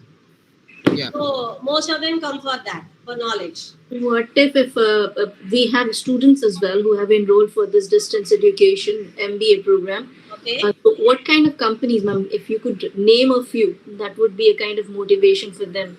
What For the kind job fairs. Yeah, for the job fair. What kind So of far, we have conducted in Pondicherry and Bangalore only. So the in and around companies here, like some of them in sales, some companies in manufacturing sector. If you want to know the few companies which you will identify is Eureka Forbes, LIC, SBI. These are the few companies which you know. Other companies are regional. Okay, like one in Hosur, Rajshri Automobiles, like manufacturing industries. Lebrac rubbers, these are regional factories. Okay, so a few companies are like well-known MNCs like BPOs. They also come. Yeah, But ma'am. it is headquarters only. For the future things, like can we reach out to you by email, madam, for any questions or any Of doubts? course, as I told you, we 3 faculty are dedicated exclusively for you. Right? Okay. There are 3 people here, 3 faculty here, only for distance education. So I have given you my email ID. So next, all the 4 semesters, I will take you on paper. And for HR people till 4th semester. Otherwise, in 2nd semester for other specializations. I am HR specialization. So HR people will see me for next all the 3 semesters. Okay, so you can contact us anytime. We have dedicated phone numbers, email IDs, all are available in the website, right? You can reach us anytime. You can walk in, even meet us when you come to the headquarters. Ma'am, actually, I'm sent you a mail from my mail ID. That is Be a little bit louder. I'm not able to hear you. Ma'am, actually, I have sent a mail regarding the requesting for your PPTs. Okay. So I have sent that mail to your mail ID. So can you Yeah, please? I have seen, but I have not yet converted into PDF. It's just going on. Today is the last session. So I was going on editing that. So I didn't share with anyone. So once now it is everything is over, from next week onwards, I will start sharing. Okay. So in a PDF format, I will share. Note on the mail ID, I'll share surely. Okay, thank you, ma'am. Thanks a lot, ma'am. Okay.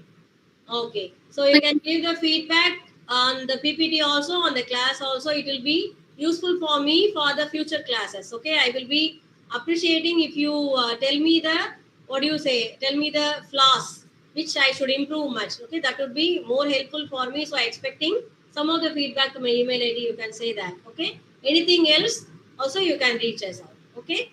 Okay. So for the Pondicherry students, what I can help in other ways is, if you want, you can walk in and get some books if you want to read further. Okay, it will be like lending. You have to give me back, of course, but you can get that facility also. Okay, this is for the people who are residing nearby the university. Ma'am, actually, I have another question. Not in terms of this subject. Okay. Ma'am, those students who are getting their MBA from this particular TDE Pondicherry, Okay. so they have any convocations like that, or they will just get the degree by post or like that way? Actually, the procedure is, once the convocation is happening, then your degrees are released. Of course, your degree also goes through the convocation. But usually the university convocations are not like, we don't issue to everyone. It is only few people, gold medalists like that. All the other people are, even the regular students I'm talking about, they get it through the class only, not in the convocation, right? But we have in the pipeline, DDE may conduct a convocation of our own in future, so that few people who got distinction can be called out and hand it over in person. And our TPAs, like twinning program institutions like Loyola, we have collaboration.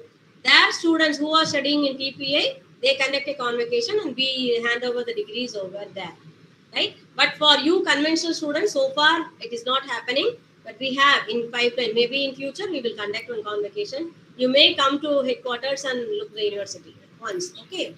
And we have an alumni association also. Once you finish off the course, you can join that so that you can keep in touch and can visit us.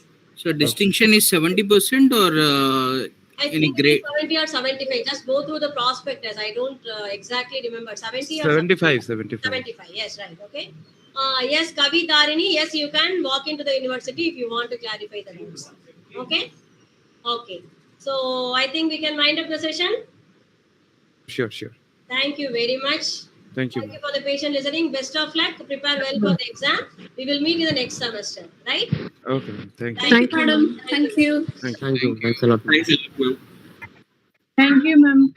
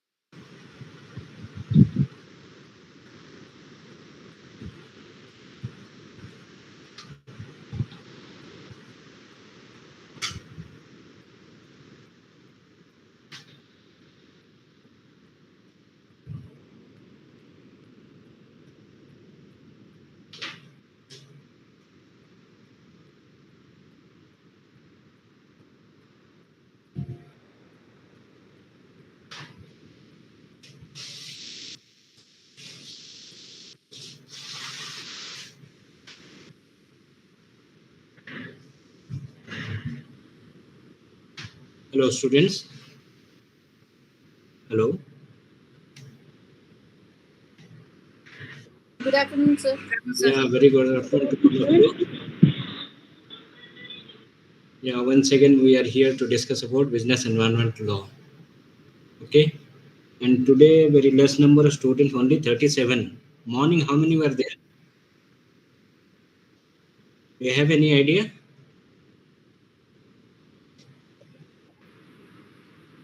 Yes. Couldn't catch you, sir. Today one by one they are joining back. So 1 or 2 minutes we will wait. So then we'll start. Okay, have you gone through your study material?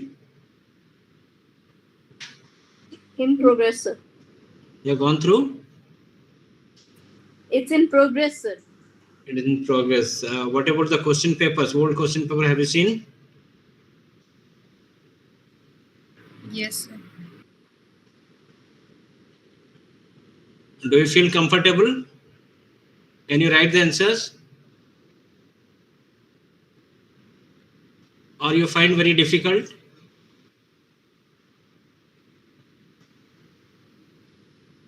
What is your opinion? As we are not fully prepared, it's a bit difficult only, sir. Okay, you have to prepare for that. Yes, sir. If we had had enough time, it would have been easy. But now, according to me, actually, I feel a bit difficult only, sir. Yeah, time is very short Yes. because during first semester normally it happens because up to the late admission takes place, students they take admission at the last date, and then time is left over very short because it is semester pattern. Every 6 months you have to write. So 1 or 2 months during admission it's over. Then study material. So hardly time is left over. But second semester you will find sufficient time. Anyway, kindly go through the study material. I'll those who have requested, I'll send the PPT to them also. So it will be easier for you to prepare for examination point of view. So PPT is only suggestive measure, and the details you can go through your study material.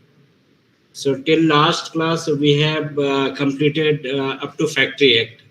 So today we are going to discuss about the Industrial Dispute Act, Minimum Wages Act, and Employee Compensation Act. These are the three small acts we'll be discussing. And after that, if anything is there, we can revise it, or you have any questions, then we can discuss. Okay. So yesterday we are discussing about Factory Act. Do you find it is easier? Factory Act, have you understood, or any doubts are left over? In Factory Act, any doubts? Yesterday we are discussing about Factory Act. What do you mean by a factory? What are the objectives of Factories Act? Then what are the mechanism, and what are the measures are there, like health measure, welfare measure, and safety measures. Different measures are there. So regarding that, we have also discussed what is the penalty for obstructing an inspector for inspecting the factory.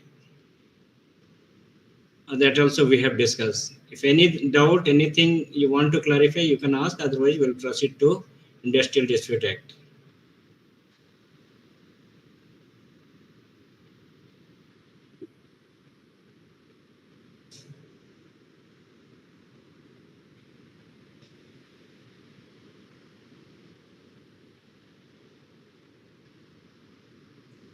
Do you have any question regarding Factory Act? No, sir. Okay, shall we proceed further? Yes. Yes, sir. Okay, fine. Today we are going to discuss about Industrial Dispute Act.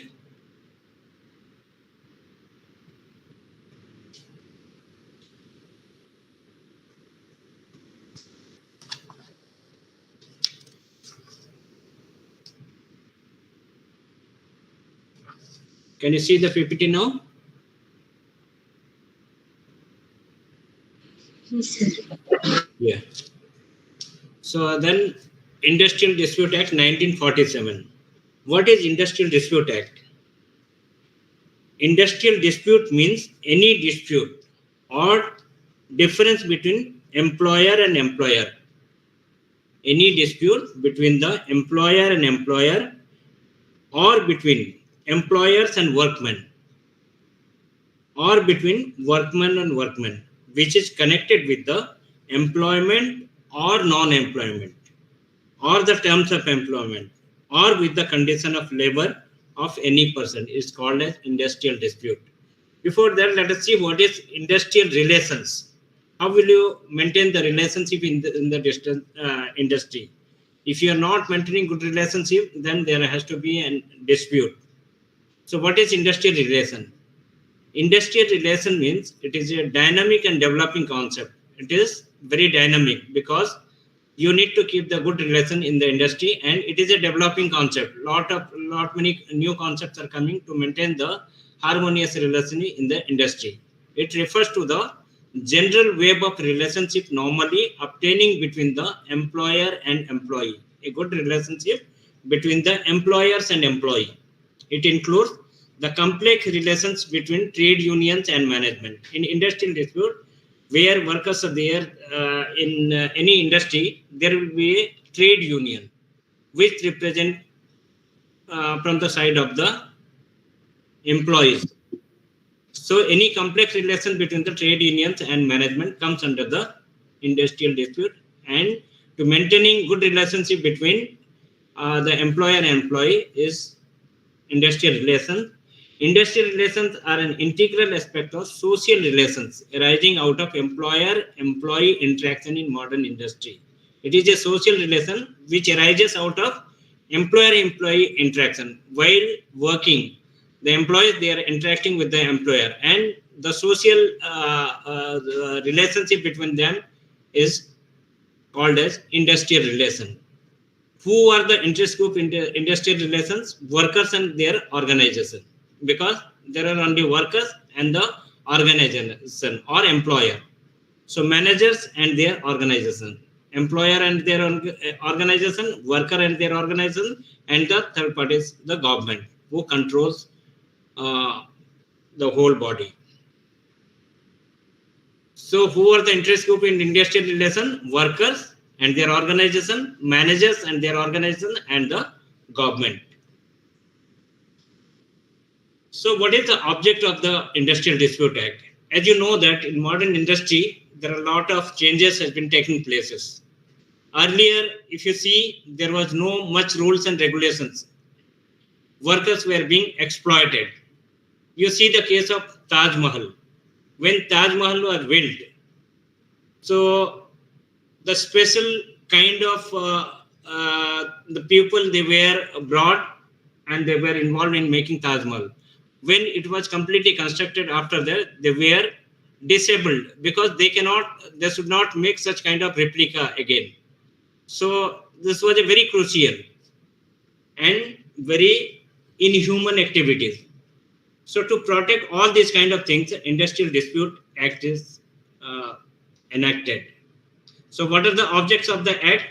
Promoting measures for securing, preserving amity and good relationship between employer and workman.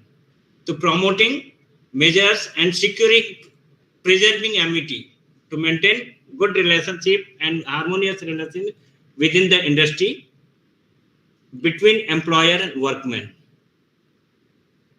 Another objective is inquiring into any matter connected with or relevant to an industrial dispute, promoting the settlement or industrial dispute. If any dispute arises or any conflict arises between them, to settle it.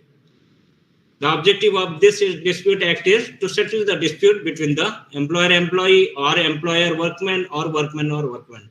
In between them, any kinds of this dispute arises, the objective is to settle the dispute. Adjudication of industrial dispute, to adjudicate the industrial dispute which arises in the industry. Reference of individual dispute to grievance settlement authority, and the industrial dispute has to be referred to the grievances settlement authority. We'll see that who are the grievances settlement authority in further stages. So voluntary reference or dispute to arbitration. Voluntary reference or dispute to the arbitration for arbitrating the dispute and settle the dispute when voluntary refer to the settlement authorities. Prevention of illegal strikes and lockouts. Sometimes you must have seen that many of the industry, the workers, they agitate and they declare for strike. Strikes can be legal, it can be illegal also. Strike and lockouts. Lockout is from the point of view of employer. Employer, what he does, she will lock out the industry. So treating the employee. To threaten the employee, what they will do, they will lock out. So similarly, the employees, what they will do, they will declare illegal strike. So if legal strike is there, it is all right. Similarly, legal lockouts can be due to the shortage of power, electricity, or something raw material. It can be, but illegally it cannot be. The lockout can be done. So preventing all this kind of things, this act has been enacted. So compensation for layoff and retrenchment of workmen. If at all there is any layoff in the industry or retrenchment of workmen is done due to the certain reason, then in that case suitable compensation has to be paid to the workmen. And provision for the payment of wages from the date of the award till the suit pending before courts of law is decided. There is the provision for payment of wages to the workmen if the case is pending in the court till it is decided have to be paid. Otherwise, it will be a difficult situation for the worker to manage their family. So that is the reason this provision has been made. And prevention of unfair labor practices. There should not be any unfair labor practices like child labor, employing child laborers, or something. The young people who are not supposed to be work on some dangerous machine, placing them in that. So to prevent all those kind of things, sometimes women workers are prohibited in some of the factories or industries. So to prevent such kind of unfair practices, this law has been enacted. So what is industrial dispute? Dispute arises between the employer and employee, or employer and workman. Employee means workman, or in between workman and workman. This can be the dispute can arise. What is the objective? Objective to promote measures for securing and preserving amity and good relationship in the industry, and the matter connected to or relevant to the industrial dispute which is to be settled. Adjudication is to be done. The dispute can be referred to the higher authorities or settlement authorities. Voluntary reference also can be settled. Prevention of illegal strikes and lockouts. Compensation to layoff or retrenchment. Provision to payment of wages when the case is pending. Prevention of unfair labor practices. These are the objectives of the act. You must understand, and this is what is industrial dispute and what is the object of this act. Now, industrial dispute means any dispute. As we discussed in definition, it means any dispute. The industrial dispute is mentioned in section 2K. It means any dispute or difference between whom? Employer and employers. Employers and workmen. Workmen and workmen, which is connected with the terms of employment or non-employment. The terms of employment or the conditions of labor of any region. These are the cases where industry dispute arises. Dispute or difference between whom? Employer and employers. Employer and workmen. Workmen and workmen, which is connected with the employment. It may be connected with the employment or may not be connected with the employment. It may be in terms of employment. It can be the condition of labor of any region. Condition of labor any region means there is not sufficient lighting facility or working facility, or proper maintenance is not there, or this fringe benefits is not given to the worker. These are the things. In terms of employment, suppose he is not getting proper salary or wages, In terms of non-employment means if he has met with accident or something not related to employment, but it is affecting to the individual. In these cases, the dispute may arise. So dispute between individual and it may be collective dispute. It can be individual problem or it may be collective dispute. Collective dispute in that case, trade union, they raise the issue. Individual dispute also, they can be approached to the trade union. Trade union may take over the case, or individual, he can raise his issue and which can be forwarded to the settlement authority. The individual dispute may be individual dispute or collective dispute. These are the his disputes may be related to all groups of people. Suppose if an individual is not paid fair wages, then collectively other people may be having such kind of problem, which is related to the terms of conditions, the terms of employment. So what is collective dispute? Collective dispute may be related to any of the following matters. What is regarding wages, bonus, profit sharing, gratuity, compensatory, and other allowances. These are the common dispute, collective dispute. It is related to all the employees. Wages is related to all the employees. Bonus is related to all employees.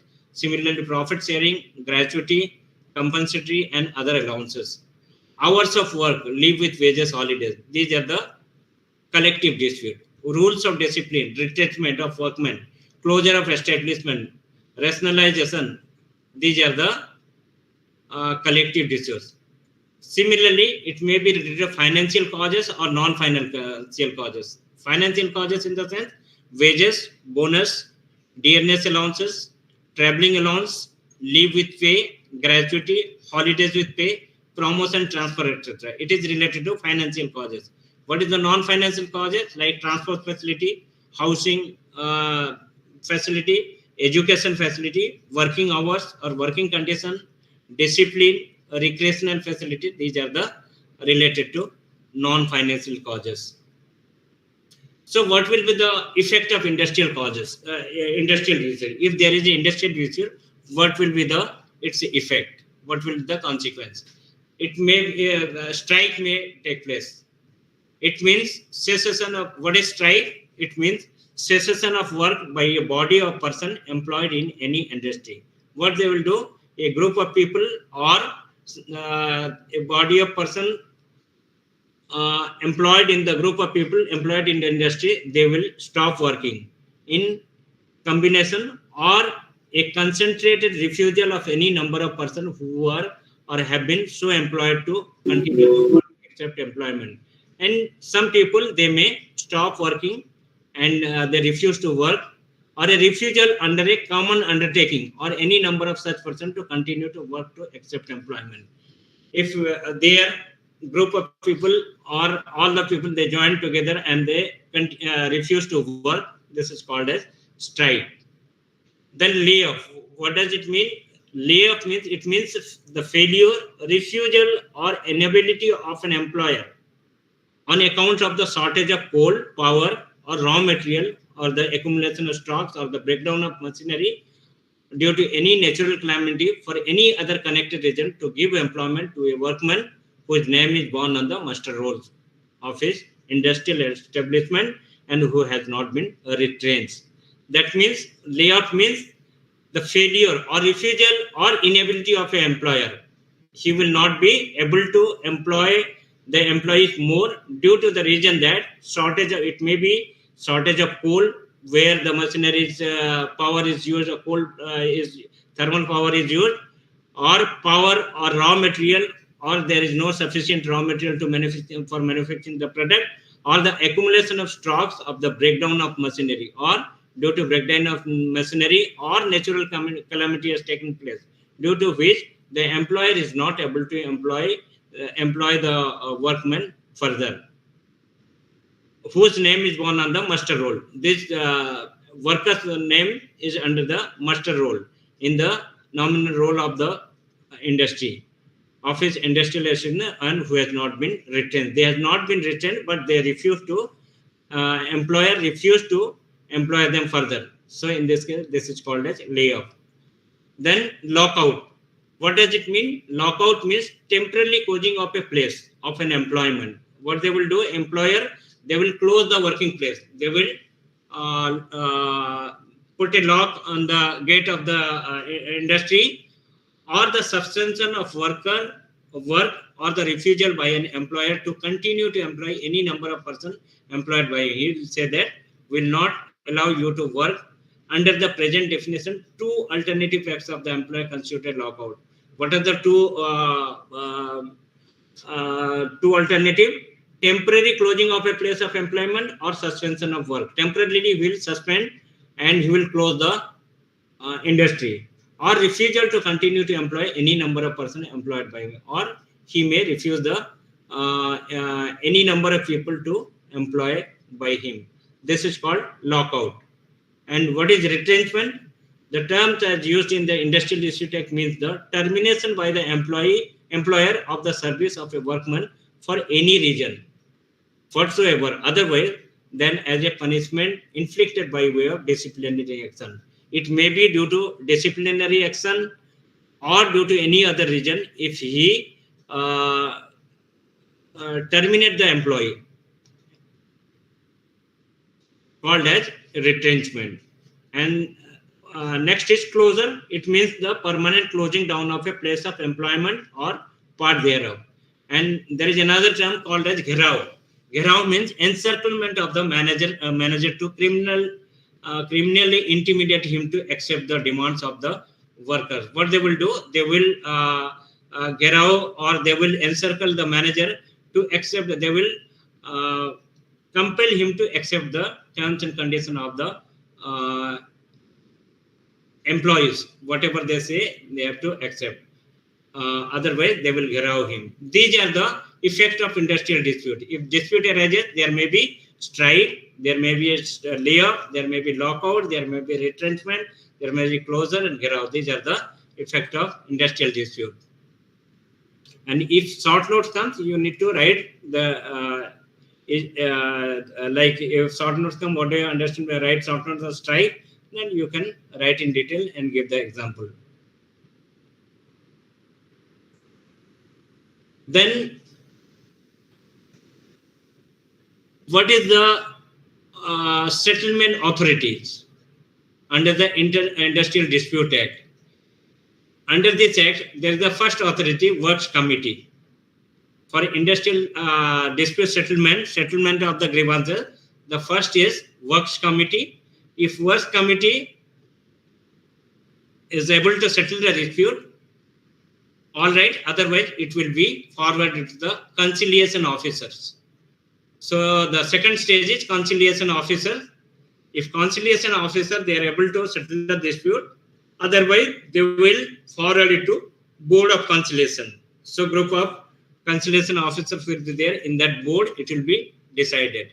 If it is not decided by the Board of Conciliation, they are not able to do that, then they will forward to courts of inquiry.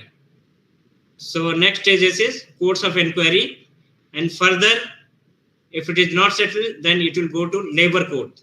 The next stage is go to the labor court, and from labor court, it may be forwarded to the industrial tribunal. And again, industrial tribunal, state tribunal, district tribunal, and further it will go to national tribunal, which is centrally located. So these are the grievances settlement authorities. Sometimes question comes that what are the grievances settlement authorities? So you need to explain, and in your study material in detail also, it is what is work committee, what is their role, conciliation officer, board of inquiry. All this it is mentioned in your in your study material. So kindly go through in details.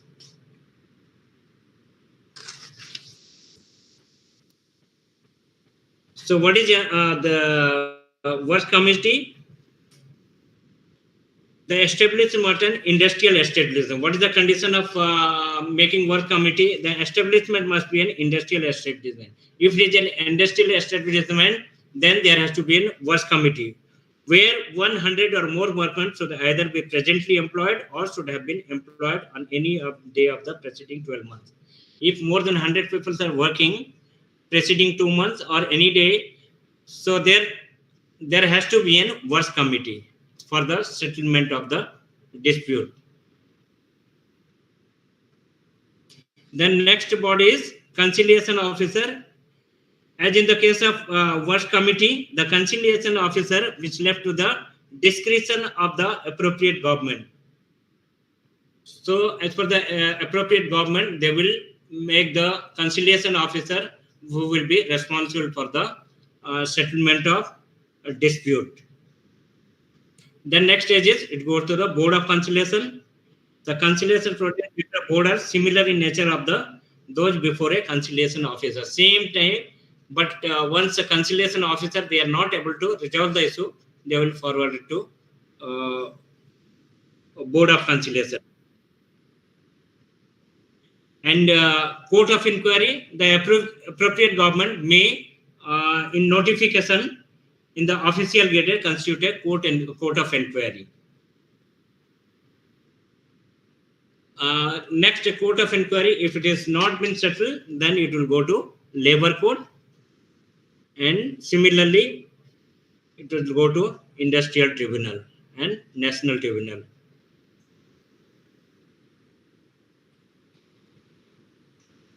These are all about your Industrial Dispute Act, and other two acts are like Minimum Wages Act. Minimum Wages Act 1948. The Minimum Wages Act 1948 is not only a measure for social security of the property-stricken workers, but it also devised the improving the standard of living of the downtrodden. It is not only a measure of social security, rather it is the for improving the standard of the living of the downtrodden workers, so that they can comfortably, they can manage their family and live comfortably. So for that, minimum wages are enacted. It assures wages so as to help the worker to eke out their livelihood, at least to an extent of sustaining the adversities, namely rise in the cost of living. If there is a cost of living, rises in cost of living, commodity prices rises, so the minimum wages would be in such a way so that they can be able to survive. It prevents the employers for exploiting the laborers by paying wages of below their needs. So sometimes what they do, employers they pay lower than what is supposed to be paid. So in that case, this minimum wages, it prevents all this kind of illegal things. Laid down principle of fixation of wages on need-based scale. On the base of need-based scale, what is the appropriate government, they will fix the wages. Which kind of labor will be paid, how much. If it's a daily worker, then how much is to be paid.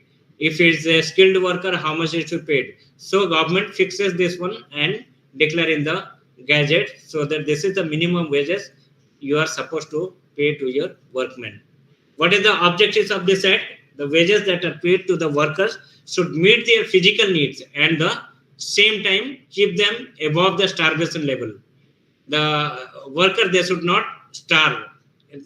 Such amount of payments to be given, wages are to be given so that it will keep them above the starvation level. It should ensure sustenance of the family, not only the individual, sustenance of the family. They should be able to maintain their family. Also enable them to subsist, preventing their efficiency as workmen in day-to-day life. It also may enable them to be healthy so that they will be able to work in day-to-day life. So these are the object of the minimum wage. What is the concept of minimum wage? Minimum wages that are fixed for workmen have some significance. What is that? Minimum wages are not fixed on equation principle, namely money payable toward wages must be commensurate with the labor output. Equally, minimum wages are not based on the economic principle, namely those who are able to financially must be capable of paying more to the workers. On the other hand, it is based on the ethical principle of prejudging and assessing the needs of the workman and his family. And to put in a nutshell, minimum wages are considered to be need-based wages, which is according to the directive principle of our constitution. In our constitution, there is a directive, besides the fundamental rights, there are directive principles which is laid on the state government, they can implement for this workmen, for the benefits of the workmen. This is the basic concept of minimum wages act. Then what is ideal wage, living wage, and fair wage? Different types of wages. First wage, ideal wage.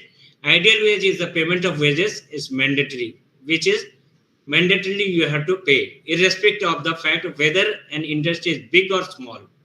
The minimum, that means ideal wage is compulsorily paid this much, whether the industry is big or small, irrespective of any kind of industry, they have to pay the ideal wage, which is fixed by the appropriate government. Whether it makes a profit or not, minimum wages must be paid to the workman concerned. It is the minimum wages which is to be paid to the concerned, whether you are earning profit or not. It doesn't matter, but workmen should be paid. A human being must always be allowed to lead a decent life. Hence, it is not permitted to pay wages which is hardly sufficient to make the workman to keep his body and soul together.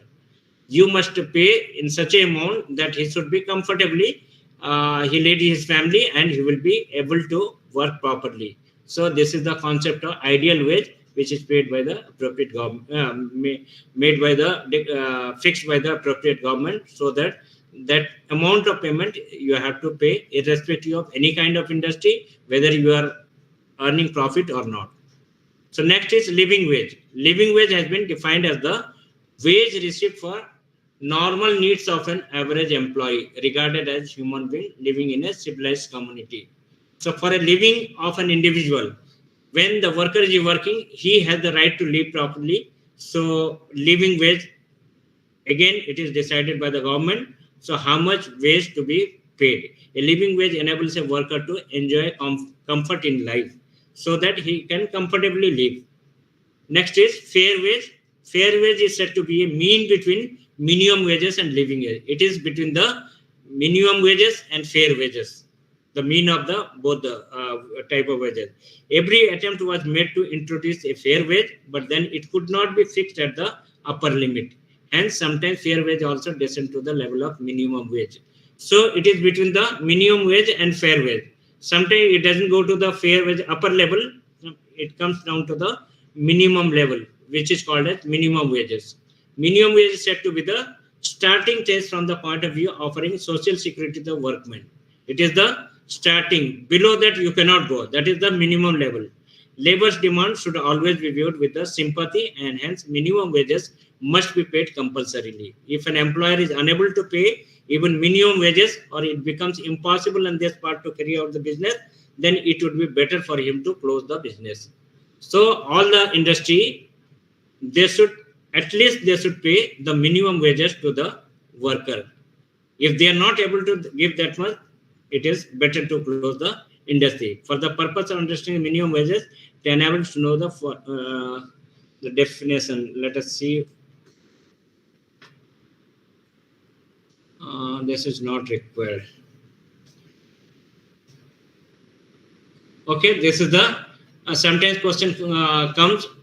What is the different type of wages? Explain different types of wages. So ideal wages, living wages, fair wages, minimum wages. Next one is the Workmen's Compensation Act.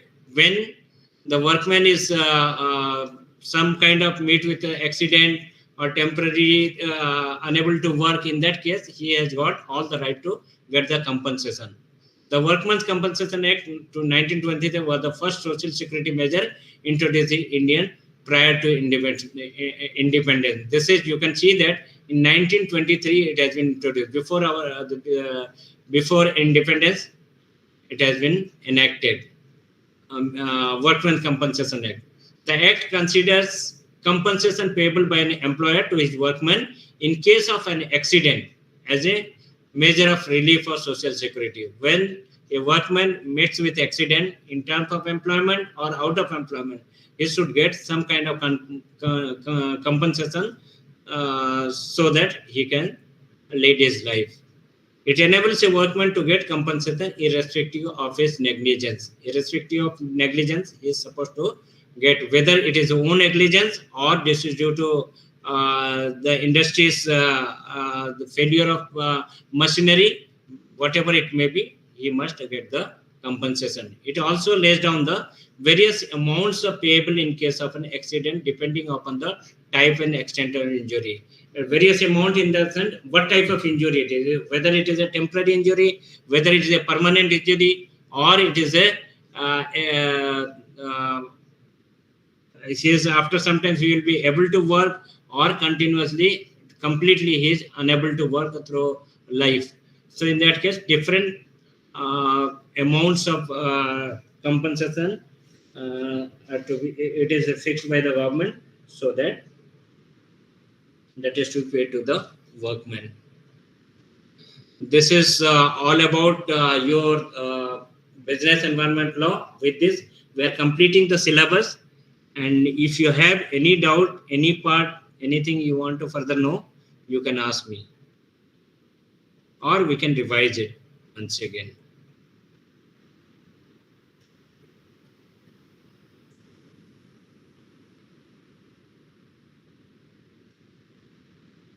Hello?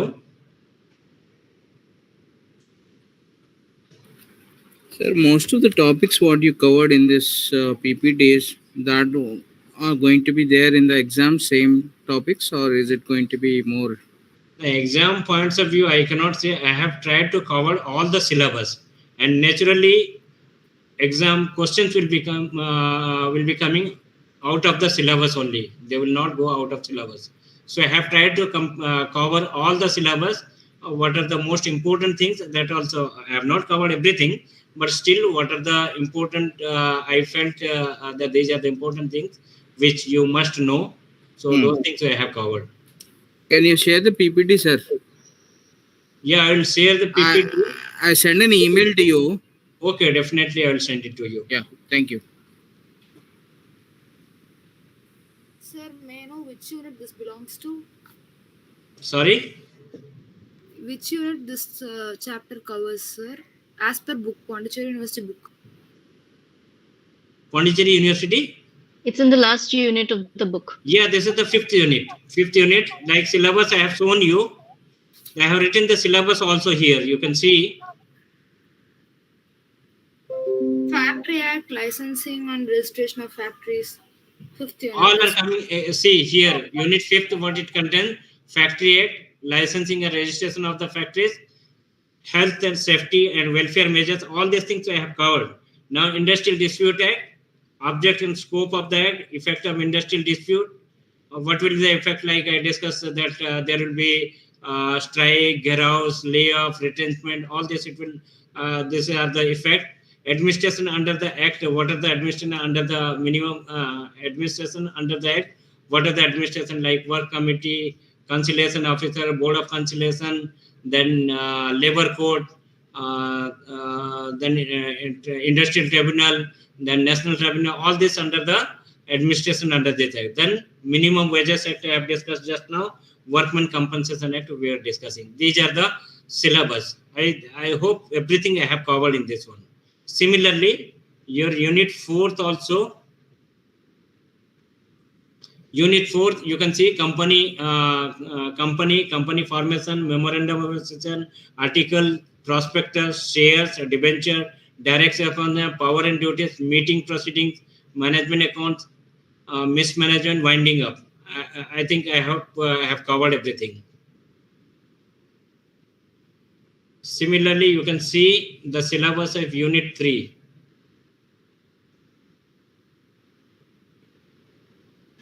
This is the unit 3, law of contract. What is agreement, offer, acceptance, consideration, capacity of contract, contingent contract, quasi-contract, performance, discharge of contract, remedy to breach of contract, partnership, sales of goods, law of insurance, negotiable instrument, notes, bill, checks, crossing of checks. We have not discussed crossing of checks in the sense you must have seen that in check and left hand corner they put 2 parallel line. That is called as crossing of check. And sometimes they write account pay, and sometimes they write and co. So these are the various ways of crossing of check. Endorsement, holder in due course, holder in value. These are the some points are left over. you can holder of due course, holder in value, you can see the study material also. And contract of agency we have discussed. These are all about the unit 3. Similarly, unit 2, infrastructure, economic, social, demographic issue, political, productive factor, human elements, global trend in business, multinational companies, foreign capital, trends in Indonesia, all this we have discussed. And moreover, in your study material, all the details are there. So you have to go through the study material first. Unit 1 also we have covered. What is within environment, like technological, political, cultural environment. So you can remember as a pestle, P for political, E for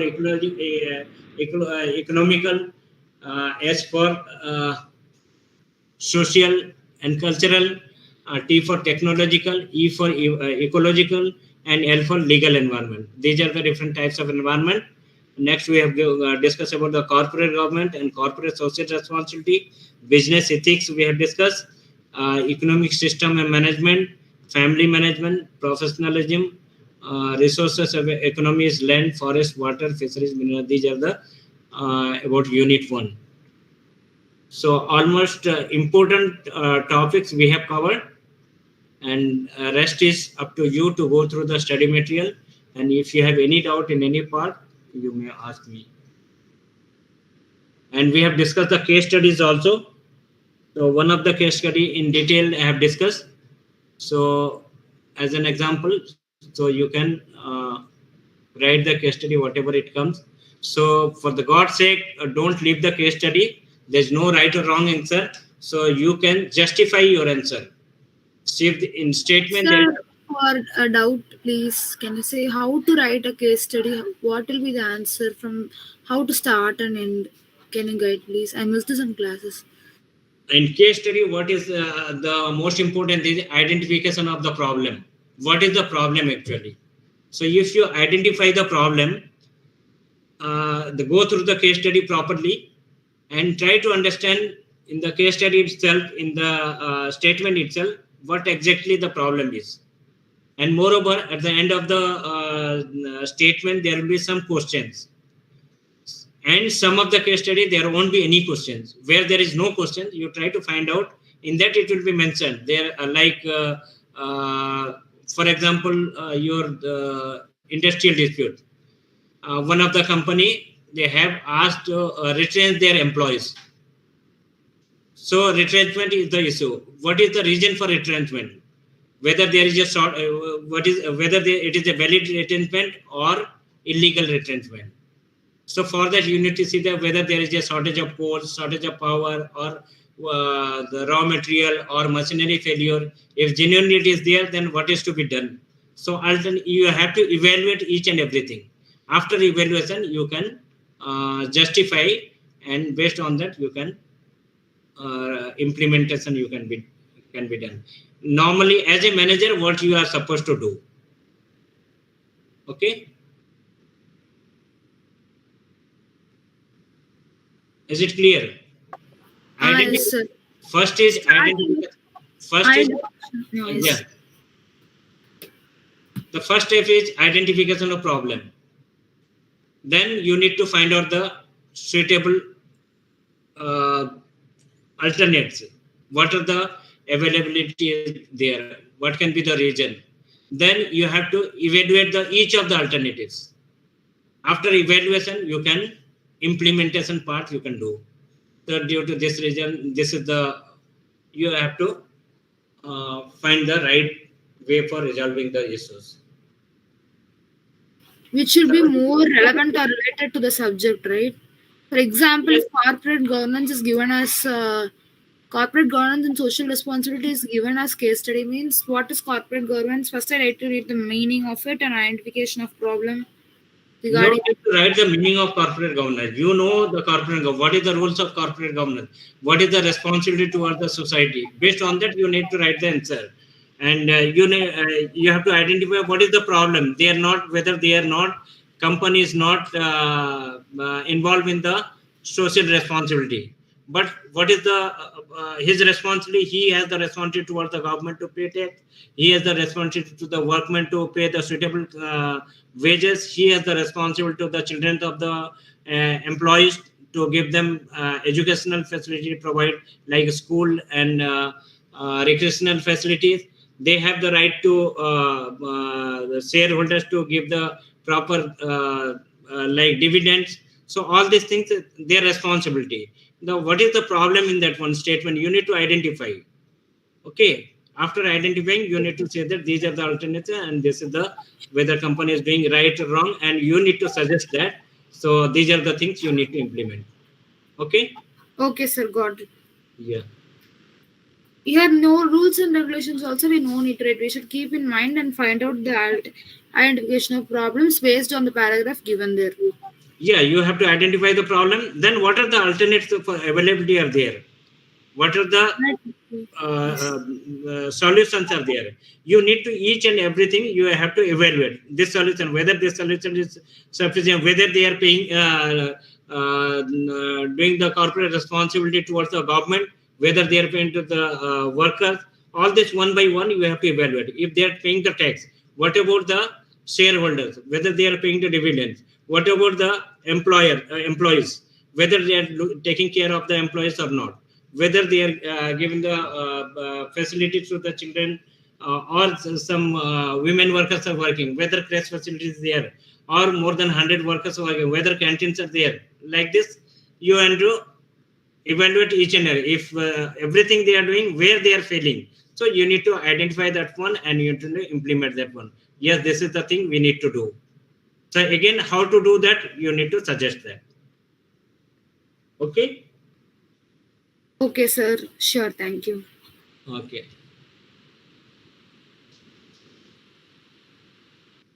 So now you will be able to download your hall ticket also.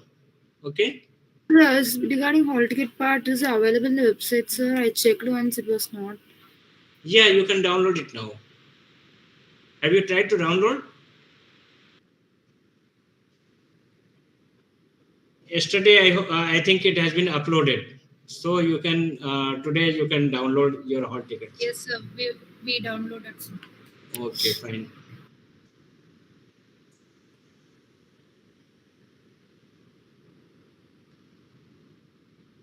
Anything you want that we will repeat? Anybody can send the link of the hall ticket download link, please, in this meeting. So I cannot send you the link. What you need to do, you have to go through the website. From there, you have to put your enrollment number and you have to download it. Where to download, sir? Sorry. You go to the website and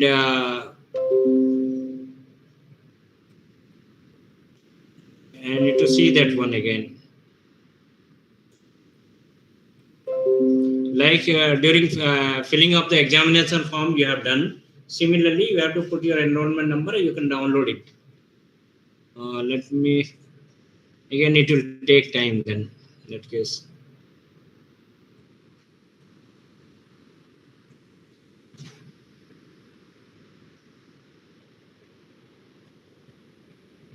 Anybody is having any doubt or anything you want that I should repeat it? Either company act or contract law of contract or a factory act or industrial dispute act, anything you want.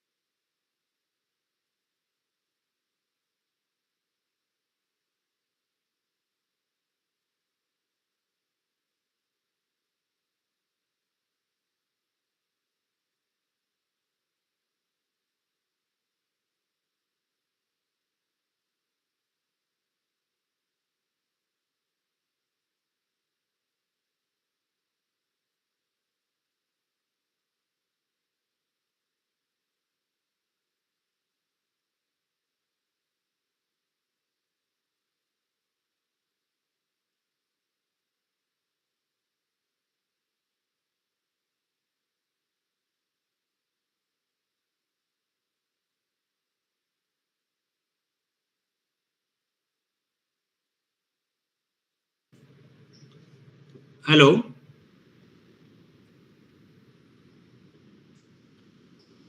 Yes, sir. Yes, sir.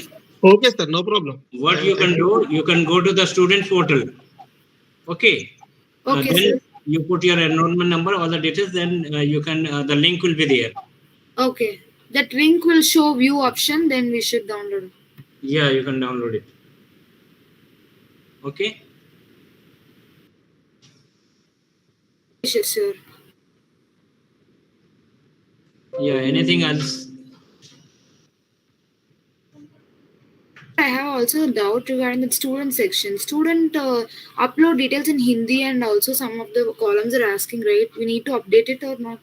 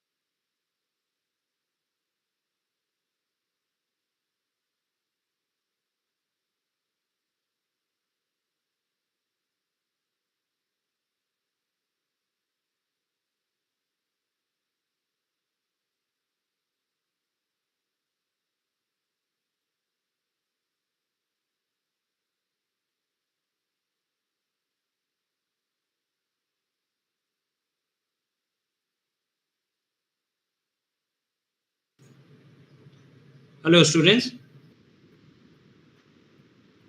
Hello, sir. So just one thing, I get invalid error when I try to create my ABC account. So is that compulsory, or we can do that later in some point of time? No. The ABC account already has been created by this office. So I Okay, so hope. we don't need to do anything from our end. Yeah, I don't think you need to do anything. Okay, all right. Thank you so much, sir.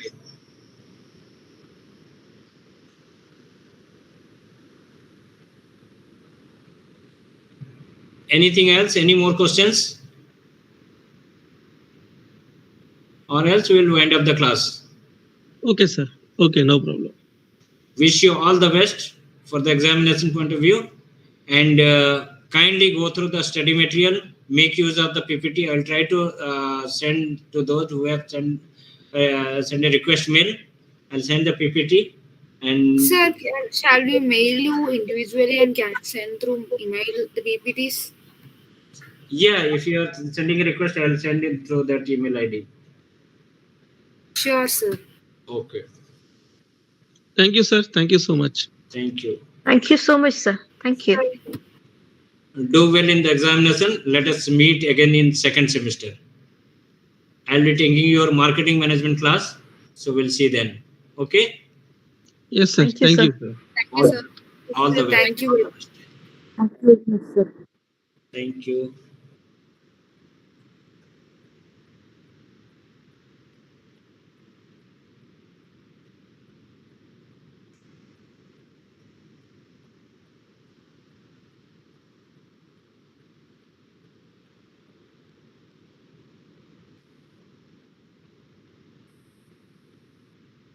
No, this common mail, it will be difficult for me to send because it will be again not individual, it's the official mail ID.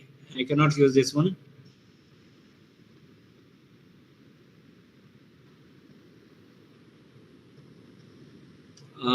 Mr. Shauman Maiti. Yes, sir. If you send it to one person, that they will be sending it to us from Gmail, your Gmail account, not from the. Okay, I'll be sending to some of the people who have sent me the request mail. So you can share among yourself. Okay? Okay, sir. Right.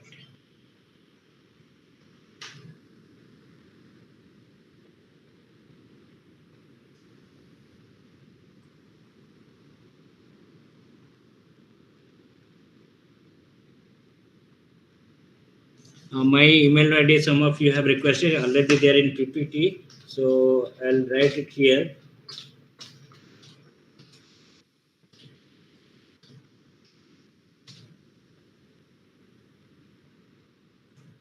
This is my email ID.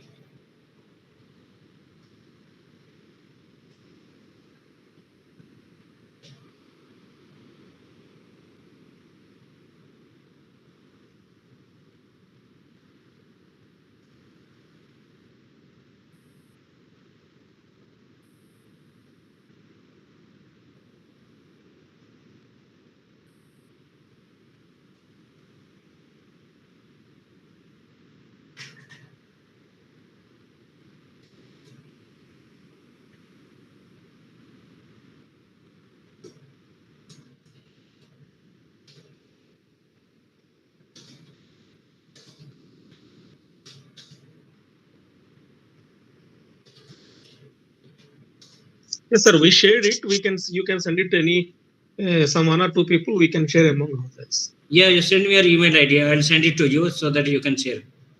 Okay, sir. Sure. Write on my send your mail ID to my email ID. Okay. I send it, sir. P Muralidhar17 No, not here. You send it to my mail because this will be once I close it, I will forget. Okay, sir. I send it to your mail only, sir. Whatever the mail you fine. Fine. I'll send it to you. Okay. Yes, among yourself, you can circulate. Definitely, right? Sir. Right. Thank you. So no need to send to all of you who have sent the request. So if I send it to you, then you can circulate it. Yeah, I can circulate it, sir. Just mark a copy to some 2-3 people so that we will I'll all send it to 2-3 people, minimum 2-3 people. Yeah. I'll send Sure. it. So this is for this is not officially. This is just for your benefits. Some of the parts are there. You can make it. I have covered almost all the topics. So if you at least go through this once and connect it with your study material, I don't think you will have any kind of problem. Yes, sir. Yes, sir. Material is what you shared is extensive, and in the class we have seen that, and lecture is also very good. Yeah, everything I have covered in that one. So yes, sir. Yes, sir. Lecture is very incentive, very good, and we got some very good input in that. Thank you very much. So we'll see. Thank you, sir, for your wonderful lecture. Yeah, today. Thank you very much for wonderful lecture. Very good lecture. Thank you. I wish all of you should come out with a good score. So next semester again, we'll see you. I'll be taking your marketing management and try to be there in class so that we can discuss. Thank you, sir.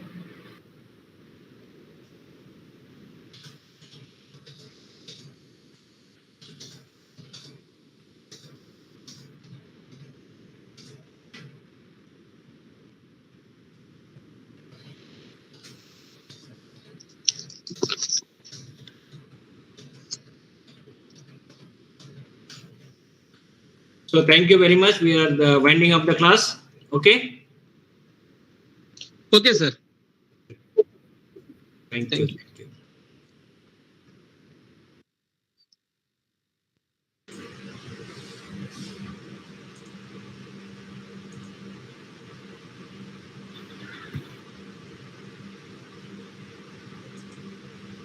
Good afternoon, all of you.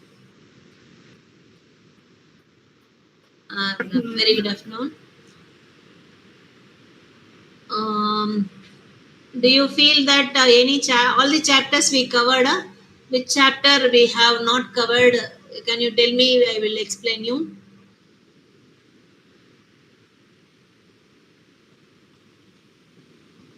Last class we have studied cost accounting, cost sheet, and then variance analysis, material variances and labor variances, right? That is last unit, 5th unit. 4th unit, we have, whether I have taught you fund flow statement and cash flow statement. Anybody can you answer me? Then only I can explain. Fund flow and cash flow. And then ratio analysis, we have done some problems. Ratio analysis. Why? Yes.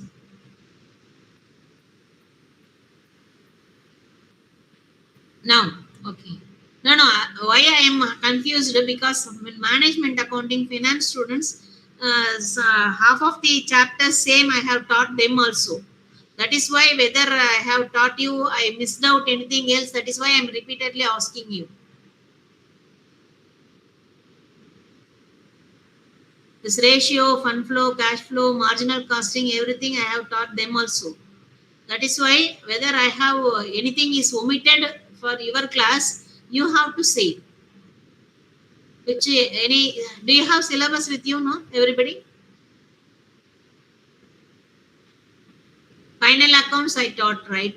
Then with adjustment, final accounts, depreciation, and then ratio analysis, then fund flow, cash flow, marginal costing, and then cost sheet, um, marginal costing, decision making problem also there. Marginal costing, whether we have completed all the problems or anything is omitted or missed out. Whether you are following or practicing or not. Hello.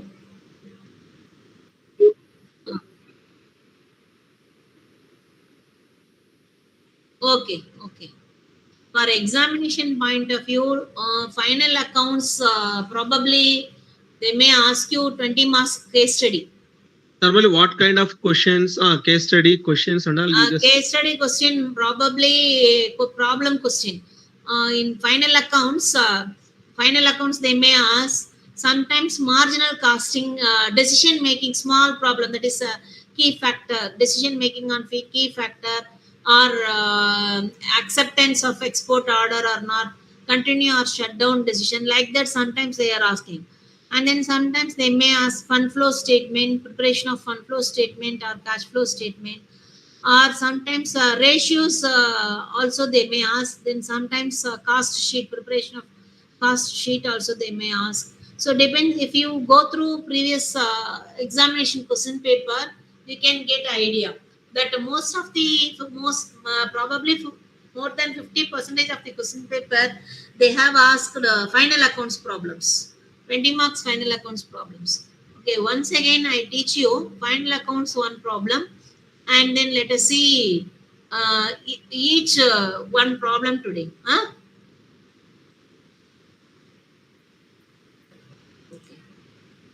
Okay, madam. Okay, madam. One second. Madam, your voice is very low. Very low. Now it is on. My voice is low. One second. Sorry, maybe network issue. Okay.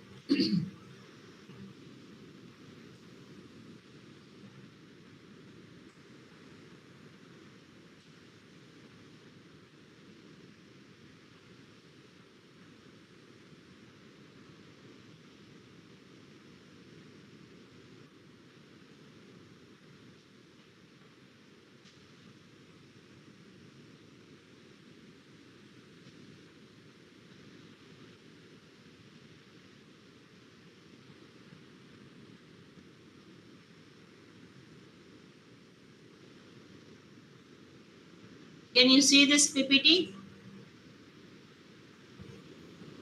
No, ma'am. One second.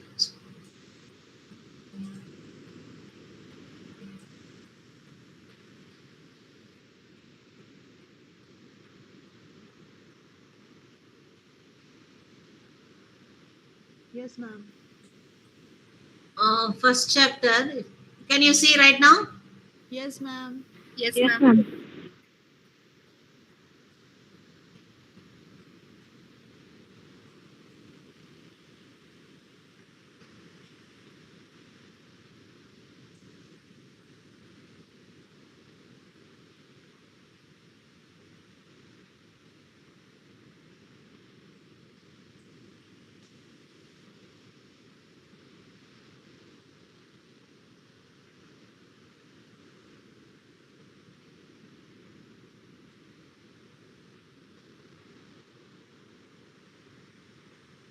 Okay. See here. first chapter, that is theory part, that is bookkeeping, what is accounting, journal, what is ledger accounting, trial balance, concepts, accounting concepts and conventions. Theory part they may ask. Journal they may ask you in 5 marks question. Some transactions may be given like this. You are required to prepare journal entries like that. Sometimes they may ask. And then trial balance. Trial balance, ledger accounts, most of the time they don't ask you. The trial balance, they may ask. Some transactions may be given like this. See, some problems will be given. You are required to prepare trial balance statement. So when you are preparing trial balance statement, you have to be very carefully memory. It may be a T-shape, that is left hand side and right hand side. T-shaped ledger accounts type you can prepare, or horizontal type debit side, debit balance, credit balance you can prepare. So when you are preparing trial balance, what are the ledger accounts are having debit balance, what are the ledger accounts are having credit balance, you have to be very careful, right? Well, you have to be keep it in your mind. All the liabilities are having credit balances. All the assets are having debit balances. All the expenditures account are having debit balances. All the incomes account are having credit balances. These 4 points you have to be keep it in your mind while preparing trial balance. Okay. All the liabilities side account, that is, say for an example, creditors account, long-term loans account, capital account. So all these liabilities accounts, ledger balances are having credit balances. While preparing trial balance, you have to write a credit side, credit balance. See, bank loan, it is a liability, credit balance. Bills payable, liability, credit balance, right? Unearned revenue. Unearned revenue means what? You have received but not given rendering services. That is received in advance. That is liability, right? Then outstanding salary. Outstanding salary means you are liable to pay in future. That is called outstanding salary. That is liability, credit balance, right? Capital. Owner's investment is nothing but capital. Capital account is liability, right? So see here other accrued expenses. Expenses accrued but not paid. So that is also liability. Okay. So vendors payable, liability. See the asset side. So these are all the assets are having credit balances. All the assets, fixed asset or current asset, whatever assets or accounts are having debit balances. And then all the expenditure account, salary account, rent account, these accounts are having drawings account. All the expenditures account are having debit balances. All the incomes account, rent received, commission received. So all the incomes accounts are having credit balances. That you have to keep it in your mind while preparing trial balance. Okay. Then when you are preparing final accounts, a trading profit and loss account you have to prepare. In trading account, only these items you have to write, that is opening stock plus purchases, less purchases returned. And then only direct expenditure, wages, freight, carriage, inwards, cleaning charges, packing charges, dock dues, and then factory overheads after I. Only these are the items you have to enter in the trading account. Credit side, sales less sales return, otherwise called as return outwards. Purchases return, otherwise called as sales return, otherwise called as return inward. Purchases return is otherwise called as return outwards. Okay. So closing stock, you have to write it and find out what is the gross profit. The remaining rest of all the other expenditures, you have to bring it to the profit and loss account. That gross profit, you have to bring it to this account. And then other incomes, commission received, rent received, interest received, discount received, all these things you have to write in the credit side. All the other expenditures you have to write in the debit side. While writing these expenditure, you have to keep it in your mind. Is there any outstanding expenditure or prepaid expenditure? If it is given in the adjustment, you have to adjust in the profit and loss account. Our salary outstanding, it is given in the adjustment. So you have to add outstanding salary. If it is prepaid insurance, if it is given, you have to deduct the prepaid insurance from the insurance account. Okay. So these are the adjustments you have to make while preparing profit and loss account and find out what is the net profit. Then when you are preparing the balance sheet, left hand side liabilities, right hand side assets. You have to, when you are starting with current liability, here also you have to start with your current asset. Or if you are starting from here capital, if you have here this asset side, you have to start from fixed assets. It depends upon liquidity, liquidity or permanent nature, right? So when you are preparing these things, you have that adjustment also you have to keep it in your mind. Suppose outstanding salary, if it is there, you have to write it in the current liabilities. Prepaid expenditure, if it is there, you have to write in the current assets, right? If you are having a depreciation, that you have to deduct it from the respective assets while preparing the balance sheet. And suppose goodwill is an intangible asset. Goodwill written off, if it is given in the adjustment, it is a non-cash item that when preparing profit and loss account, debit side to goodwill written off, you will write it here also. And also you have to deduct from the respective goodwill account. So here 10,000 it is there. 1,000 rupees written off goodwill, it is given in the adjustment. So you have to write it in the profit and loss account debit side to goodwill written off 1,000. So while preparing the assets, 10,000 minus 1,000 goodwill written off, net amount 9,000 only you have to write in the outer column in the balance sheet asset side, right? So you have to be very carefully prepare the balance sheet. So your balance sheet liability side as well as asset side, your total should be the same. If you are having a different balance, so you have might have done some mistakes. You can find out where you have done error. That you have to locate the error and make it correct. Okay.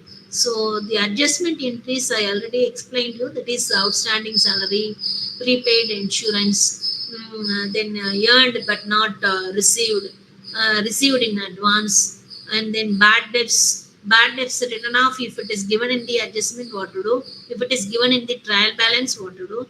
Then provision for bad debts written off is different one, and provision for bad and doubtful debts are different.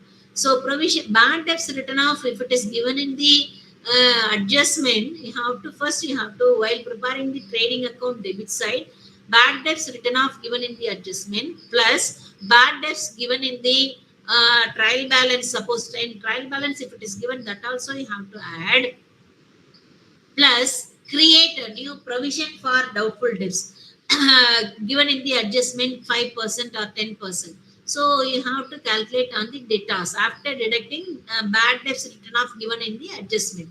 Yeah, that is new provision. New provision also you have to add. Suppose provision for bad and doubtful debts, it is given in the trial balance also, that is called old provision. That you have to deduct it in the adjustment of profit and loss account debit side, right? So these are the adjustments you have to be very carefully you have to do, right?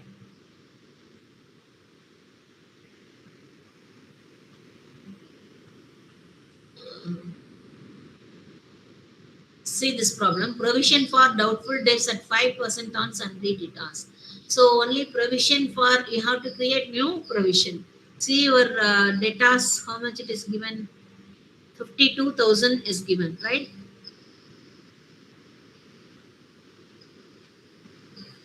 Is there any other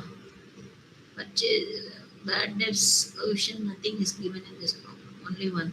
So new provision 5%, you have to calculate 52,000 into 5%, 2,600, right? So provision for doubtful debts, you have to write it in the profit and loss account debit side, as well as deduct from the debtors while preparing a sheet. See here, provision for sundry debtor 52,000 less provision for bad debts 2,600. You have to deduct it and show in the credit side. Okay.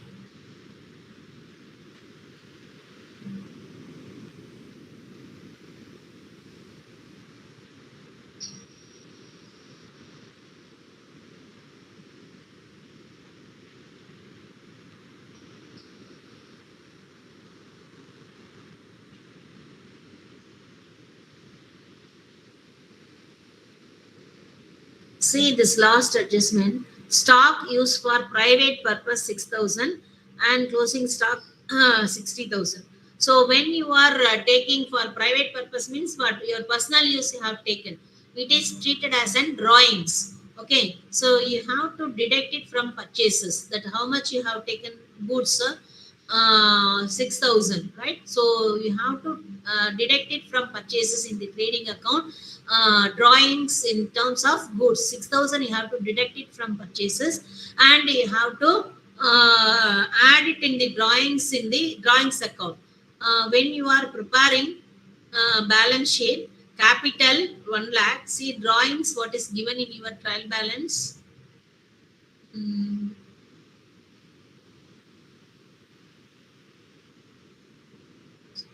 How much is given? See, 24,000 is given in your trial balance drawings. So this drawings 24,000 plus stock you have taken. So total drawings is 30,000. You have to deduct it from capital. That you have to be very careful with all the adjustments. Right? Depreciation you have to deduct it. Provision for bad debts you have to deduct it from debtors.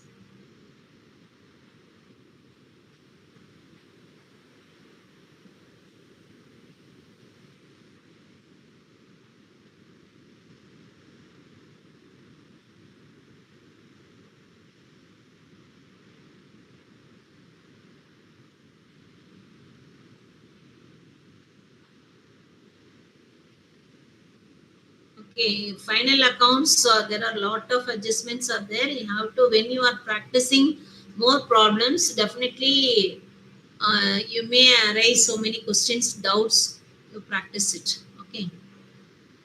This capital receipt and revenue receipt, capital expenditure, just theoretical part they may ask you, right? In unit 2.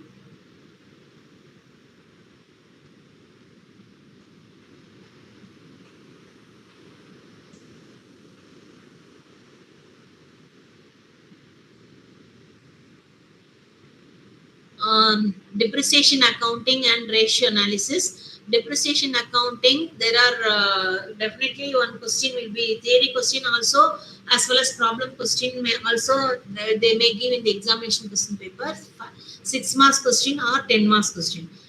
Straight line method or written down value method or annuity method. Any one problem definitely will be given. Like this, small problem will be given. You are required to prepare machinery account for 2 years or 3 years. Like this, you have to prepare for 6 marks or 10. 6 marks means small one they may give. 10 marks, some big problem they may give. Depreciation. Sometimes theory questions also they may ask. So, what are the types of depreciation? What are the uses of depreciation? What is the purpose of depreciation? Like that, they may ask theory question as well as problem questions they may ask. Right? Ratio analysis is very, very important thing chapter. Under ratio analysis, they may ask you, give balance sheet and ask you to prepare, calculate current ratio, calculate solvency ratio, calculate proprietary ratio. Like that, sometimes they may give. Sometimes they may give you ratios and you have to prepare balance sheet or proprietary fund statement. Like that, they may ask. And theory question also, what are the uses and limitations of ratio analysis? What are the types of ratio analysis? So all these things they may ask. So we have to by heart, no other go. You have to by heart the formulas. If you know the formulas, then only you can do the problem. Efficiency ratio, debtors turnover ratio, creditors turnover ratio, creditors payment period, debtors collection period. So all these things, this kind of problems they may give you in small question as well as big question also. So in small question, 5 marks question, they may give like this: working capital will be given, current ratio, liquid ratio will be given. You are required to calculate what is the current assets value, what is the current liabilities value, what is the stock value. Like that they may ask. So you have to be very carefully, you have to do. And then This problem, it is given debtors turnover ratio, average collection period. They are asking. Informations are given. If you know the formula, you have to do that. Okay.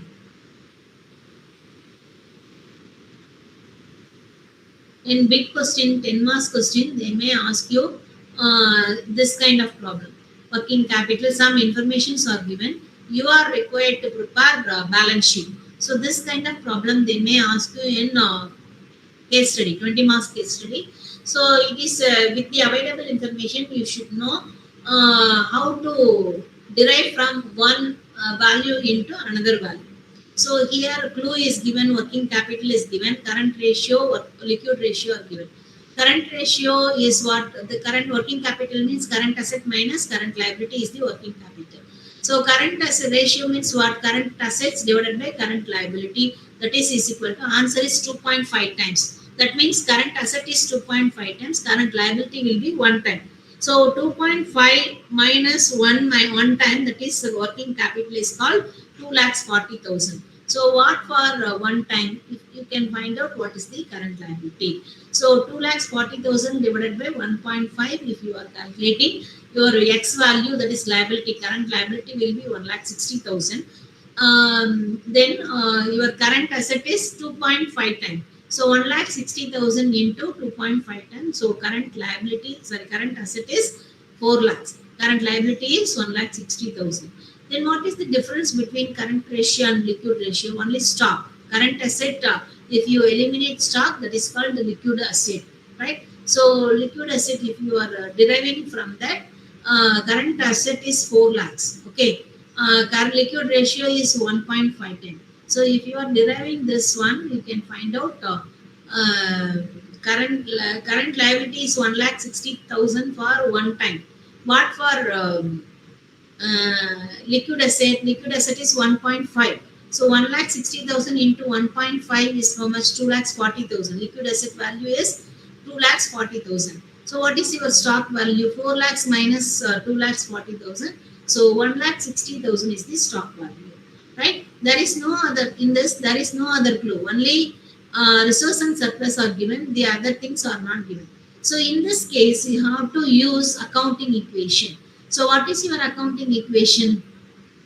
Your liability side, the capital and current liabilities, capital shareholders fund plus long-term liability plus current liabilities are equal to total assets, current asset, fixed asset plus current asset. That is the accounting equation. Okay. So when you are using the accounting equation, here shareholders fund we do not know, plus long-term liability we are assuming that 0. There is no long-term liability. Current liability we know, that is 1,60,000 we have calculated it here. Current liability, see here we have calculated 1,60,000. Yeah, let us assume shareholder fund is X, 1X. Okay. Here what is the clue is given? Fixed assets to proprietary fund ratio. That means fixed asset, if you have 1 rupee of proprietary fund, fixed assets will be 0.75x. Okay. So proprietary fund, when you are taking it as X, fixed asset is 0.75x. So here current asset we know that is 4 lakhs. So 0.75x here, 1x plus current liability is 1,60,000. Fixed asset is 0.75x plus current asset is 4 lakhs. If you are deriving this equation, you can find what is your X value. So when you are finding the X value, that is called shareholders fund, 9,60,000. So shareholder fund is nothing but capital plus reserves and surplus. See this problem, reserves and surplus, it is given 1,60,000. So shareholder fund means capital plus reserves and surplus. So when you are having shareholder fund 9,60,000 minus 1,60,000 reserves and surplus, so therefore capital is 8 lakhs. So we have got all the values. You can prepare balance sheet. That is shareholders fund, that is share capital 8 lakhs, reserves and surplus 1,60,000. Current liability, that is bank overdraft is given in your problem 40,000. So total current liability we have calculated here 1,60,000. So 1,60,000 minus 40,000, remaining current liability is 1,20,000. Likewise, a fixed asset we have calculated here 7,20,000. Current asset, that is total current asset is 4 lakhs. We have calculated 4 lakhs. Stock we have calculated 1,60,000. So 4 lakhs minus 1,60,000. The other current stock is 1,60,000. The other current asset is 2,40,000. So total balance sheet asset side as well as liability side, you are having 11,20,000. So this is the way you have to prepare. In the ratios, if it is given, you have to find out the values and prepare the balance sheet. Sometimes they may ask you proprietary fund statement. Proprietary fund statement is nothing but shareholders fund. Shareholders fund, that is share capital plus reserves and surplus. You add it. This is shareholders fund. And then you have to add current liability and then deduct fixed asset and current asset. You will get the shareholders fund value. Okay, that is the statement form. The same balance sheet you are preparing in the liabilities and assets side, it will be in this horizontal form. Okay. Sometimes in questions, some informations like sales value will be given, gross profit ratio will be given. With this available information, you have to derive the value from one into another. So then you have to find out and prepare the balance sheet like this. So when you are practicing more problem, then only you can understand. Right? Let us go to fund flow statement and cash flow statement.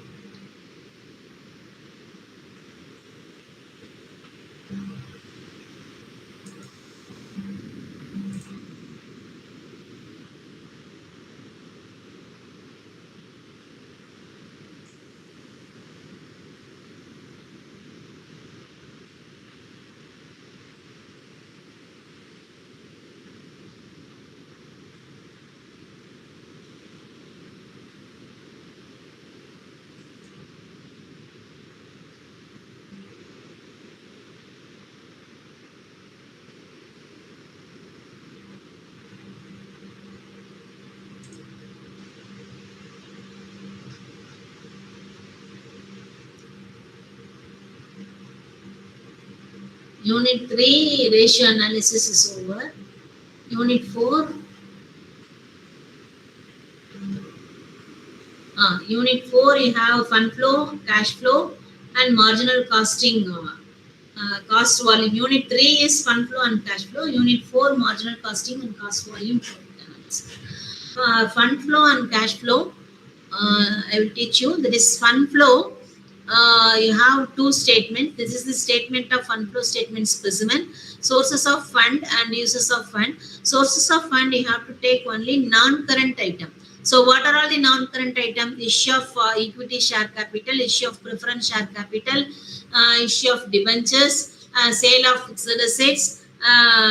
These are all non-current item you have to take. The resources, how you are getting fund into your business. So user side you have to write non-current assets, that is not only asset, uses, how you have utilized, purchase of fixed assets, repayment of loan, redemption of debentures, payment of taxation, proposed dividend, that is payment of dividend. So all these things you have to write in the user side. And while preparing this statement, fund flow statement, you have to keep it in your mind. This provision for taxation and proposed dividend, these two items you can either treat current item or non-current item. When you are treating it as a non-current item, you have to write it in the application side. If you are treating it as a current item, you have to prepare another statement, that is schedule of changes in working capital. This is a specimen of schedule of changes in working capital. Here you have to take only current assets and current liability. Non-current items you should not touch. Only the current assets for the previous year and current year, you have to take it. What is the difference? While preparing this statement, you have to keep it in your mind. When the current asset increase, the effect of working capital or impact of working capital will also current as increase. When your current asset decrease, your effect of working capital will decrease. When your current liability increase, it is reverse impact. So current liability increase, the working capital will decrease. Current liability decrease, working capital will increase. These four things you have to keep it in your mind. Current asset increase, your working capital increase. Current asset decrease, your working capital decrease. Current liability increase, your working capital decrease. Current liability, if it is decreased, the impact of working capital will increase. So these things you have to keep it in your mind while preparing schedule of changes in working capital, right? Then adjusted profit and loss account we have to prepare for finding operating profit. What is operating profit? In profit and loss account, we used to prepare all non-cash and non-trading expenditure and non-operating incomes. So that we have to eliminate. That is why we have to prepare adjusted profit and loss account for finding operating profit. That operating profit is called as funds from operation. Okay, funds from operation is very, very important aspect. So here you have to bring the opening balance of profit and loss account in your examination question paper. The balance sheet, if it is given liability side, opening balance you have to write it here. Closing balance you have to write it in the debit side. The other all other non-cash expenditure, example depreciation, goodwill written off, loss on sale of fixed assets, then premium on redemption of debenture, discount on issue of debenture, goodwill written off, transferring to any reserve. And then if you are rating current provision for taxation and proposed dividend, if you are treating as a non-current item, when you are provision made, you have to write it here. Provision made or provided during the year, you have to write it in the adjusted profit and loss account. And proposed dividend also made during the year, you have to write it here. Paid, you have to write in the final application side. Dividend payment of taxation and payment of dividend, you have to write it here. But interim dividend is always treated as a non-current. Interim dividend or dividend will be given in the adjustment, only given in the adjustment, not in the liabilities. In that case, you have to write it in the adjusted profit and loss account, interim dividend here, as well as in the sources side, dividend paid, you have to write it here. Okay, so you should be very carefully prepare this adjustment entries. Depreciation, dividend we paid, income tax provision, income tax paid, loss on sale of fixed assets, interim dividend. So all these adjustments you should be very carefully prepare at the time of preparation of fund flow statement. So fund flow statement in your examination point of view, if they are asking you to prepare only see this schedule of changes in working capital, prepare statement of changes in working capital and statement of sources and application. So both the statement, if they are asking, you have to prepare both the statement. Sometimes they may, most of the time they may ask you statement of sources and applications of fund. If they are asking, you have to prepare only this statement, fund flow statement. No need to prepare this statement of changes in working capital, no need. So, okay, so see this problem. Net profit is given 40,000. Profit and loss account, opening balance and closing balance are given. So you can prepare adjusted profit and loss account for finding funds from operation. So you have to be write depreciation on building, machinery, dividend paid, all these things. Opening balance, closing balance, find out funds from operation. This building account and machinery account, ledger account, why we are preparing here. Opening balance and closing balance will be given. Depreciation will be given. Sometimes there may be some balancing figure, purchases or sales. So for finding that purchases or sale of building, we have to find out and write it in the while preparing fund flow statement user side. For purchase of building, say for example, see here, building account 1,20,000 in the previous year. Current year it is 2,50,000. So depreciation during the year on building 30,000. So that means what, 1,20,000 value less depreciation 30,000. So what should be the value at the end of the next year, 2003? How much it should be? 1,20,000 minus 30,000. That should be 90,000 only. But it is showing 2,50,000. That means what? Remaining 1,60,000 you have purchased during this year. So that is why we are preparing building ledger account. See here, opening balance 1,20,000, closing balance by depreciation. The balancing figure, that is 1,60,000, you have made purchases during this year. So that purchases you have to write in the user side or application side of the fund flow statement. You understand? Similarly, machinery account. Machinery account, if there is any balancing figure, comes in the debit side, that is purchases, comes in the credit side, that is sale of machinery. Right? After deducting depreciation, that will be a sale of machinery. So in this problem, there is no sale or purchases of machinery. Then, while preparing fund flow statement, when your sources are greater than your users, that is called increase in working capital. Sources are greater than your users, that is called increase in working capital. That is the answer, increase in working capital. Suppose your user side is greater than your sources side, that is called decrease in working capital. Okay, that is the answer. The same way you can prepare while preparing cash flow statement. Cash flow statement, you have to prepare only one statement.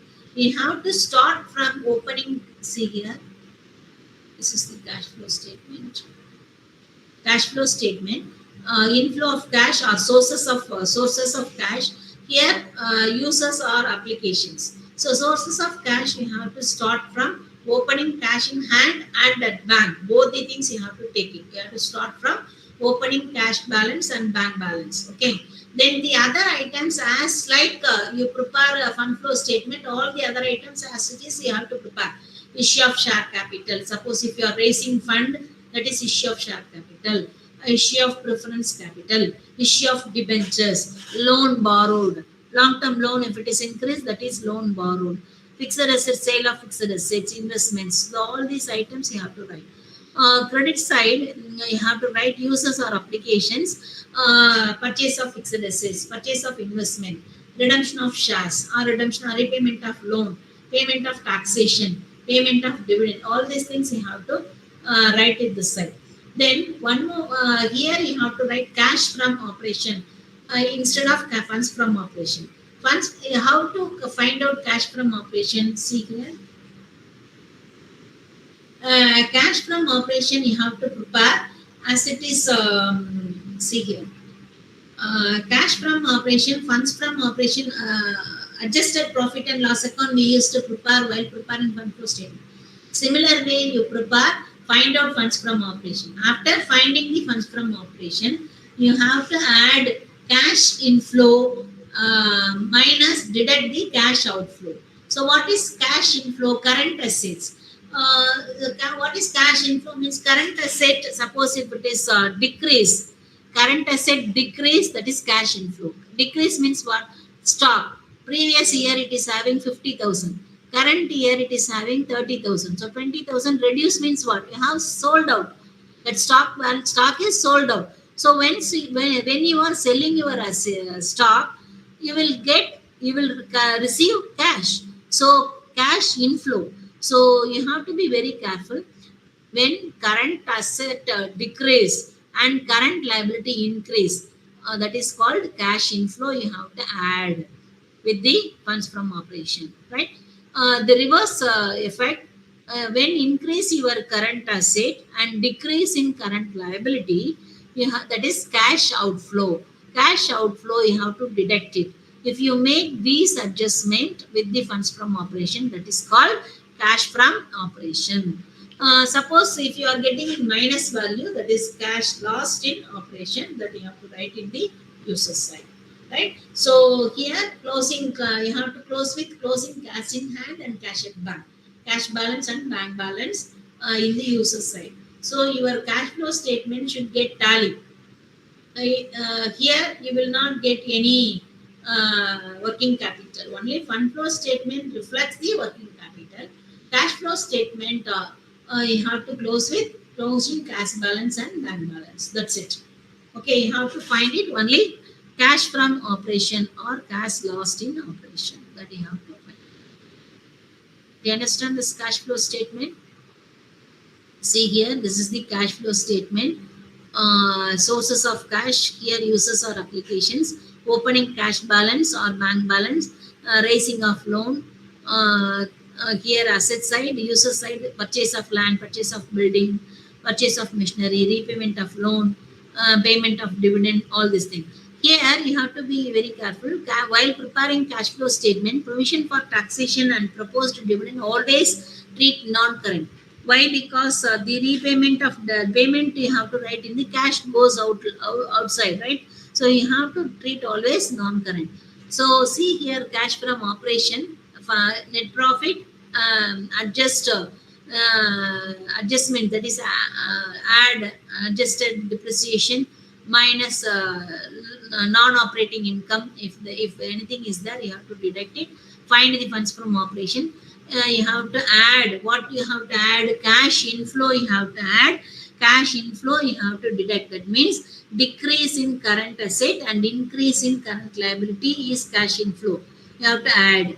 So increase in current asset and decrease in current liability, that is cash outflow, you have to deduct, right? That is called cash from operation or cash lost in operation. If it is cash from operation, you have to write in the sources side. Plus value, you have to write in the sources side. If it is in the minus value, you have to write in the user side. Okay. This is the format of cash flow statement. So provision for depreciation, machinery account. So any required ledger accounts are required, you have to provision for taxation account, opening cash balance, closing balance, tax paid if it is given. See here, this problem, tax provision made is given, made during the year. So you have to find out what is the paid during this year. See this, provision for taxation account, made means by profit and loss adjustment account, profit and loss adjustment account, that is provision made 9,000, you have to write it here. Opening cash balance 75,000, so totally 84,000. So you have closing balance, it is given in your balance sheet, that is 10,000. So tax paid during the year is balancing figure. This is the answer you have to find out and write it in the user side of cash flow statement. Tax paid, payment of taxation 74,000. Okay.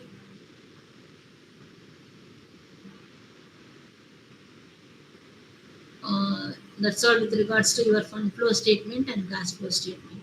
Then marginal costing. Marginal costing is very, very important chapter. Definitely 5 marks, 6 marks question and 10 marks question they may ask you this kind of problem, break-even analysis. They may give you selling price per unit, marginal cost. You are required to find out PV ratio, break-even sales to earn a profit of rupees 2,000, like that.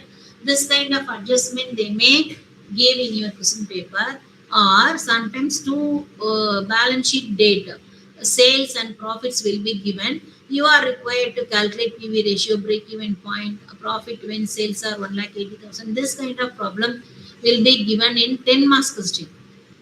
Okay, so you should be very careful. If PV ratio, if 2 periods are given, you have to use the formula for change in profit divided by change in sales into 100 for finding PV ratio. So break-even point, always fixed cost divided by PV ratio. This formula you use for finding break-even point. And then you should be very careful for finding fixed asset, fixed cost. Fixed cost, when 2 periods are given, you take any period PV ratio, that is contribution. Contribution minus profit, that is called fixed cost. You can take any period. Sometimes what they may give, instead of 2010 and 2011, first half of the year, second half of the year will be given. So in that case, fixed cost, if you are taking any period, 60% or something, you are getting 10,000 fixed cost, you are finding the answer. First half of the month is 10,000. What is the second half of the year? 10,000 you have to add. So total year fixed cost you have to take. So 20,000 you have to take. Multiply by 2. Right? 2 period means you have to take any 1 period. Okay. So if it is a same year, first 6 months, second 6 months, like that. If it is given, you have to careful about fixed cost. Okay. Then decision making problem, sometimes very simple problem will be given in 20 marks. I have seen previous question paper, just make or buy decision or key factor, this kind of that is acceptance of export order, this kind of problems are given in 20 marks. Very simple. You have to find out what is the contribution per unit of key factor. If it is positive, you can write the decision. That's all. You have to find out. Right? So it is very simple problems they may ask in. Sometimes they are asking in 20 marks question. So if you are writing correctly, you can score 20 marks in marginal costing decision making problems. Okay. Then the last unit yesterday I taught that is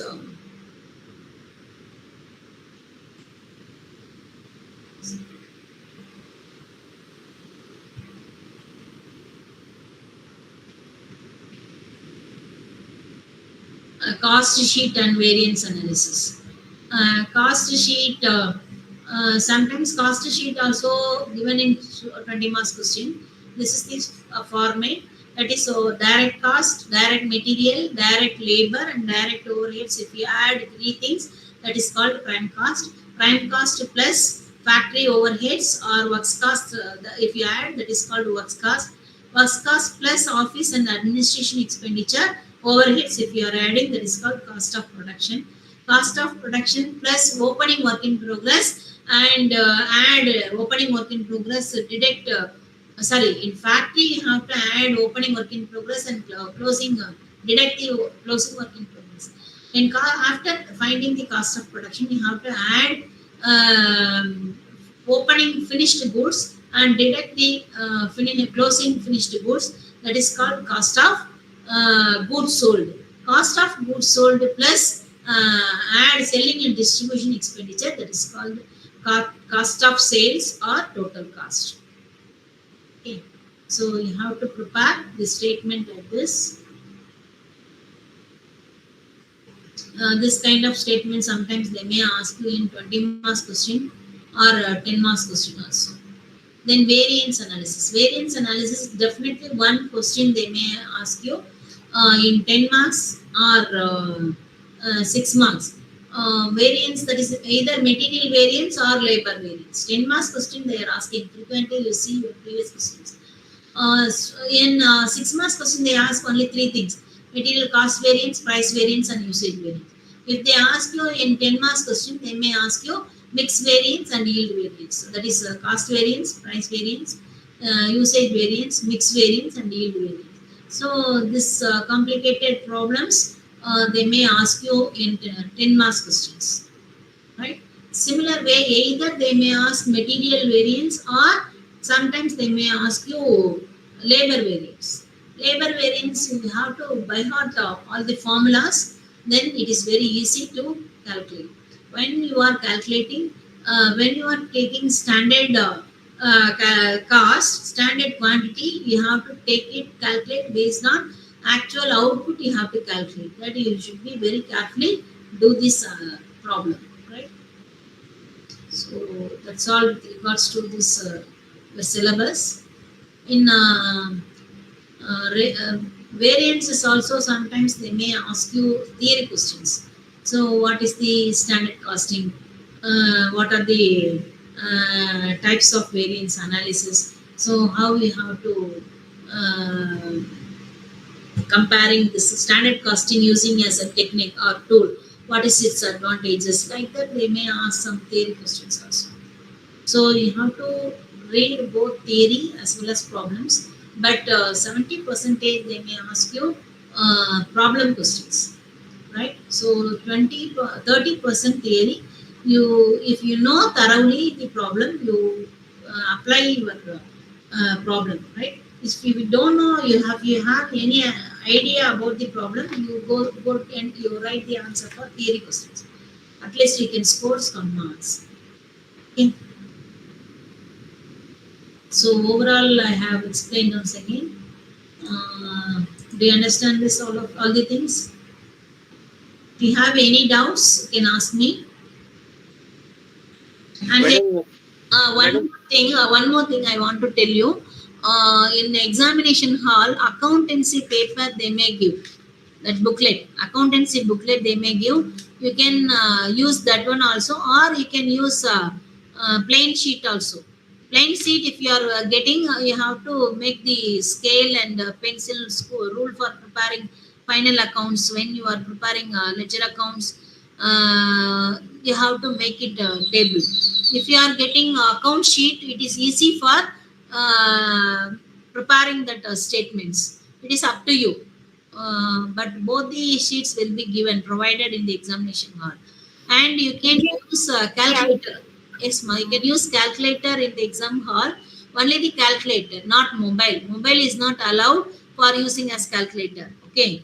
Only calculator you take with you, small calculator or scientific calculator, whatever it is, calculator is allowed.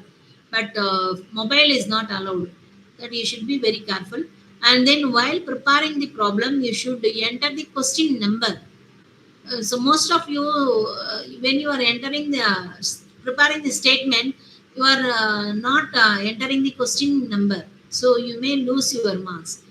So you should be verify whether you have written your question number or not, and then whether you have prepared all the questions. That is in question A, part A, 5 questions you have to attend. You please attend, whether if you know or not, you attend, right? So similarly, part B, 5 questions answer you have to attend. Problem, if you do not know, step mark you will get. Okay, if you are theory questions, if you know, you can write the theory.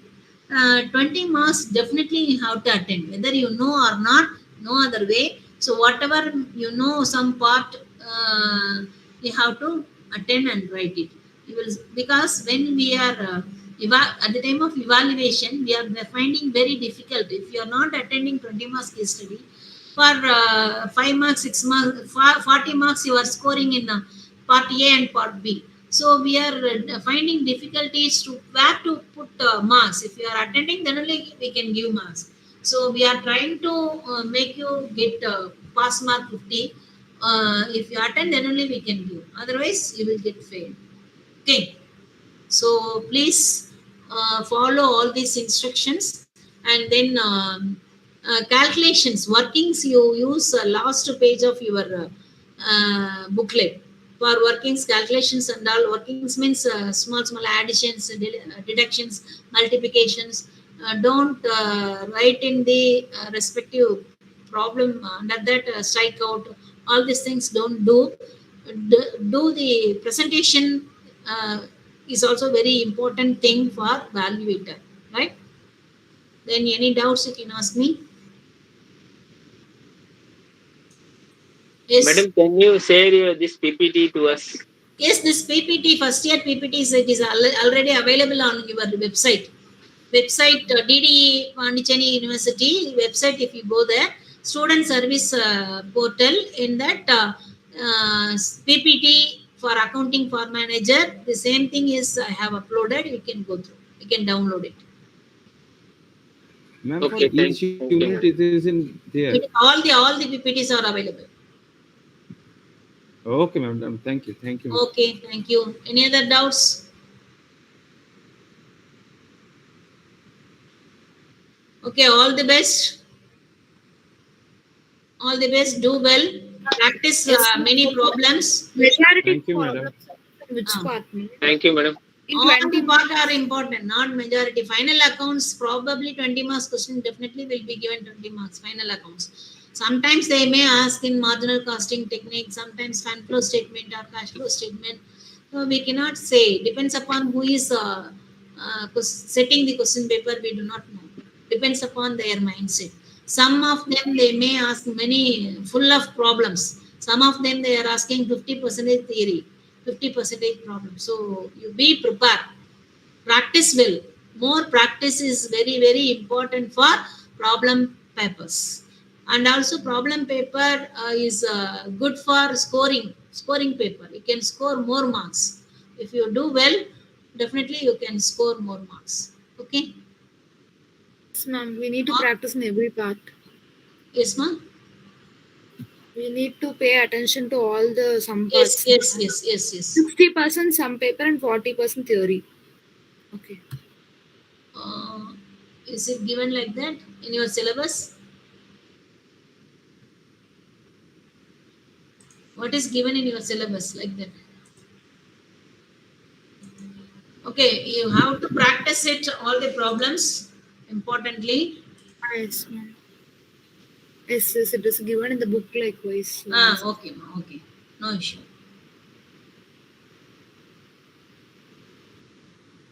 Okay, all the best. Can we wind up this class? Yes, ma'am. If any doubts, can you share your mail ID, ma'am? My mail ID. Okay, one second. Yes, ma'am. Your mail ID and contact number if possible. Yes, your phone number, ma'am.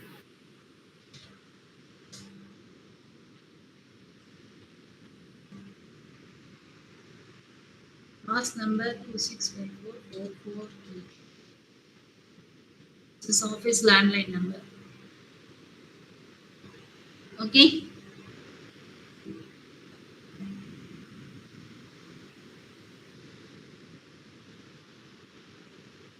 Okay, thank you, ma. If you have any doubts, you can call me. You note down all the doubts if you have. One day you call me and clarify your doubts before the exams. Okay. All the best. Be Thank you, prepared. ma'am. Be prepared and do well. A neat presentation is very important. So, what are the instructions I have told you? You keep it in your mind, right? Okay. All the best. Thank you.